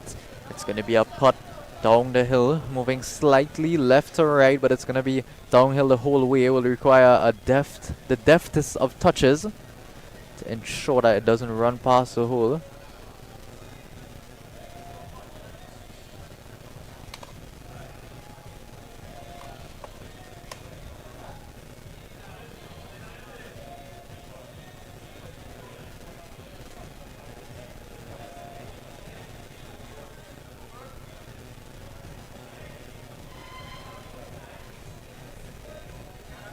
Oh, what a putt.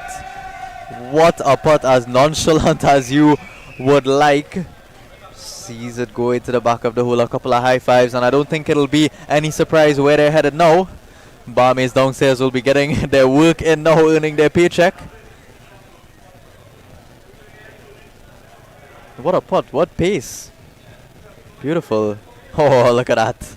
Look at that celebration. As cold as you like.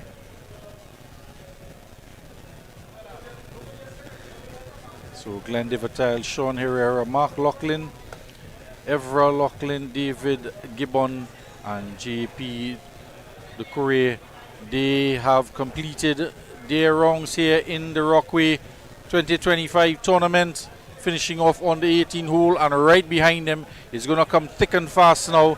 The next group is already on the tee box and ready to tee off.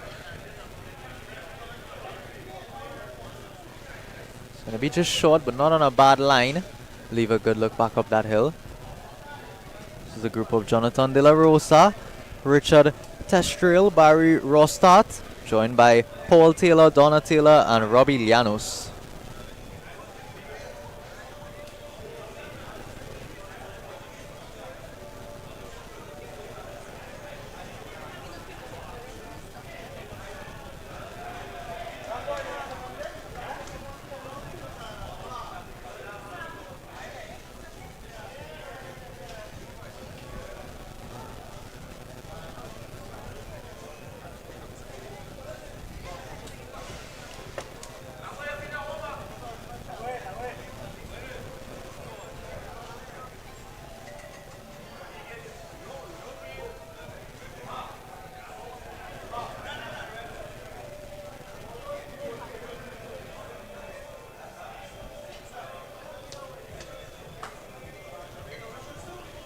This one heading a bit left. It's going to be a short left. So they do have that one ball, as we saw in the background, just about 8 feet or so away from the hole. Will give them a good look, sliding back down the hill, moving left to right.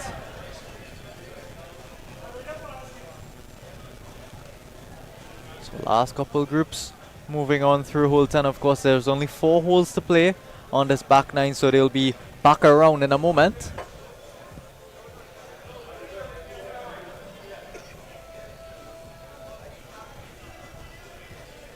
A good looking shot is launched really high, might be a bit long.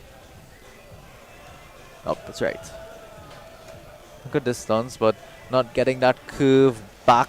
So I tried to tail back left, but just held that line out there. Another lefty. Again, be looking to move that ball left to right. You don't see many left-handers playing the draw as their comfort shot. It's their safe shot. More likely than not, it's that cut across action to get that ball to fade through, as we see this one coming in. Another great looking shot. That's a few balls now that have been hit just back of that flag inside of about 20 feet, and we've seen a few good putts being made.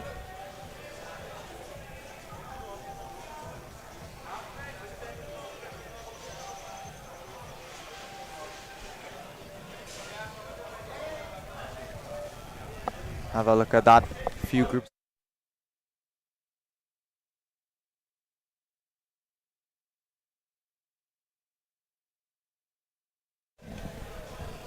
See, it's going to be Donna Taylor taking up her post here at the red ladies markers.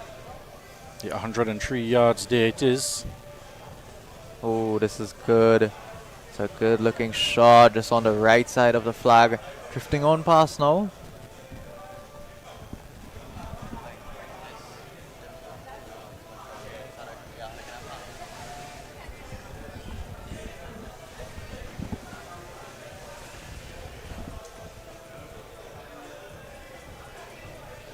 Like to mention our sponsors as well for MICHELOB Ultra Rockway Tournament. Coca-Cola, as you could see, the Coca-Cola Lounge there. Fig Tree Financial, RBC Royal Bank, BDO and Barbados Tourism Marketing Company Limited. And And of course, LaFast Motorcars with their BYD.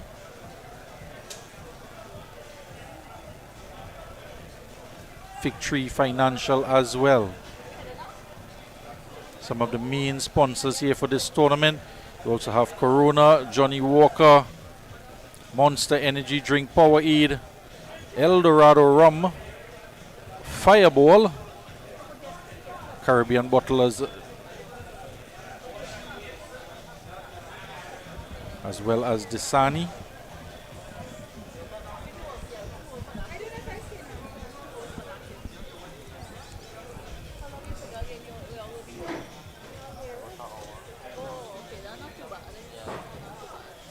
So the team already lining up on the 18T as we sit here for putting.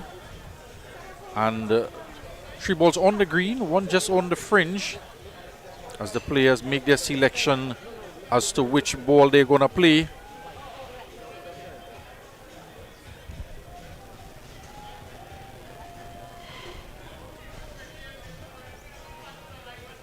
And another lady here in this group, Miss Donna Taylor. She's partnered with Paul Taylor and Robbie Llanos.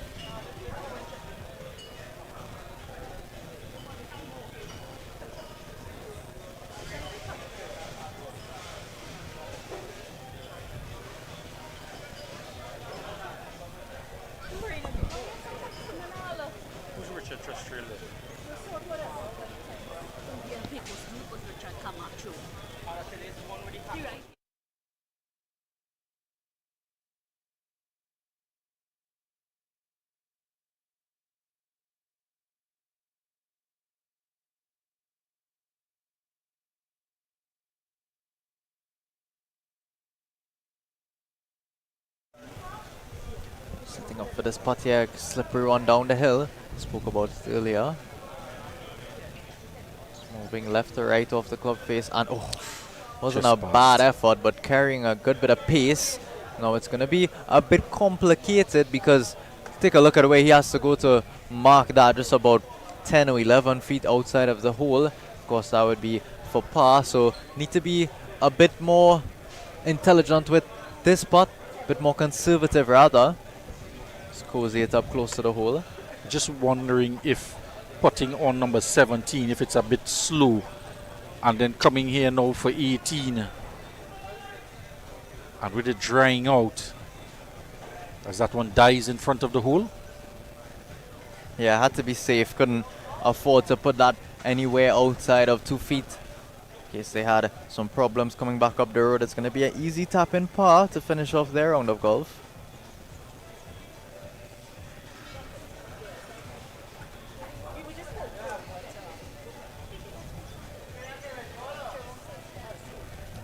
Here's Donna Taylor. Just about 7 feet or so left for birdie. Needed a little bit more in it and a little bit outside left. This one misses short right. Yeah, she needed to start that outside the line, outside of the left edge. And pace here is going to be very important as well.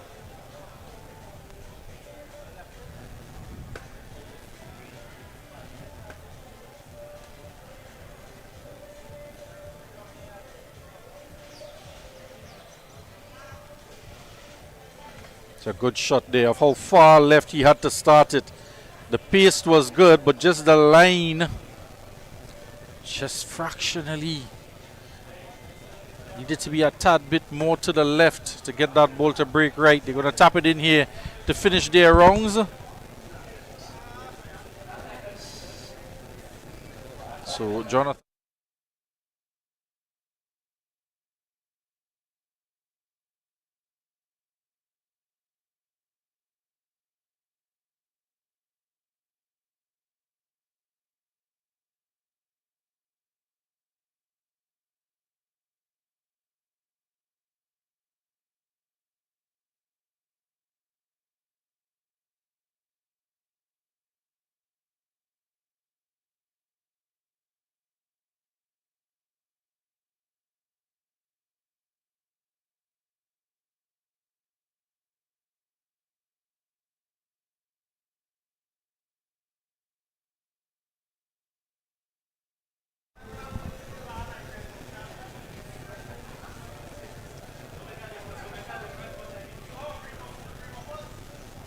This is the group of Robert Conyers, Jason Collier, Gustavo Himbob, Marcus Bermudez, Ryan Farah, and Roger Grell. That first tee shot leaving a bit to be desired, finding that bunker short left.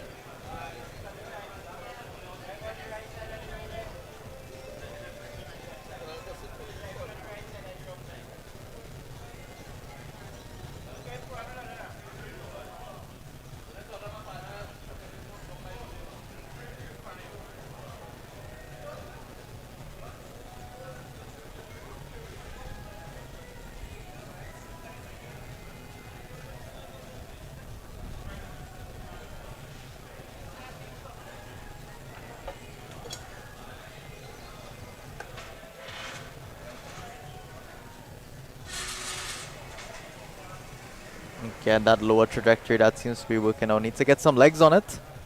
Coming up a bit short, scuttling into that fringe area, that very popular fringe area.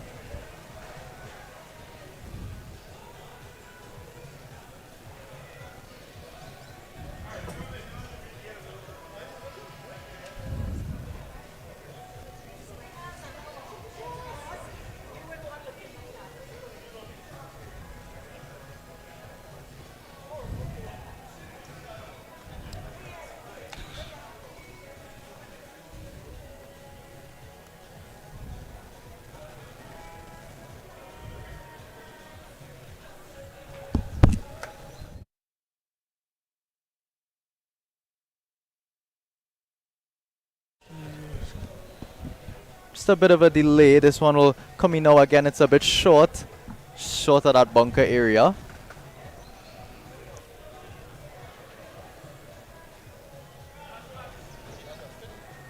Two shots short. Third shot will need to maybe club up a bit. Just get it all the way back there. You can see it's a lofted club. Maybe a 9 iron or 8 iron.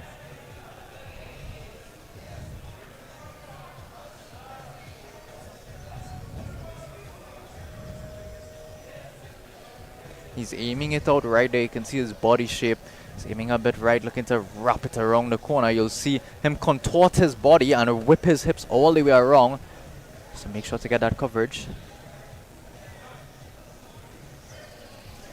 They seem to come out of it a bit early. That bit long. Did get it to come back. Yeah, it's a bit irregular. That breeze up there, it has to be, because you're seeing some shoot way over the green, and then some are very, very short. His last two balls we saw short of the bunker even. Even they're teeing off further and further to the right of the tee box as well, just to change the angle of the draw.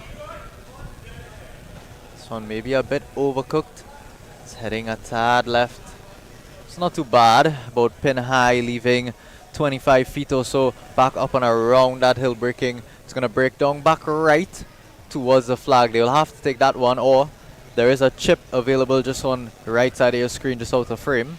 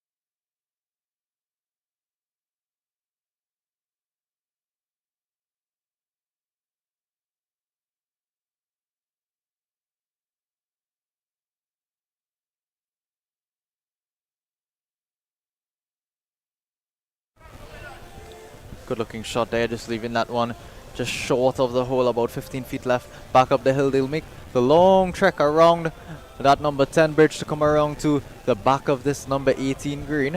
This last few groups just coming down number 9's fairway.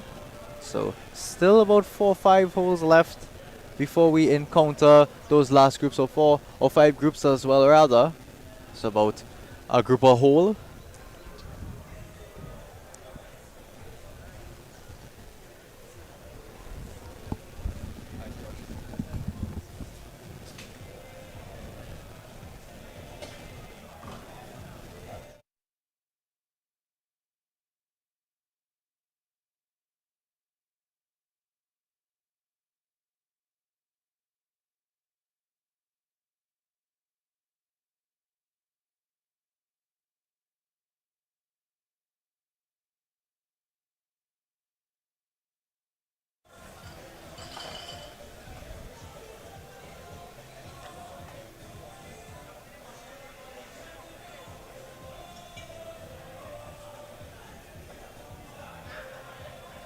So on the green now we have the 2 balls.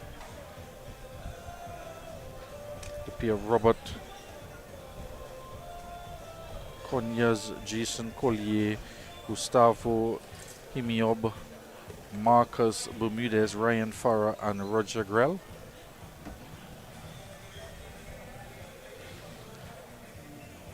So they've decided to take the ball just off of the fringe and chip on. And he's going to be short of the hole as well.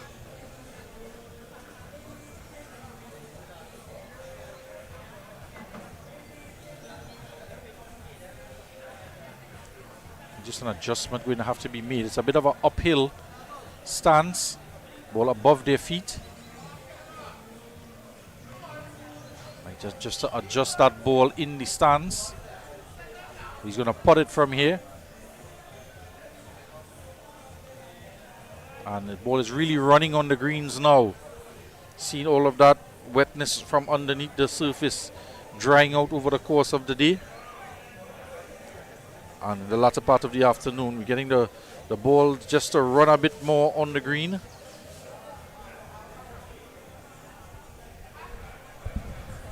I'm trying to find this tournament scoreboard, so at least you'll get something to us coming in.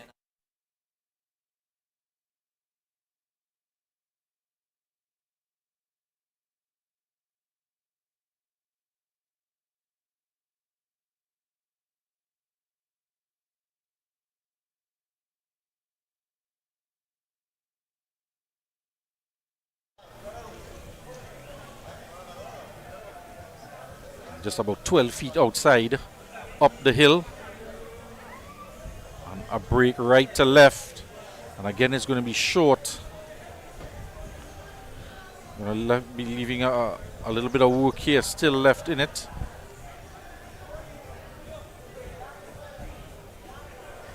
I'm going to have a second opportunity now.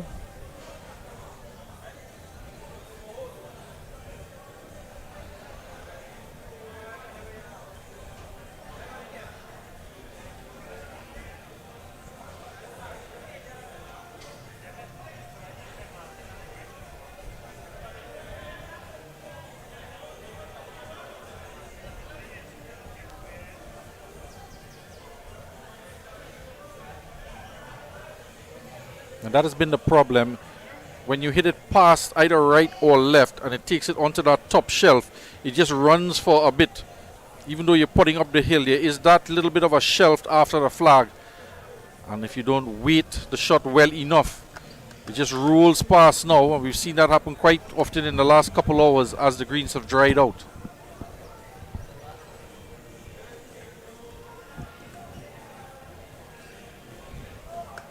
Gets it to go here. He's going to finish off their rounds.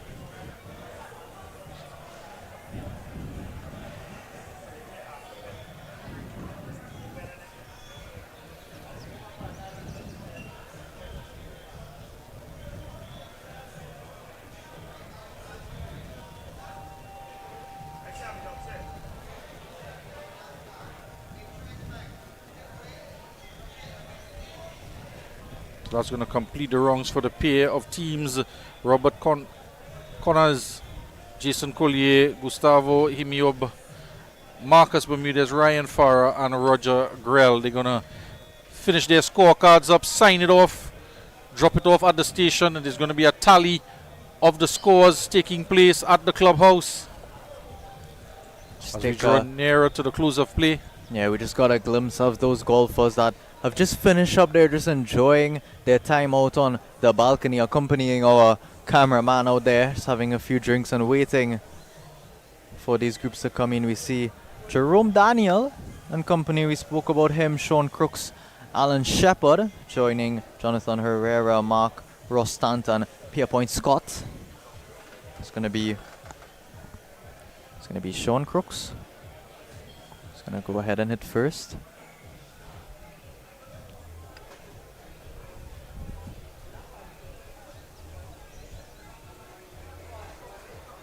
Good looking shot. Good line if the yardage is right. Just off to the right side of the green there. Yeah, he was liking it for a moment. He thought it was coming back, but it didn't come back enough.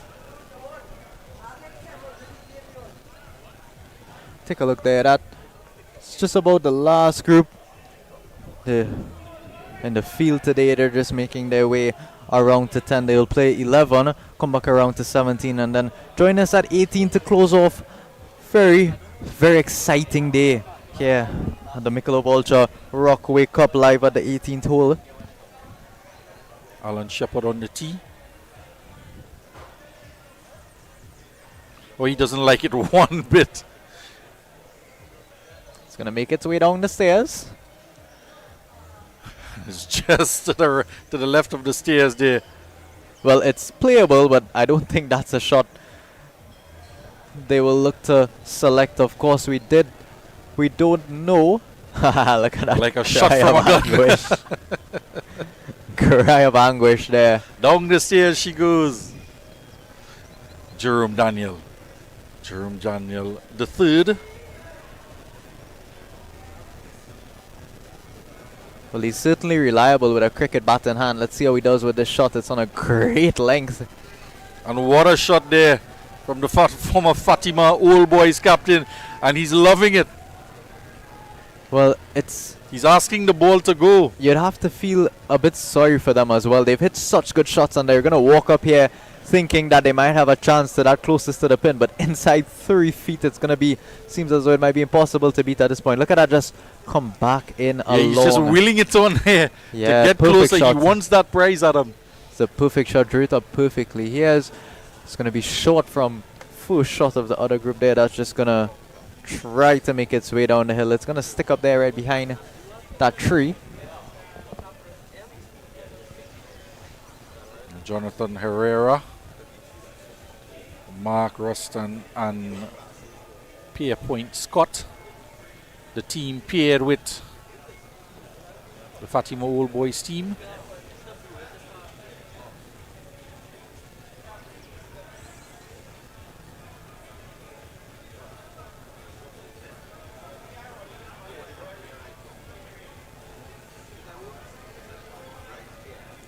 Losing a bit of shape there. It's going. Yeah, it's gone off to the left and down the slope. Coming toward the clubhouse.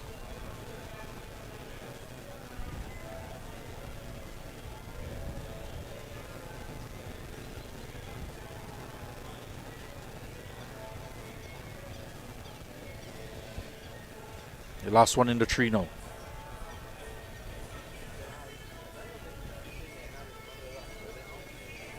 Yeah, just choked down a bit. This might be an 8 or a 7.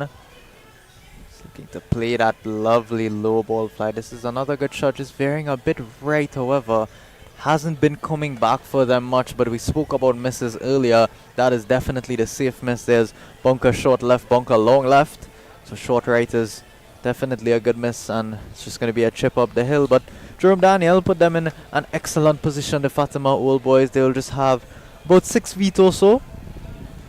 Going right to left back down the hill for that birdie putt. See the hard work of the caddies there. Most of them carry about 2 bags.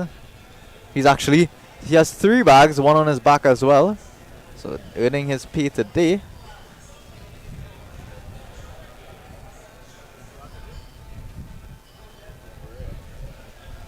We're on the number 10 tee now. An excellent shot here as the driver out on the dog leg left, making its way just left of the sand bunker, about 183 yards or so. And they're off Looks onto like the back nine. The final pairing for the day.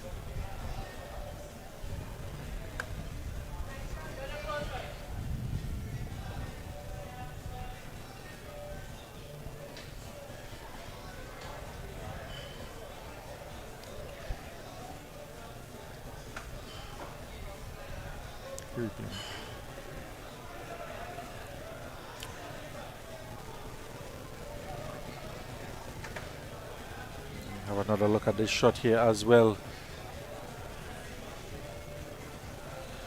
That one just short of the green. And Adam, they seem to have really struggled to get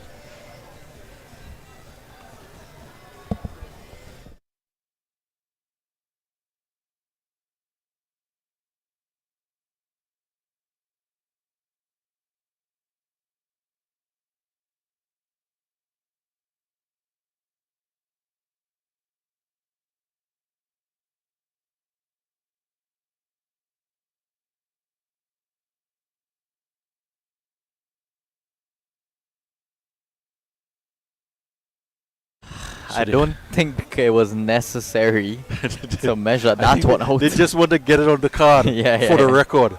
Yeah, that card's pretty much empty at this point in time. They only would have... It's Jerome Daniel. He wants to get his name on the card. Yeah, by all means, that card is completely empty. There are a few more places to fill up. There is only that one shot of Dwayne Lal inside of 3 feet. And Derek Hamilton, his name has been there as well for 10 feet 6 inches. So maybe looking to come into second place, Jerome Daniel.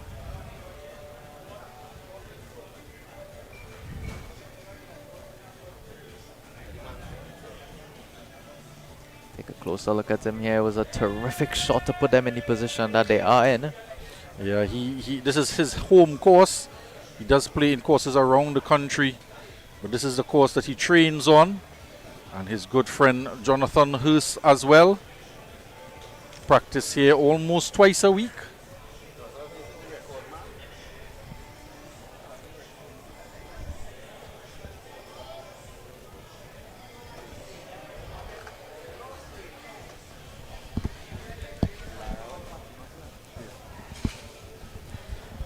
That's a lot of Fatima boys involved in this tournament. Of course, Brian Lara would have passed through earlier. He's also a Fatima old boy, so they would all be familiar with each other. A lot of North players, a lot of old Fatima boys. Of course, we spoke about the contingent from Brechin Castle in Couva. There would of course be players from Millennium in Trin City, as well as Petrotrin Pointer Play Club down there in South. As we said earlier, very well represented. St. Madeleine, of course, have a few golfers as well. All the clubs in Trinidad. And this one just flies past the hole, just as I was about to mention Tobago as well. Magdalena, one of the more beautiful courses in Trinidad and Tobago, along with St. Andrews. We'll have...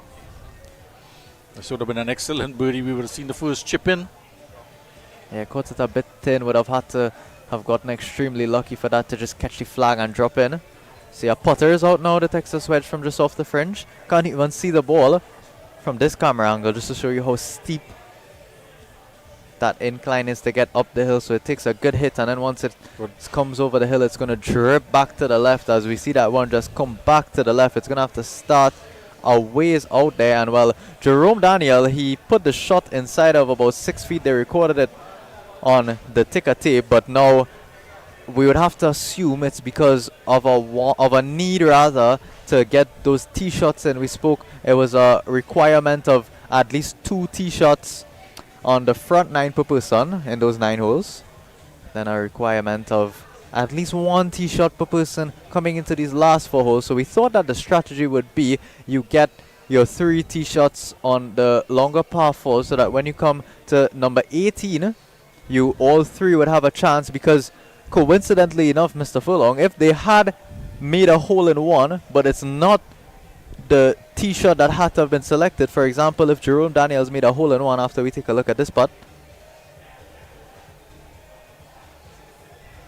And it's in. If Jerome Daniel had made a hole-in-one, they actually would not have been able to take it at all, so it would not have counted, which would have been a bizarre situation.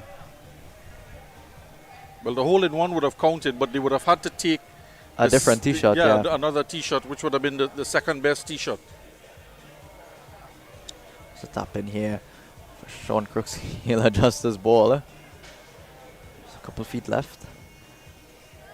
Does it successfully. A cheer of yeah goes around. They all congratulate each other, those Fatima boys. They'll share a handshake as well with Jonathan Herrera, Mark Rostand, and Pierpoint Scott. So their day is done. Caddies will get a much deserved rest.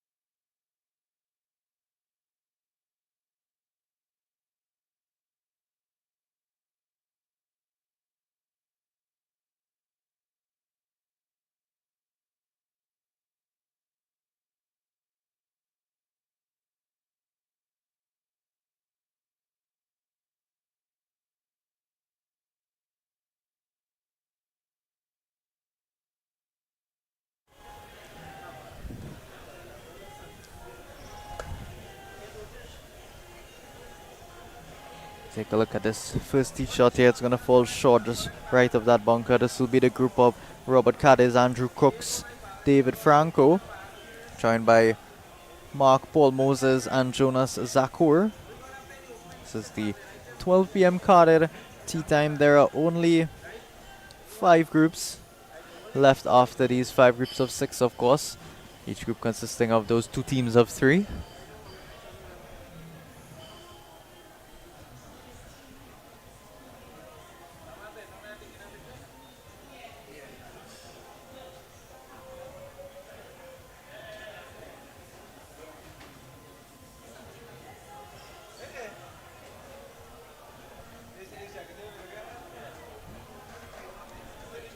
One that's been a very, very popular area, that one section of the green just off of the fringe, missing short right. We spoke earlier about misses, but of course it is a scramble format, so you would have expected at least once you got one on the green for them to be a bit more attacking and try to take on the flag instead of worrying about that miss, as they already do have that one player on the green.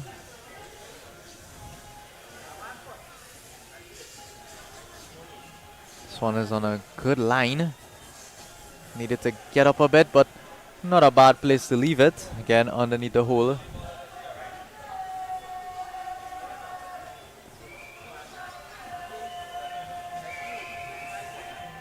Well, they're having fun now out there. Names being chanted.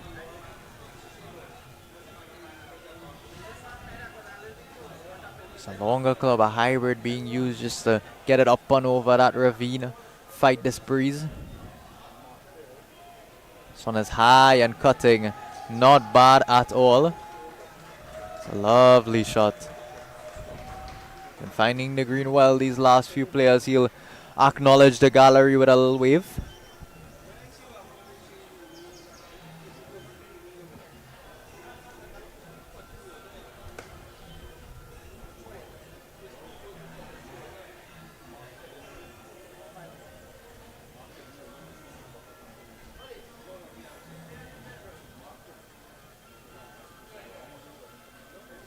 This one is lifted high into the air.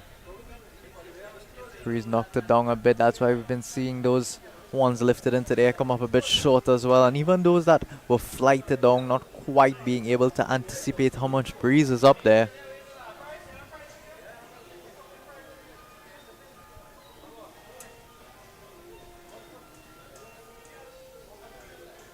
Taking this from all the way on the left side of this tee box to create as much movement as possible.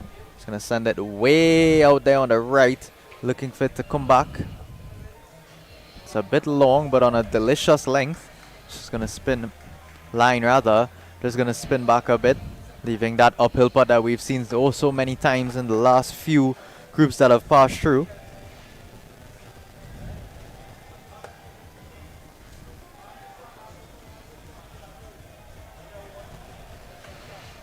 Enjoying themselves, just waiting for the festivities to begin after we're all completed up here. It is going to be a prize giving functions. There are massages taking place to the back, as well as the after line, the after party, which takes place in the adjacent car park next to the swimming pool. And music pumping, the drinks are flowing there, all ready to be done with this. It's been a hectic day, you'd have to say, considering all the rain this morning, and we weren't sure if we were able to get a full days of golf and ended up getting 13 holes, but they're ready to go and get the party started now.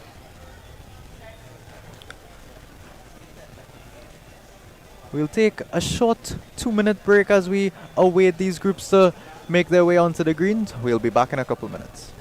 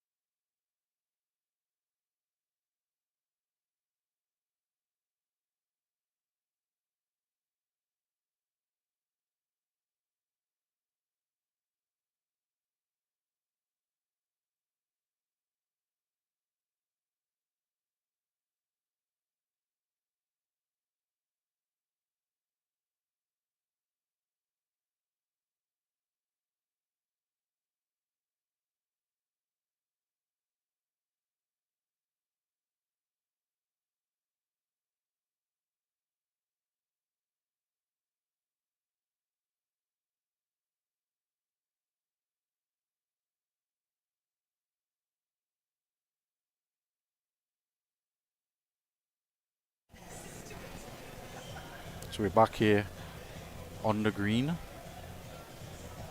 and there are 6 more teams in store.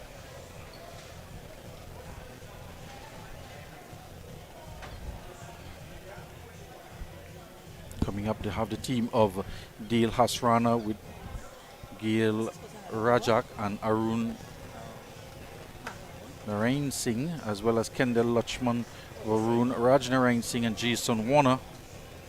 But we have here Robert Cadies, Andrew Crooks, David Franco, Mark Quesnel, Paul Moses, and Jonas Zakur.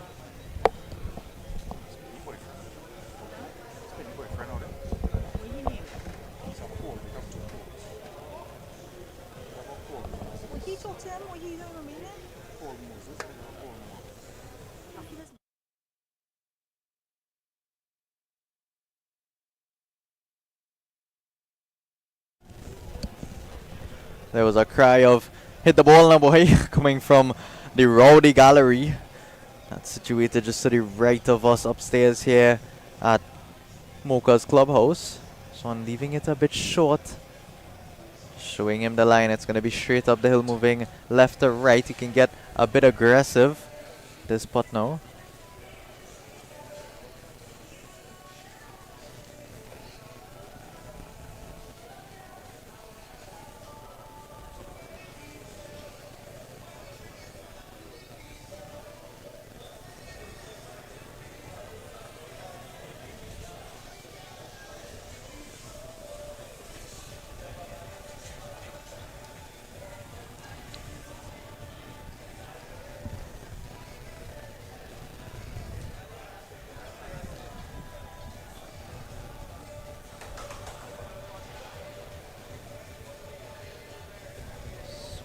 hit with a bit more pace, but it's just gonna slide past the left of the hole. They'll have a bit of work left for that par.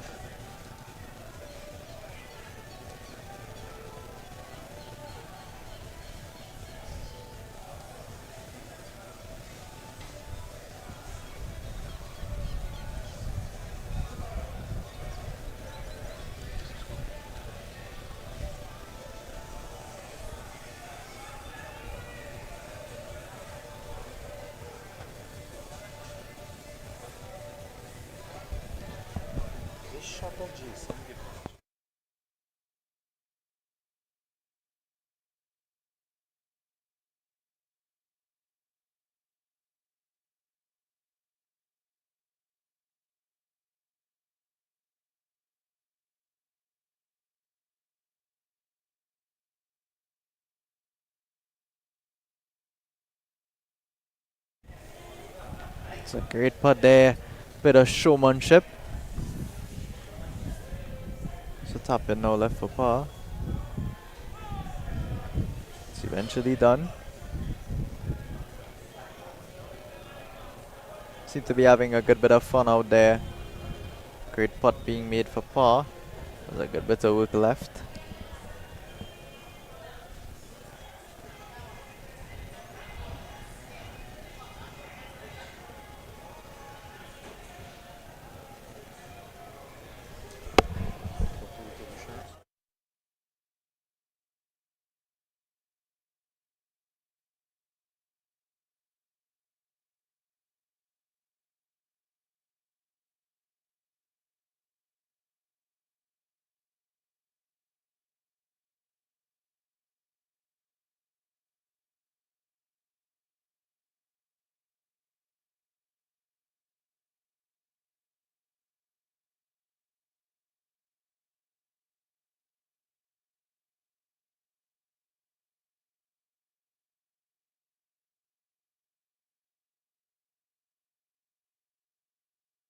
Second to last pairing there on number 10.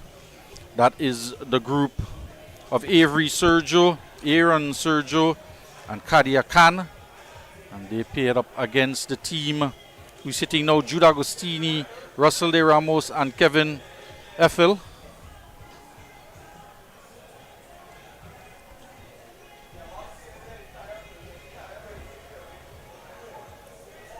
Yeah, that number 10, I wish we could have gotten a bit of a better camera angle of that one, just around the corner, because that first tee shot is so difficult. The trees and the mountains you see on your left side just extend a bit right in front of the tee box, so you have to bend it around. You need to have that draw shot in your locker.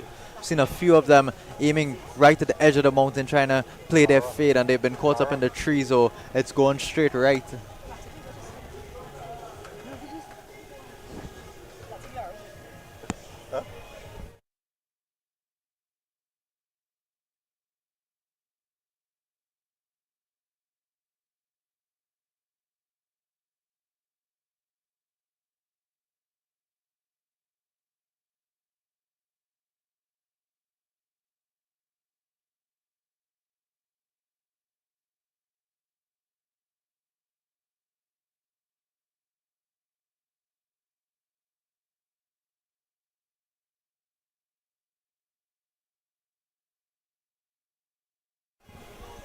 So we have a bit of a wait as the group from the 17 team makes their way around to the 18 hole. We'll take a 5-minute quick break and we'll be right back.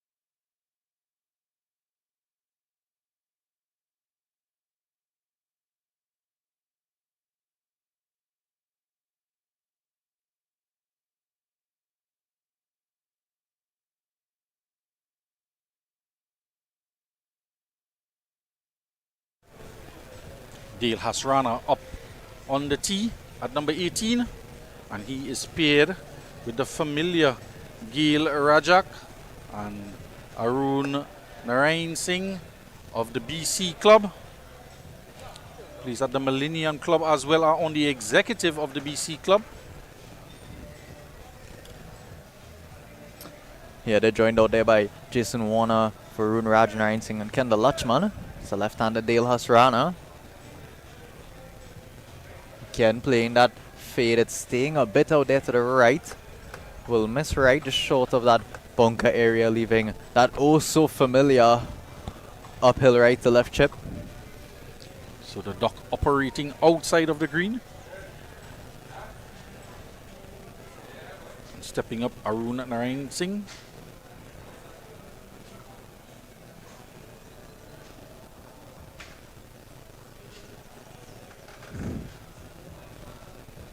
See the caddy just there behind him, giving him the line as well.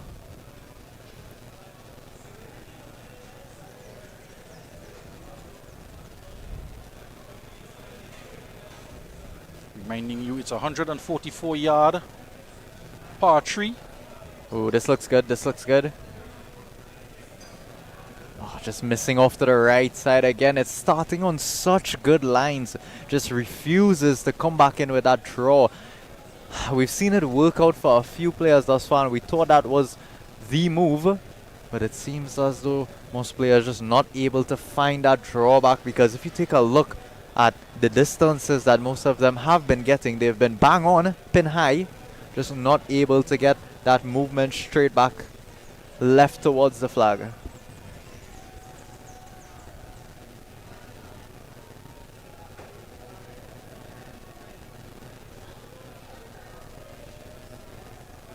This one again seems to be hanging a bit outright, it's short right.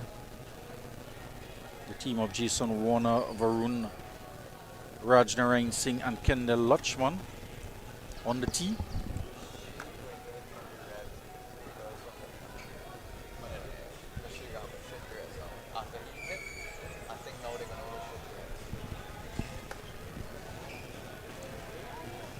This one short again, it's gonna catch that bunker you can just see there on the left side of your screen, and it just dribbled in, tried to make its way over the top and roll onto the green a bit, but not to be in the end.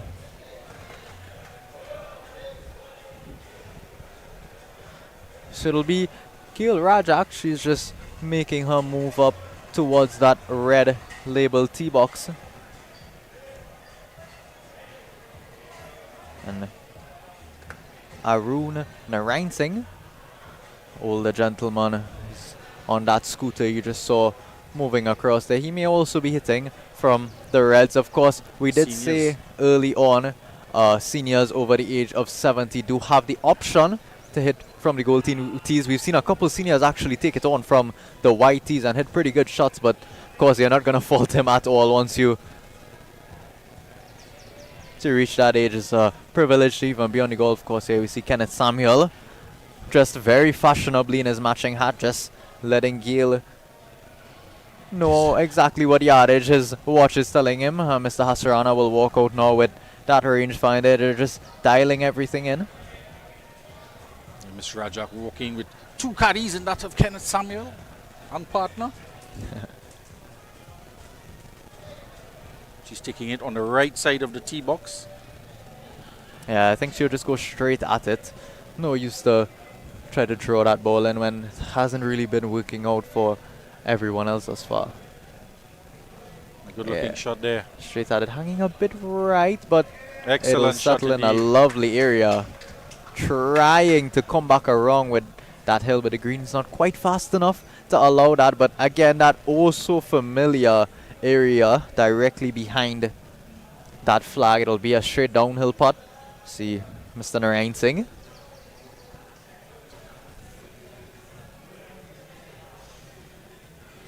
Sitting from the gold senior tees.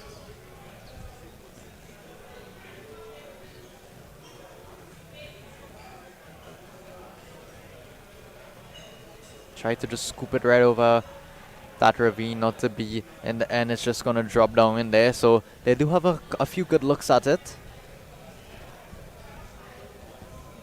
He's just looking, wondering, telling his partner he didn't quite catch it. Just hitting a little bit before the ball and not getting the yardage to clear the drain.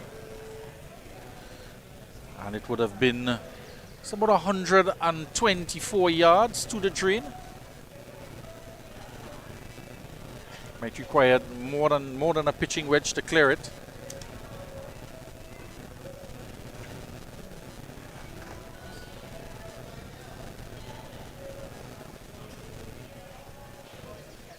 So they make their way across the bridge, through the Coca-Cola Lounge, off of the 10 tee box.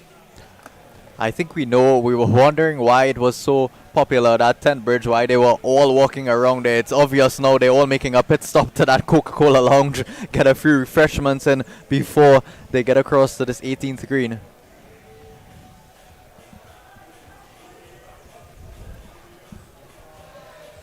And the first team is already there and have already marked their ball and examining the green as well.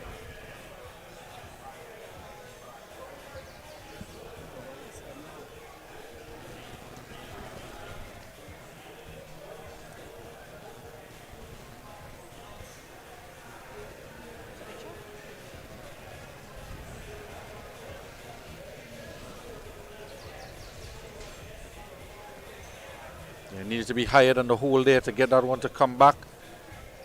So anything left of the hole is going to catch the slope immediately and run away, just as you saw there. You'll want to bear in mind as well, it has dried out the greens, so the ball is going to run under dry condition. So we're going to see a Texas spot here, Adam. Yeah, that Texas wedge being employed again, just outside of this area. Very popular choice. Not a bad looking putt. Oh, and it just catches the edge of that lip. We've seen so many ridiculous lip outs already for the day. That one is one to add to the list. Let's have a look back at it. It was such a good putt. It was carrying some pace as it came in. Look at it, just roll smoothly through the fringe. You would have been expecting that to take a bit of pace off, and a little bit slower, and would have just tried to catch that lip and stay in, but with the amount of pace on offer,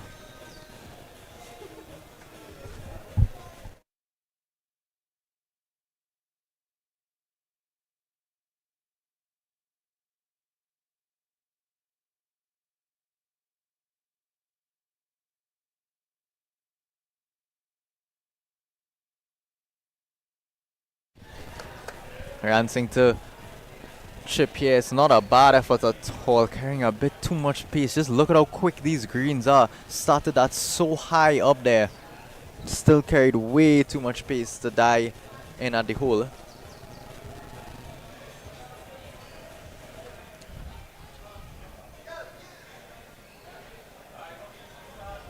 So they've taken Dale Hasarana's ball. It'll be Gail Rajak just choked down on, seems to be a sand wedge or a gap wedge. The right technique and the right choice at this point in time, just to get it up onto the fringe, just like that, and let it roll through. But not the best on that occasion. Just needed to carry it about a few inches more, and it would have just rolled through that fringe and rolled all the way out to the hole.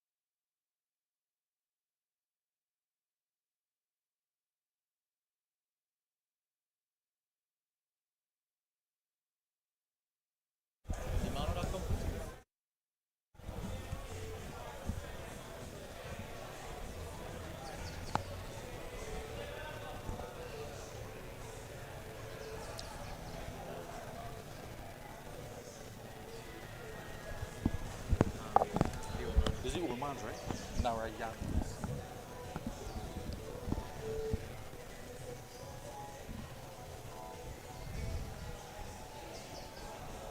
Yes, it's going to be another difficult putt here because if it goes with too much pace, it might just run past the hole and down the slope. It's a good line. Pace wasn't bad either. Yeah, just needed to get a bit closer, but it's understandable that they are a bit tentative with allowing that to break. This one for the par. We've seen a few of them just left it a bit low.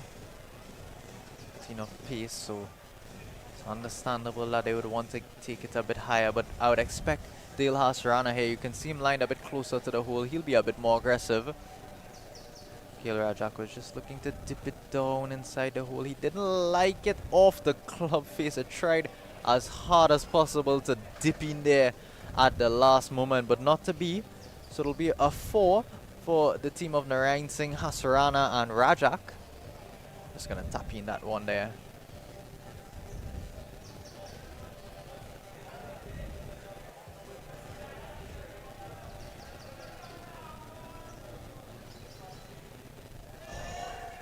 A good putt there. Just enough pace to avoid it breaking wide of the hole. Yeah, you saw the smile from the caddy. He knew how close that was to not going in. The pace helped it, and it's going to be the end of golf today for the team of Hasrana Rajak and Narayan Singh, as well as Lakshman Raj Narayan Singh and Warner. And it's all smiles as they head off to the drinks carts and crack into the cooler for the MICHELOB Ultra, as we see the last pairing of the day picking it up on the 10th hole.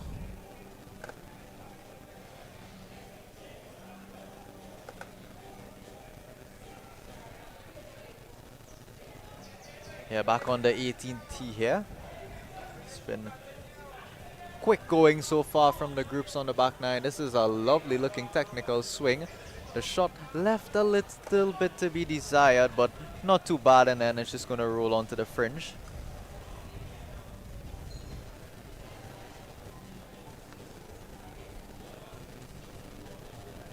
So Brian Marshon, Andrew Marshon, Kevin McGreckskin, Lee Mary, JP Agostini, and Simon Mary. They're at the tee. We one shot off already.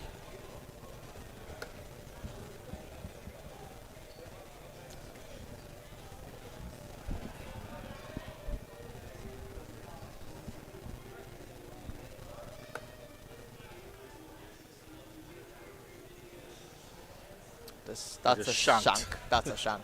Straight into the Coca-Cola lounge. I think those two groups at number 10 are going to be a bit ticked off we by know that what one. was on his mind there, playing that shot. Yeah, he's just going to have a stroll across casually to that Coca-Cola lounge now, picking up some refreshments on the way. That was very close to connecting with one of those individuals, as you can see there by the camera angle. It passed just in front of the tee box. Could have done well with a shout of 4 there. Yeah, his body was going in one direction, the club face in another, and the two were never in harmony. This is a good looking shot, however. It's better, he's liking it. Cheers from the club. He waves away at the club, acknowledging their cheers.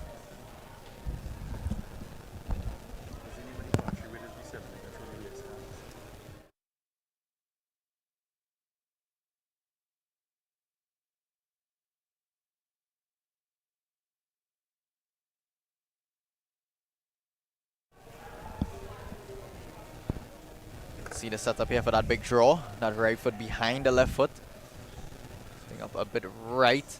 You could see the idea. He didn't quite pick it up as well. He was just looking. It's not that bad though. It's come back around, Adam, and worked its way onto the green and just on the edge of the fringe. And the atmosphere building here, Adam, it reminds you of what? Yeah, reminiscent to that waste management tournament, is it? I feel like if someone were to make a hole in one of these last few groups, we would see those, hopefully not beer bottles, hopefully beer cups being thrown all over. Yeah, well, but we do see a lot of people with their tumblers. I'm sure they don't want to part with it. But there are quite a number.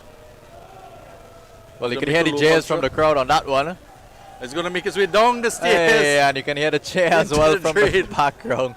It's slowly and slowly getting into a very good atmosphere. As we said, they're all ready to party, just waiting for these last few groups to come in.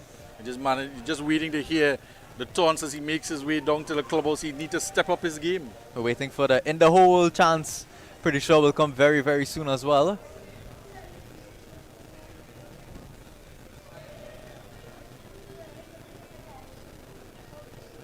Hand off the club, indicative that didn't strike it too well. This one just carrying the bunker. And Will it's going to trickle into the clubhouse on the left-hand side. And I fear we're going to be nearing that atmosphere with the likes of Ricardo Patti, Colum De Freitas, and Jason Galt as they make their way around to the 17th hole. And we just might erupt into that type of atmosphere. We'll take a short break here as the last pair tees off, just finished teeing off on number 10, and we will await the last 4 teams coming around the corner. We'll be right back.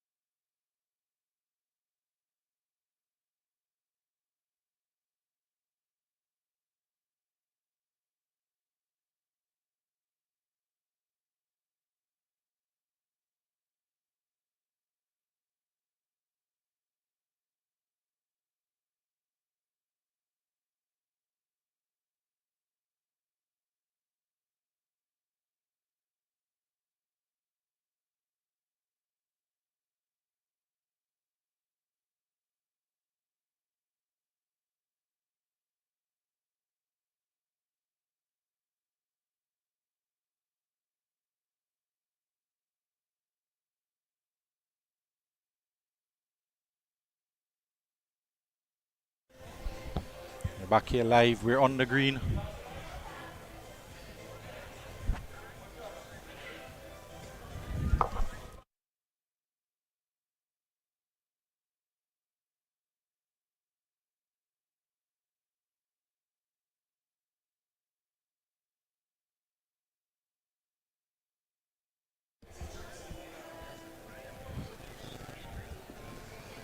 Back here live.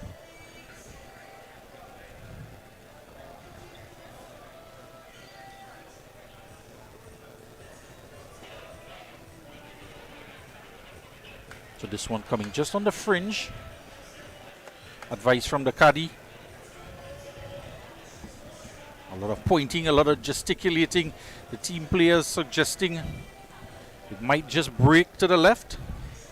Yeah, I think necessary this amount of deliberation. We've seen a few of them not being left quite in that gimme range, but I think it's different for this team. They look like they're trying to make this putt straight back up the hill. It is makeable.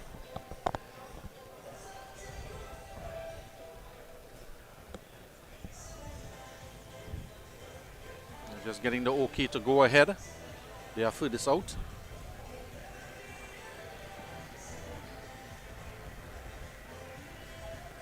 He's going to be putting off of the fringe. Just have to be careful of that little bubble as it clears the fringe onto the green. Might have to work a little bit of pace onto the ball as well as going up the slope. It's a long distance away. It's about 25 feet. Oh yeah, overcompensating there, and the tricky putt now coming back. Might just want to leave this one short of the hole, Adam. Yeah, I think he got the line right, just a little bit too eager with that pace. Yeah, this one, if not leave it short, at least leave it within about a foot or a couple feet around the hole so they would have that tap-in par. Would you be tempted just to chip it on? I think it's a bit of deliberation. It seemed as though they did maybe think that was an option. Just to clear that better part of the green, avoid having to work up the slope.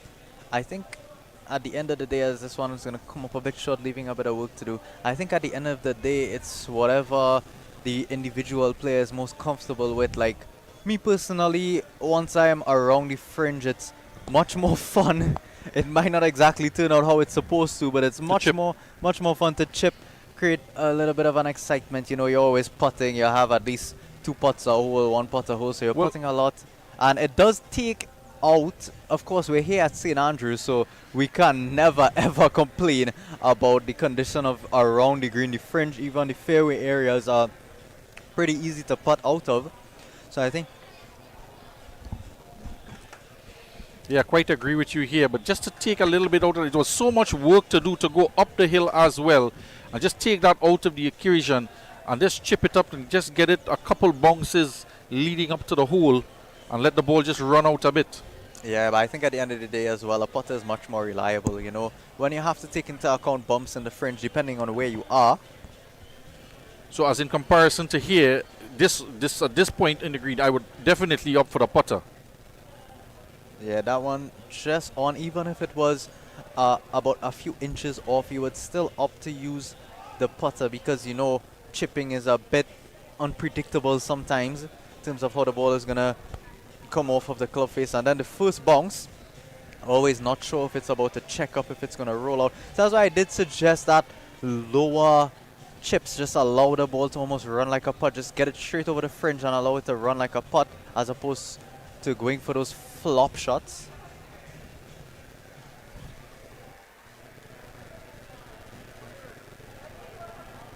Yeah, he just hit that one a little bit too hard. He was trying to be as aggressive as possible, knowing that one was just short of the hole. Well, yeah, he's just going to tap this one in here.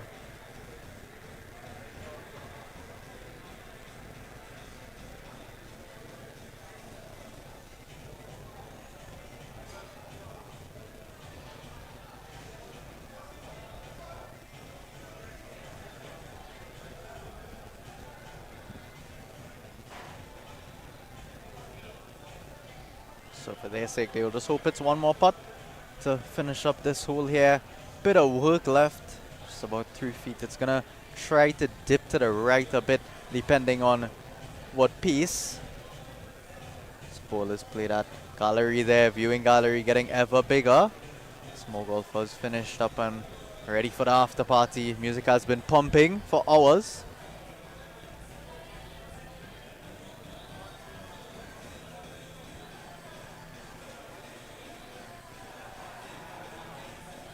Cleaned up nicely. Will bring a nice end to the round of golf here for both teams. To Brian and Andrew Marchand, Kevin Magriskin, as well as Lee Mary, JP Agostini and Cyron Mary just finishing up their round of golf at 5:15 here in St. Andrews, Mocha. Interesting how golf always seems to be a family sport as well, doesn't it? We've seen a couple Marys go past so far. There is one more, Lee Merry. He's gonna join us in a minute, or rather that was Lee Merry and Simon Merry. So Andrew Merry earlier on, we saw a couple of Rodriguez's, we saw a couple Jackeries, we saw a couple Lauchlins. Ricardo Patti on the tee. And the clubhouse will be paying attention to this here. Can hit a long ball. Ricardo Patti is known for his fast bowling and big hitting. And it's a bit left, heading in the direction of the clubhouse. And it's under the veranda. Yeah, we spoke about siblings and we've been speaking about Fatima a lot. Miguel Patti and Ricardo Patti, of course, would be very famous names synonymous with that Fatima alumni. And of course, Miguel Patti, prolific Fatima coach at the under-19 level. So it's a very Fatima-related affair, you'd have to say. You're going to need a good shot here to try and find the green. Oh, and that's Oh, not he's it. pulled it. That's not. He's going to be heading toward the clubhouse as well. That's about as left And as just we've looking seen around it. in the clubhouse. They heard it. They didn't see it. Well, I think after this he may be looking to go out for a second round of golf, because he'll seem to have found himself back by that first tee there all the way left. He's gone over all the advertising across the clubhouse. You can hear the cheers from the crowd in the veranda. Was heading in the direction past the trees toward the bridge at the clubhouse. This one needs to get going. Needs to get going. It's in that ravine. It's going to bounce back off of that concrete wall, just supporting that drain area, and it's going to come to rest there. So not the greatest options available. Well, they might just have to take that shot off Ricardo Patti somewhere under the veranda. You might just want to watch over his shoulder when he's trying to chip it onto the green from there. There's a team of Galt, Matthews and Law. Oh, this looks like a better high. shot. It's launched way up in the air. Let's see how the breeze affects this one. It will hurt it a bit, just landing just to the right of that bunker. That front right bunker. We haven't seen a lot of shots go into the bunkers, luckily enough for all the players today. We saw Dwight York. I mean, we've spoken about his footballing technique, the masterclass he had put on show game in, game out for Manchester United, but I was so impressed with the technique used in that bunker. Well, these guys have been golfing as much as they've been playing their professional sport.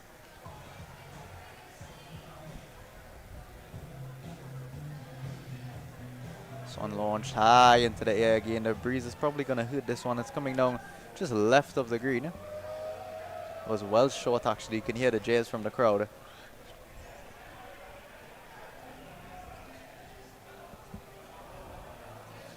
It's going to be the final shot here now. Last chance to get it on the green. We'll just face the jeers from the clubhouse as they make their way over. Just 3 groups behind them remaining out there.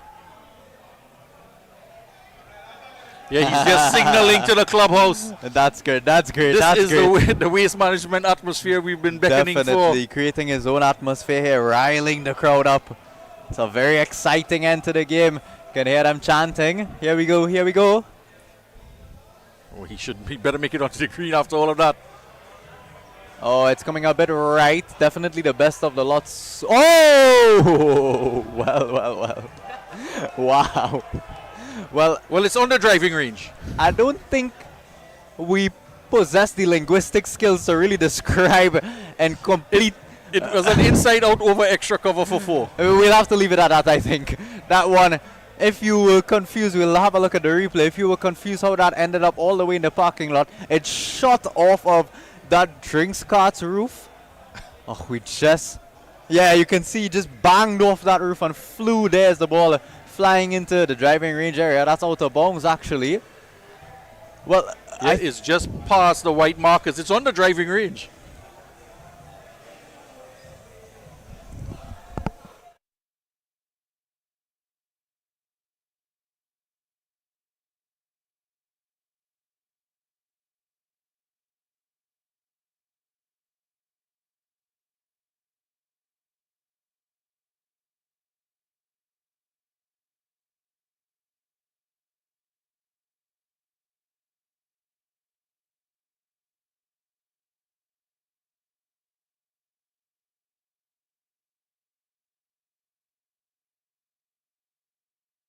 I hazard to guess which one they are going to play. One is out of bounds, one is under the bridge, and one is in the canal.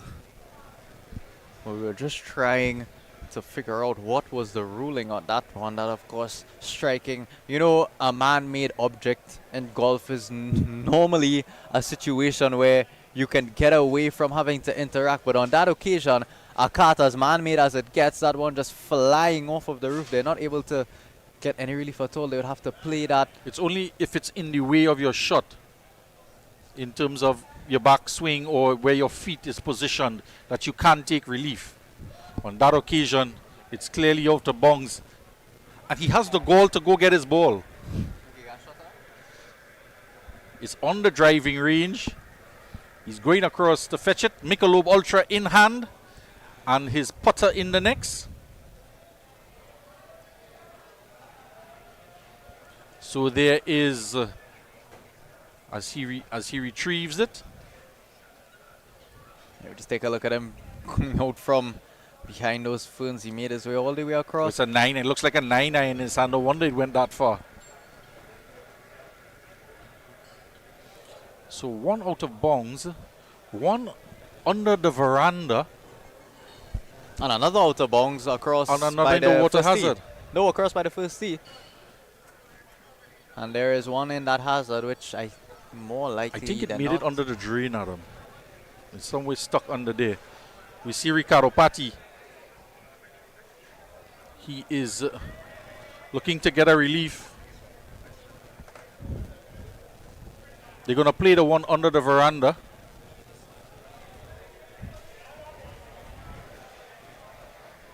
And they are furthest out from that shot.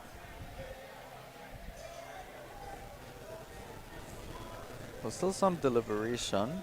See, Ricardo Patti. Well, the entire veranda is on their legs. It's under our cameraman, Richard Chinfat.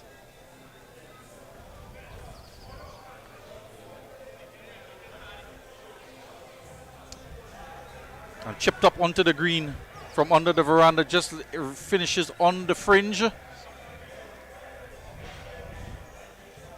So we're going to see a second shot from that area.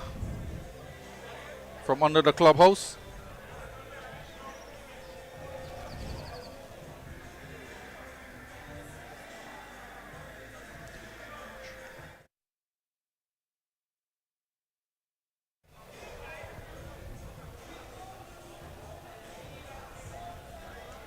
So second shot was chipped. It ended up right behind that first chip shot, just off the edge of the green, just onto the fringe. Ricardo Patti will place a mark down there.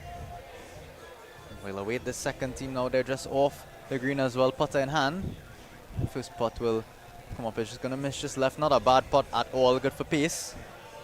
So this is well and truly a Texas wedge. I feel like I was using the term Texas wedge a bit unfairly, considering that most of the putts are coming off the fringe. But this, well and truly a Texas wedge. Now wedge in hand.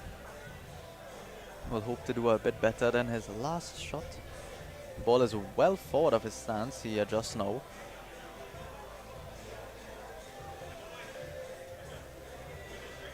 That's a good looking chip. That's a technique.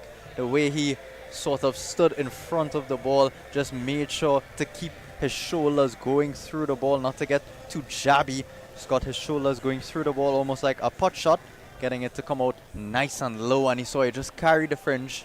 Just carried the fringe and checked up a couple times and released out perfectly to the hole. We'll take a look back at it in a second. That is the technique that we would have been expecting to see, as here's Ricardo Patti.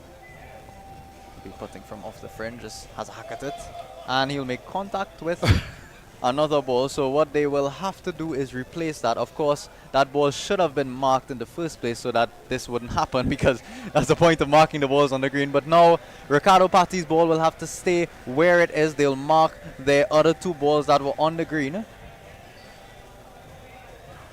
He'll have to borrow a marker actually, and Ricardo Patti normally has a great arm. This one just a bit off center. So it's a putter out for. That's a good putt. Coming back just past the hole and breaking after.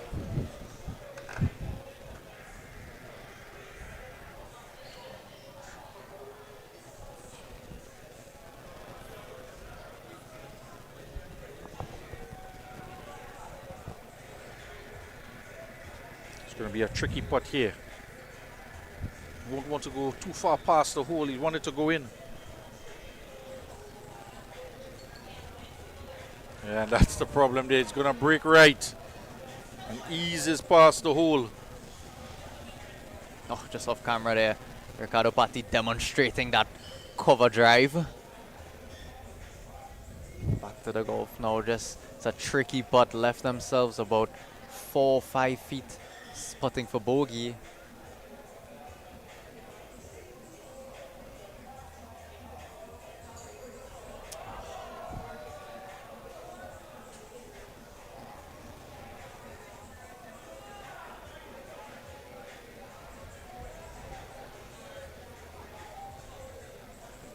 Finally manages to sink it. And it's going to signal the end of the wrongs here for the pairing.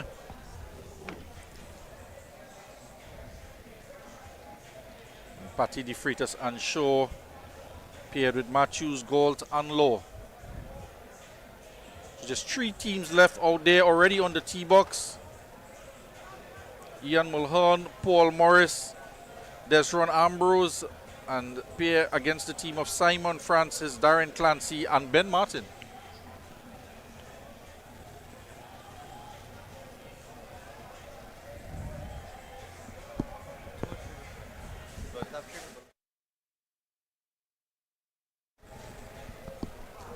It's about as thin as they come. It's gonna fly through over the green into those out of bound, well, into those bushes marked out of the bound by those white stakes, as well as a bit of an ingenious move. You see bottom of the trees painted white as well to indicate that outer bounds area. Steve, that's Ben Martin.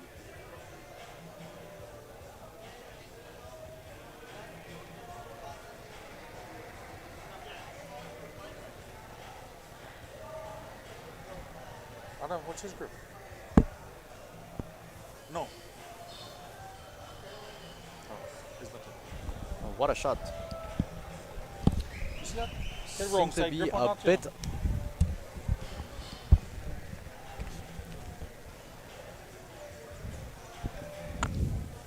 We'll have a look back at it. A bit of a wrong side grip used.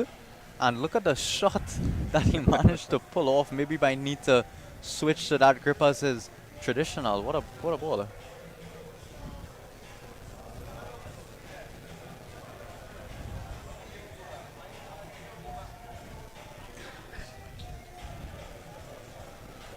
Good looking shot. Oh, what a ball. Wow, showing off, are they? Steve. This group of Ben Martin, Darren Clancy and Simon Francis. Have a look at this one back. What technique.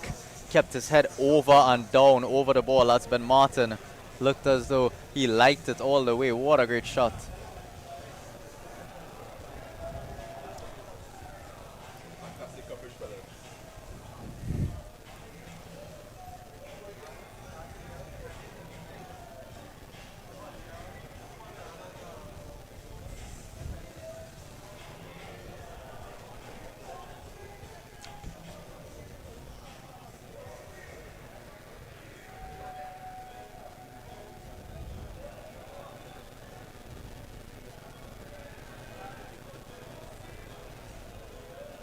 This one seems to be hung a bit out there to the right. It's long right. It's wide of that bunker. You want to hit by the Jacoby flag? They've been treated to some great shots here thus far. The gallery.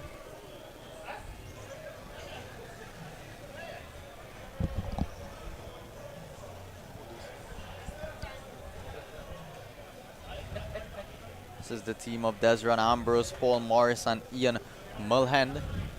Mulhern rather. This is another good looking shot. Hung it out there to the right, trying to get it to come back. Oh, and he puts it inside of him. Well, I think they would be very, very disappointed going up there. They would obviously think that they do have a shot at closest to the pin. But again, 2 feet 9 inches, gonna be really, really hard to beat. That one is very, very close, but seems to be just outside of that 3-foot mark, so it really does seem thus far. Dwayne Ramlal pulled off an incredible shot to get inside of that 3-foot mark. Did speak about the amount of not just cricketing talent, the amount of golfing talent that is available on offer for us to see here. That we just spoke about Ben Martin, who would have represented Trinidad and Tobago playing golf. Recently won an 8th Trinidad and Tobago Golf Open Pro title. Completed that 3-day tournament with an overall score of 284. Took place right here at St. Andrews Golf Course. Of course, would have been playing, come up second to Chris Richards Sr. Spoke about Chris Richards Jr., Wesley Brown and Justin Barrows, all finishing up the top 4. So very, very talented golfers on show here.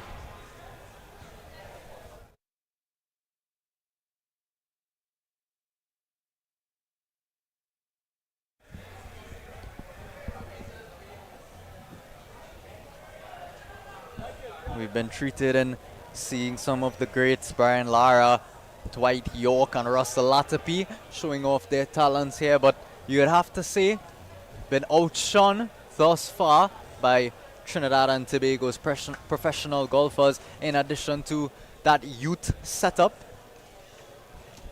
that we saw initially. So some very, very good golf being shown here coming down to the end.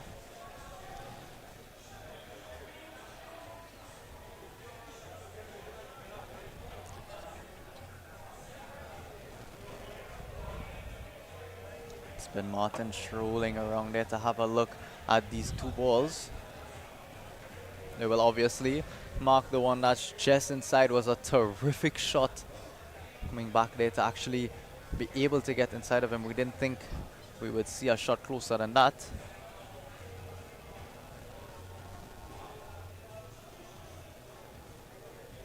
Paul Morris there on the other side of the coin, partnering with Ambrose and Mulhern.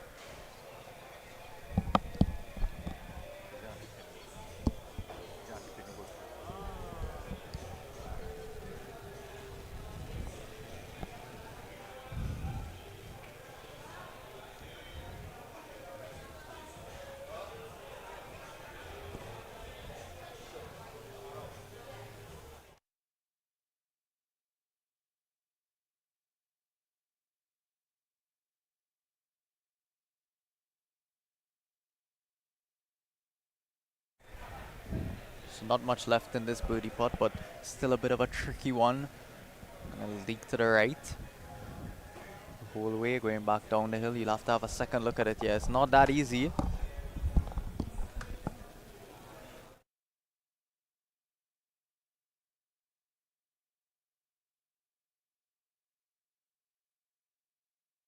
So we're all set here, ready for this birdie putt.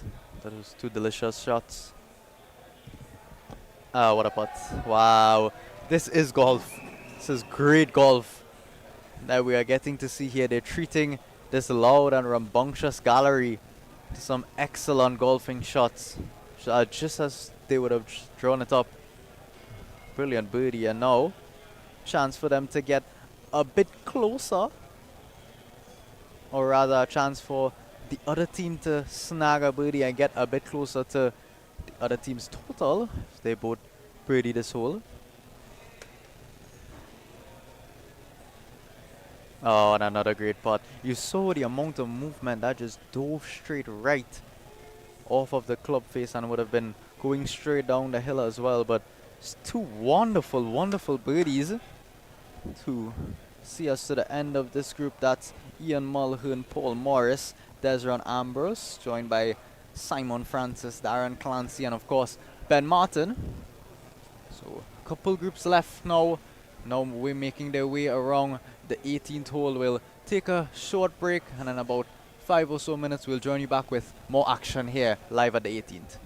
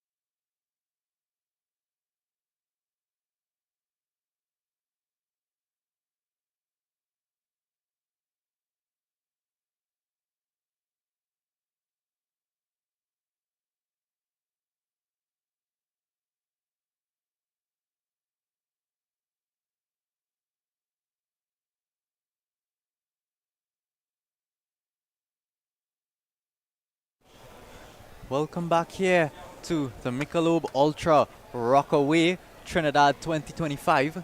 We're back here in beautiful Maraval, Mocha at the St. Andrews Golf Club. Just a couple more teams left out there before we wrap it up for the day. This was the 1:15 p.m. carded tee time of Avery Sergiu, Aaron Sergiu, Keaton Khan, joined by Jude Agostini, Russell Dos Ramos, and Kevin Eiffel. Just made their way across to the tee box, setting up their last minute preparations. They got the rangefinder out, dialing in perfect yardages. Just around 5:45 here in Maraval. Sun starting to leave us a bit, but most likely there will be enough daylight to get these last two groups in. Of course, we do have some floodlights available to us, so more likely than not, tournament will wrap itself up coming down into these last few minutes.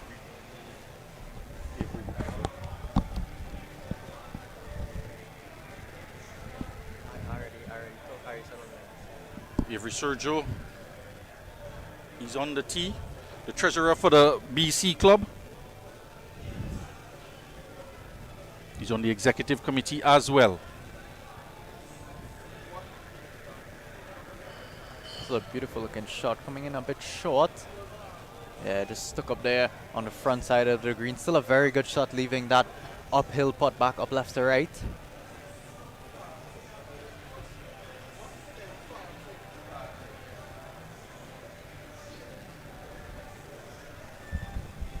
This is brother.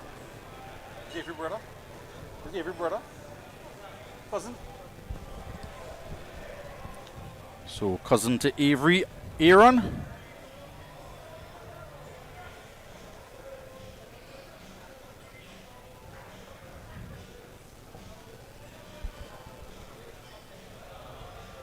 Well, hand off the club immediately. Doesn't seem to like it too much. That one will come up well short in that drain area, just around between 120 to about 130 yards from the front to the back of that drain, just to clear it. We've seen a few of them, those missed shots. Of course, that's always a problem on this hole. Once you get past that dog leg, of course, we mentioned it's a shortened hole, so once you get past that dog leg on the typical par 4, second shot is no easy feat. This one is low out to the right. It's going to miss fairly right.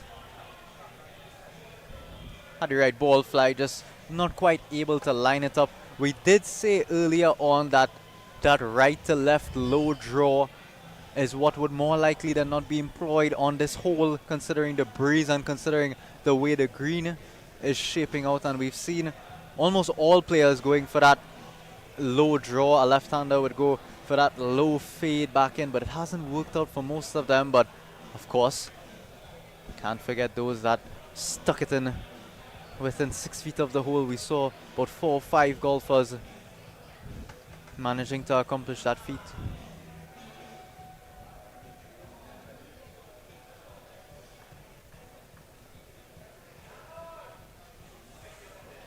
This one coming up a bit short again.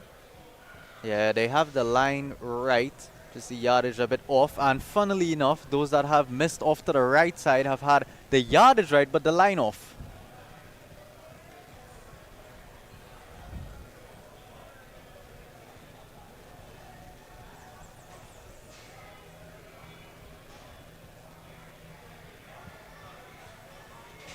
This is the team of Jude Agostini, Russell De Ramos, and Kevin Eiffel. Pulling out some humor just as he was about to tee off. Yeah, they're enjoying themselves out there, aren't they?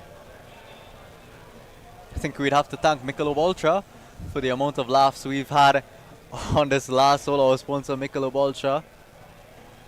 Still conversations going on. Can't collect himself quite enough to hit the ball. A shake of the head and he'll resume his stance. We could see why they took so long to get to the tee box. The team behind them as well is now approaching the greens.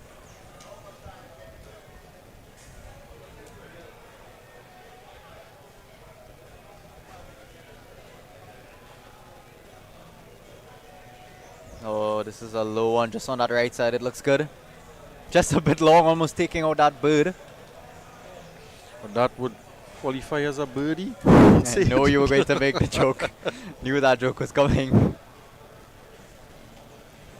Yeah, that bird might be in a bit of problems actually. How many times have we spoken about that ball going just long, just behind that flag, and that's exactly where the bird chose to situate itself. Bit of an aiming point out there. Last one in the group to come through.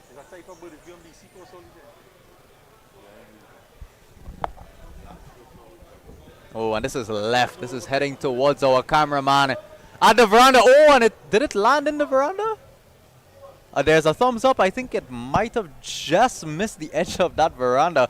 Almost some catching practice for Mr. Ricardo Patti. He's gone and changed out and is enjoying a couple drinks across there. Almost catching practice for Brian Lara as well. Would have been scared for a moment. Mr. Lara, Mr. York, and Mr. Latapi are sat just behind that opening area. There was a thumbs up, so hopefully everybody's okay across there.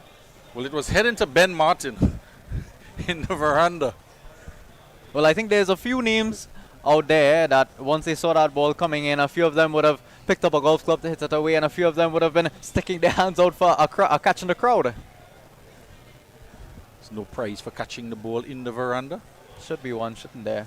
Catching a golf ball seems much Well, harder. You might get to keep the ball. Oh, and maybe you're not even A Pro supposed. V1? Maybe you're not even supposed to be there in the first place. Maybe that's why there's no rewards for catching a ball out there at that veranda. But they've been enjoying themselves out there, of course. That veranda is made up of the entire field, basically, at this point.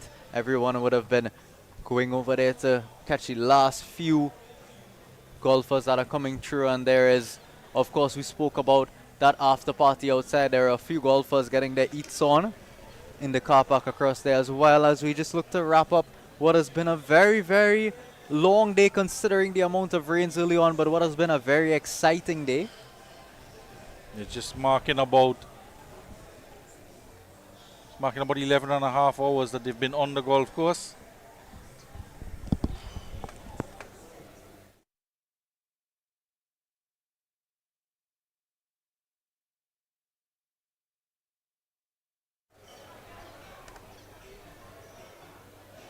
See the team of Sergio marking the ball on the green.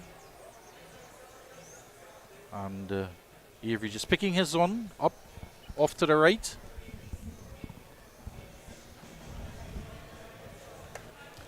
And just one team leading up behind him to finish this rung off. It's that man Tomo, Justin Thomas, Adrian Joseph, and Clinton O'Brien.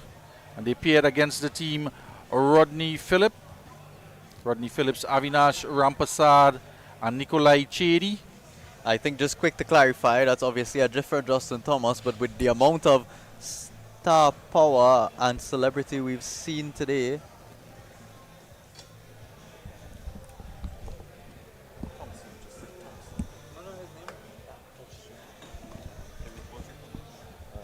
of course, that being Justin Thompson, does have a similar name to that of Justin Thomas, but He you likes would to have to say you think would that be he's surprised. Justin Thomas, better known as Tomo in the cricketing circuit.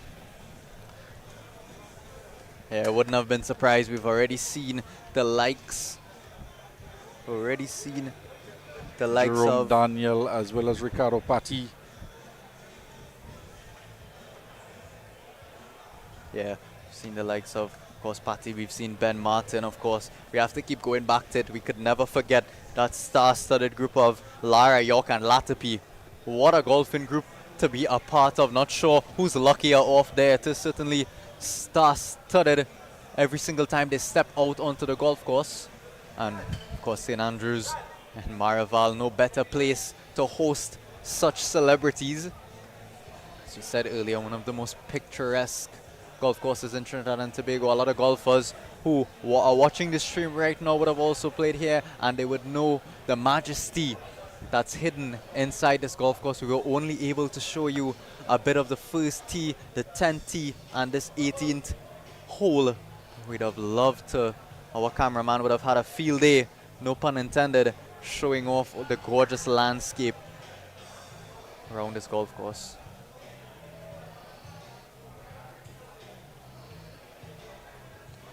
So as the last group out there makes their way off of the 17th green and makes their way across to this final 18th tee box, we're yet to see a hole-in-one. Still have 6 more chances. And as they make their way across, we'll continue having a look at the analysis that's being done out there, judging the breaks, judging how the grass is going to react, judging what pace to play it at. It's been a bit too paced today. Green, some of them just been rolling on and on and on, and some of them they've left just short, almost in the heart of the hole, sometimes it appeared.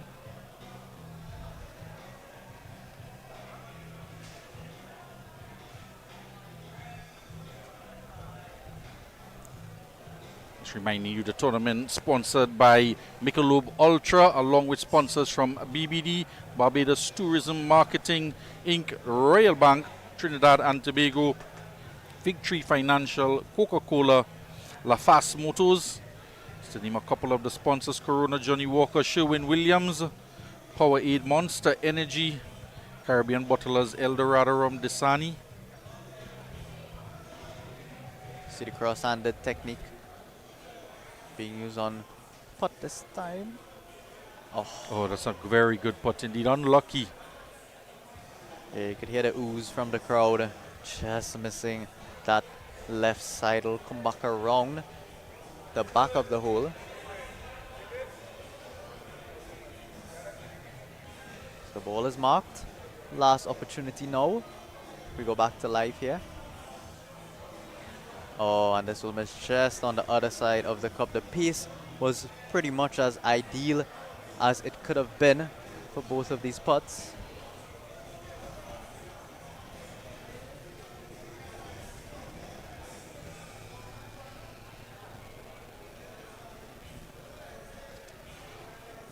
Just reminding you, this broadcast brought to you by Cricket 360 in partnership with Rockaway and their committee members. We thank them as well: Mark Henderson, Kyle Wenzelman, Khalil Mathura, Bjorn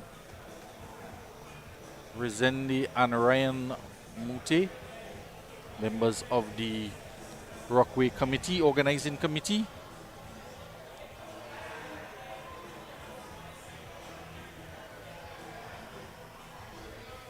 Yeah, it always seemed like that one was going to be left a bit short. Was on a good line. Needed to just get it a bit more up there with a bit more pace. You can be straightforward with this putt now. Going straight back up the hill. Barely any break in it. It might just want to die off that right-hand side. More deliberation being made as we see the caddy step across frame, showing them exactly where to line up. You just mark the 2-footer putter. Alright. Well, much deliberation needed to determine where to put the mark. I can only imagine the amount of deliberation that's going to be needed over the putt. It is getting dark out. Maybe he can't see the line at all.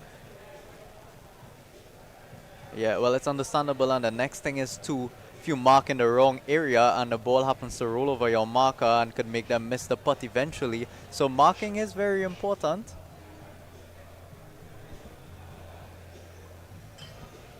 So it's going to be Katie and Khan. Oh, this is did he looking leave it good here. short Oh, as well? Yeah, he did.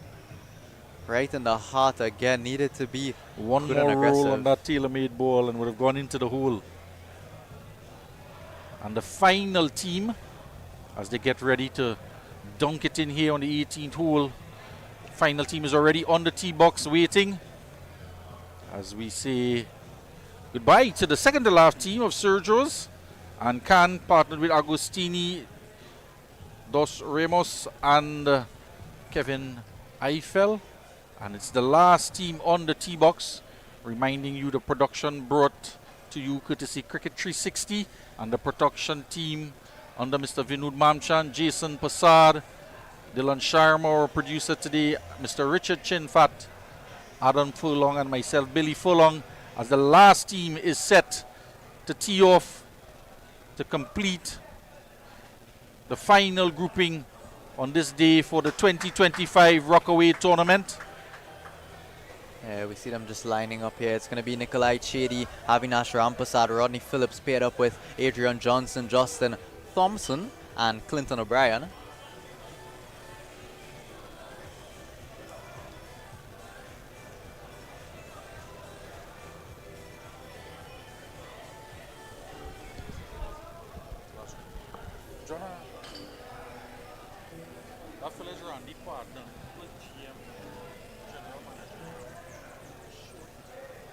Yeah, not good. Not good at all. That ends up in that hazard, of course. Light dying on us a bit. So we come down here to the dying stages of this tournament.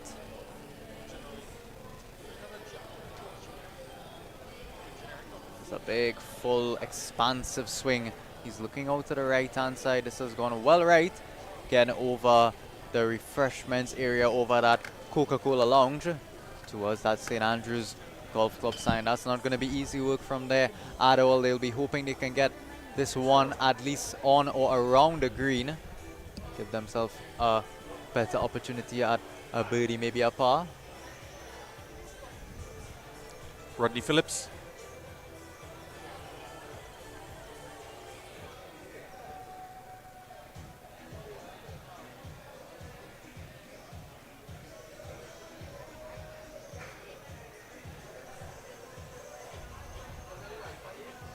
This one is a much better shot. Just going to catch the front edge of the green. It's going to bounce up now.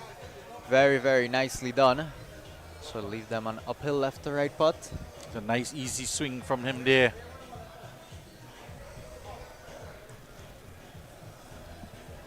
It's the man known as Porky.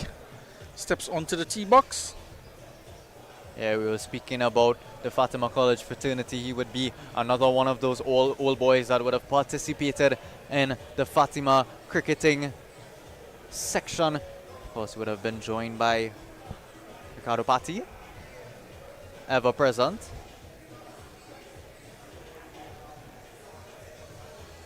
It's a cricket ball very, very far. See what he can do with a golf club in hand. Wicket keeper as well.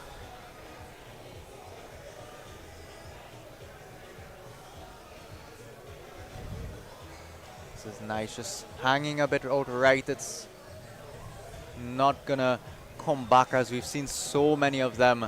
That's definitely been the popular miss today, that short right. So Clinton O'Brien, Justin Thomason. Yeah, here he is, Tomo. Adrian Joseph. Tomo, as he's known, big strapping lad, steps up. Played a little bit of Premiership cricket as well. He's been on the FETMAT circuit. And I dare say a natural golfer. Definitely.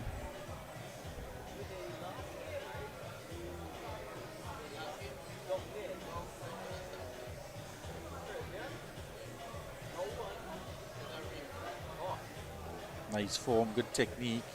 It's going left. And it's going to be into the hazard. Just on the left side at the clubhouse.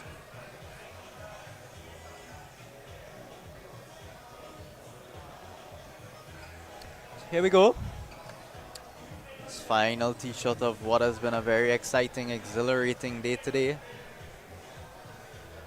He's moved himself all the way to the right-hand side of the tee box, just out of frame. Shot is going to come in now, not bad, going to be short right. Would have been hoping for a kick up.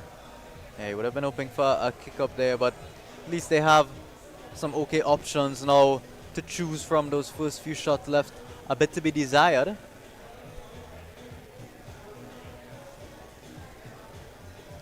So this year's 2025 Rockaway tournament winding down to a close. The last pairing, the two teams, 174 players in total. There's a prize for best dress, a prize for the hole-in-one. There's a bit of a gamble on closest to the hole on the number 18 hole. And so far, with 2 feet 9 inches, Dwayne Ramlal registered on the card. It's closest to the hole. Yeah, we did say it was going to be hard for them to beat that. We saw a few great, excellent shots coming in around 6 feet, 4 feet to the flag, but I think the closest would have been about 4 feet next to that. But of course, if you see 2 feet 9 inches written down on the card, nobody's going to write down 4 feet after that. You're going to have to beat that to put your name down, and anything within that would have been very close to being a hole in one.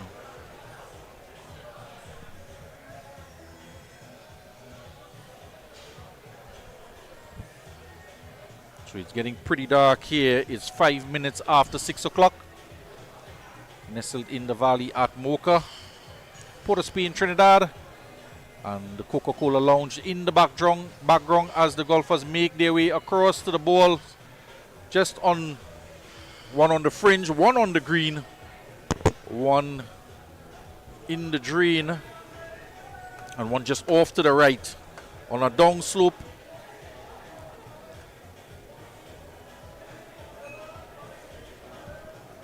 Going to have to hit this shot here. Seems as though they are going to pick that one with the ball is going to be below their feet.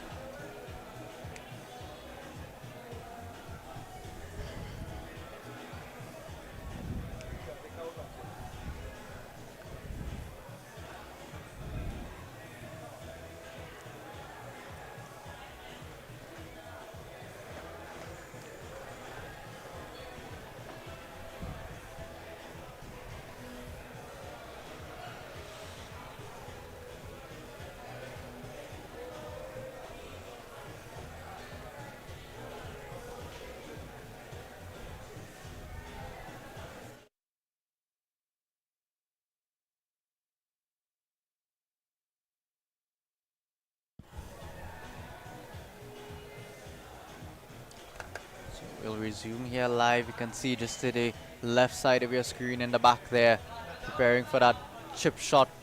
Went all the way across right in front of that St. Andrews Golf Club sign. Just tried to play that flop shot. Oh, executed perfectly. Almost. Just got it over that bunker. That was very, very important. Thought it would maybe kick forward and release a bit going down that slope, but just lacked that little extra pace.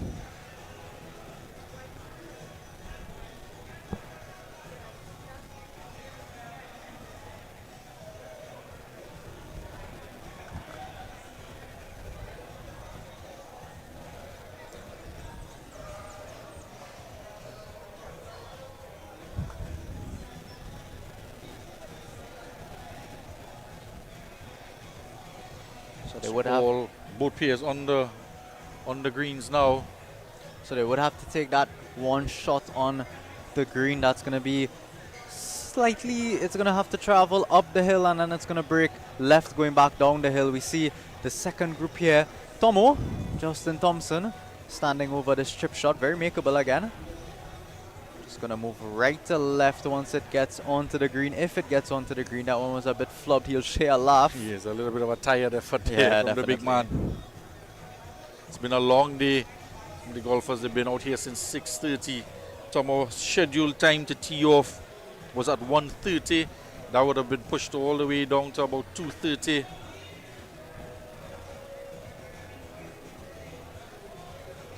Strip shot here from off of the green. Just needs to carry it about 2 or 3 feet onto the green and let it release, and the green will do all the work itself.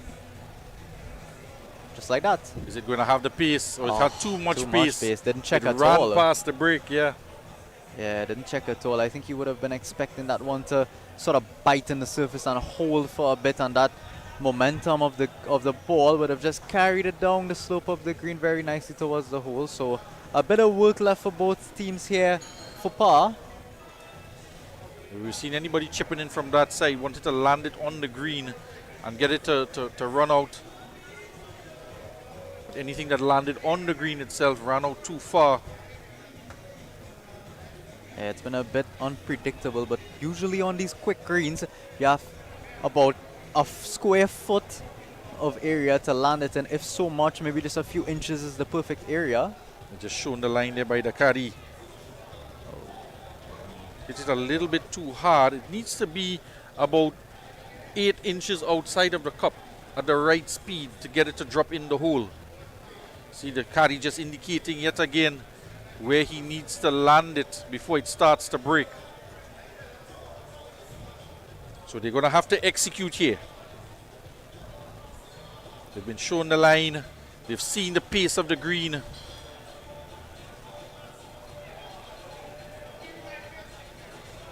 Oh, just short. It's not a bad effort.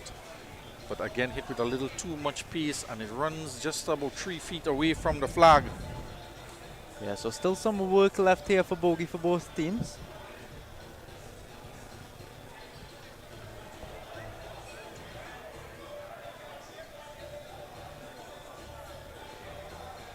For 4, here's Justin Thompson. And absolutely no mistake. There we go. Absolutely no mistake. They seem a bit shocked, but he himself was so nonchalant. It seemed as though he was never going to miss that putt. He was never going to miss that putt. Could have almost walked it in. It's a great finish there by Tomo. So here we go. Bringing us to the end of this Michelob Ultra. This isn't going to be the final shot. No, it's not going to be the final shot, Adam. Calling it prematurely 10. Hopefully this will be the final shot.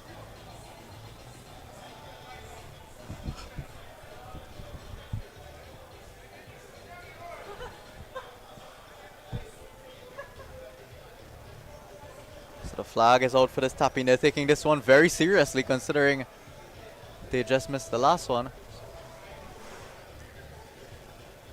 Oh my goodness. Oh my goodness.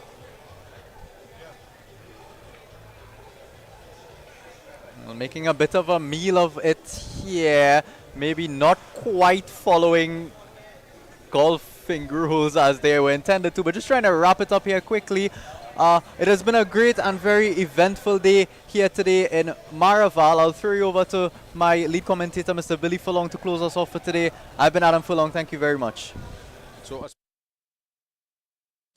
this year's 2025 Rockaway tournament coming to a close, sponsored by MICHELOB Ultra, Mr. Mark Henderson, Kyle Wenzelman and Khalil Matura, beyond Rezendi and Ryan Mute on the organizing committee. Special thanks to Mr. Jerome Daniel III for bringing Cricket 360, inviting us in here to share coverage with you, live broadcast. And on behalf of our team, Mr. Vinod Mamchan, Jason Passad, Dylan Sharma, cameraman, expert at his job, Mr. Richard Chinfat, Adam Fulling and myself, Billy Furlong, saying thank you all for joining us, and stay tuned. Well, we'll have a lot more sport. There is cricket, there is cycling, there is boxing, there is wrestling, there's bodybuilding, and there's golf. And of course, there is going to be cricket. So stay tuned. We'll bring all of the sports live to you here on Cricket 360. Signing off here, I am Billy Furlong. Take care, my friends.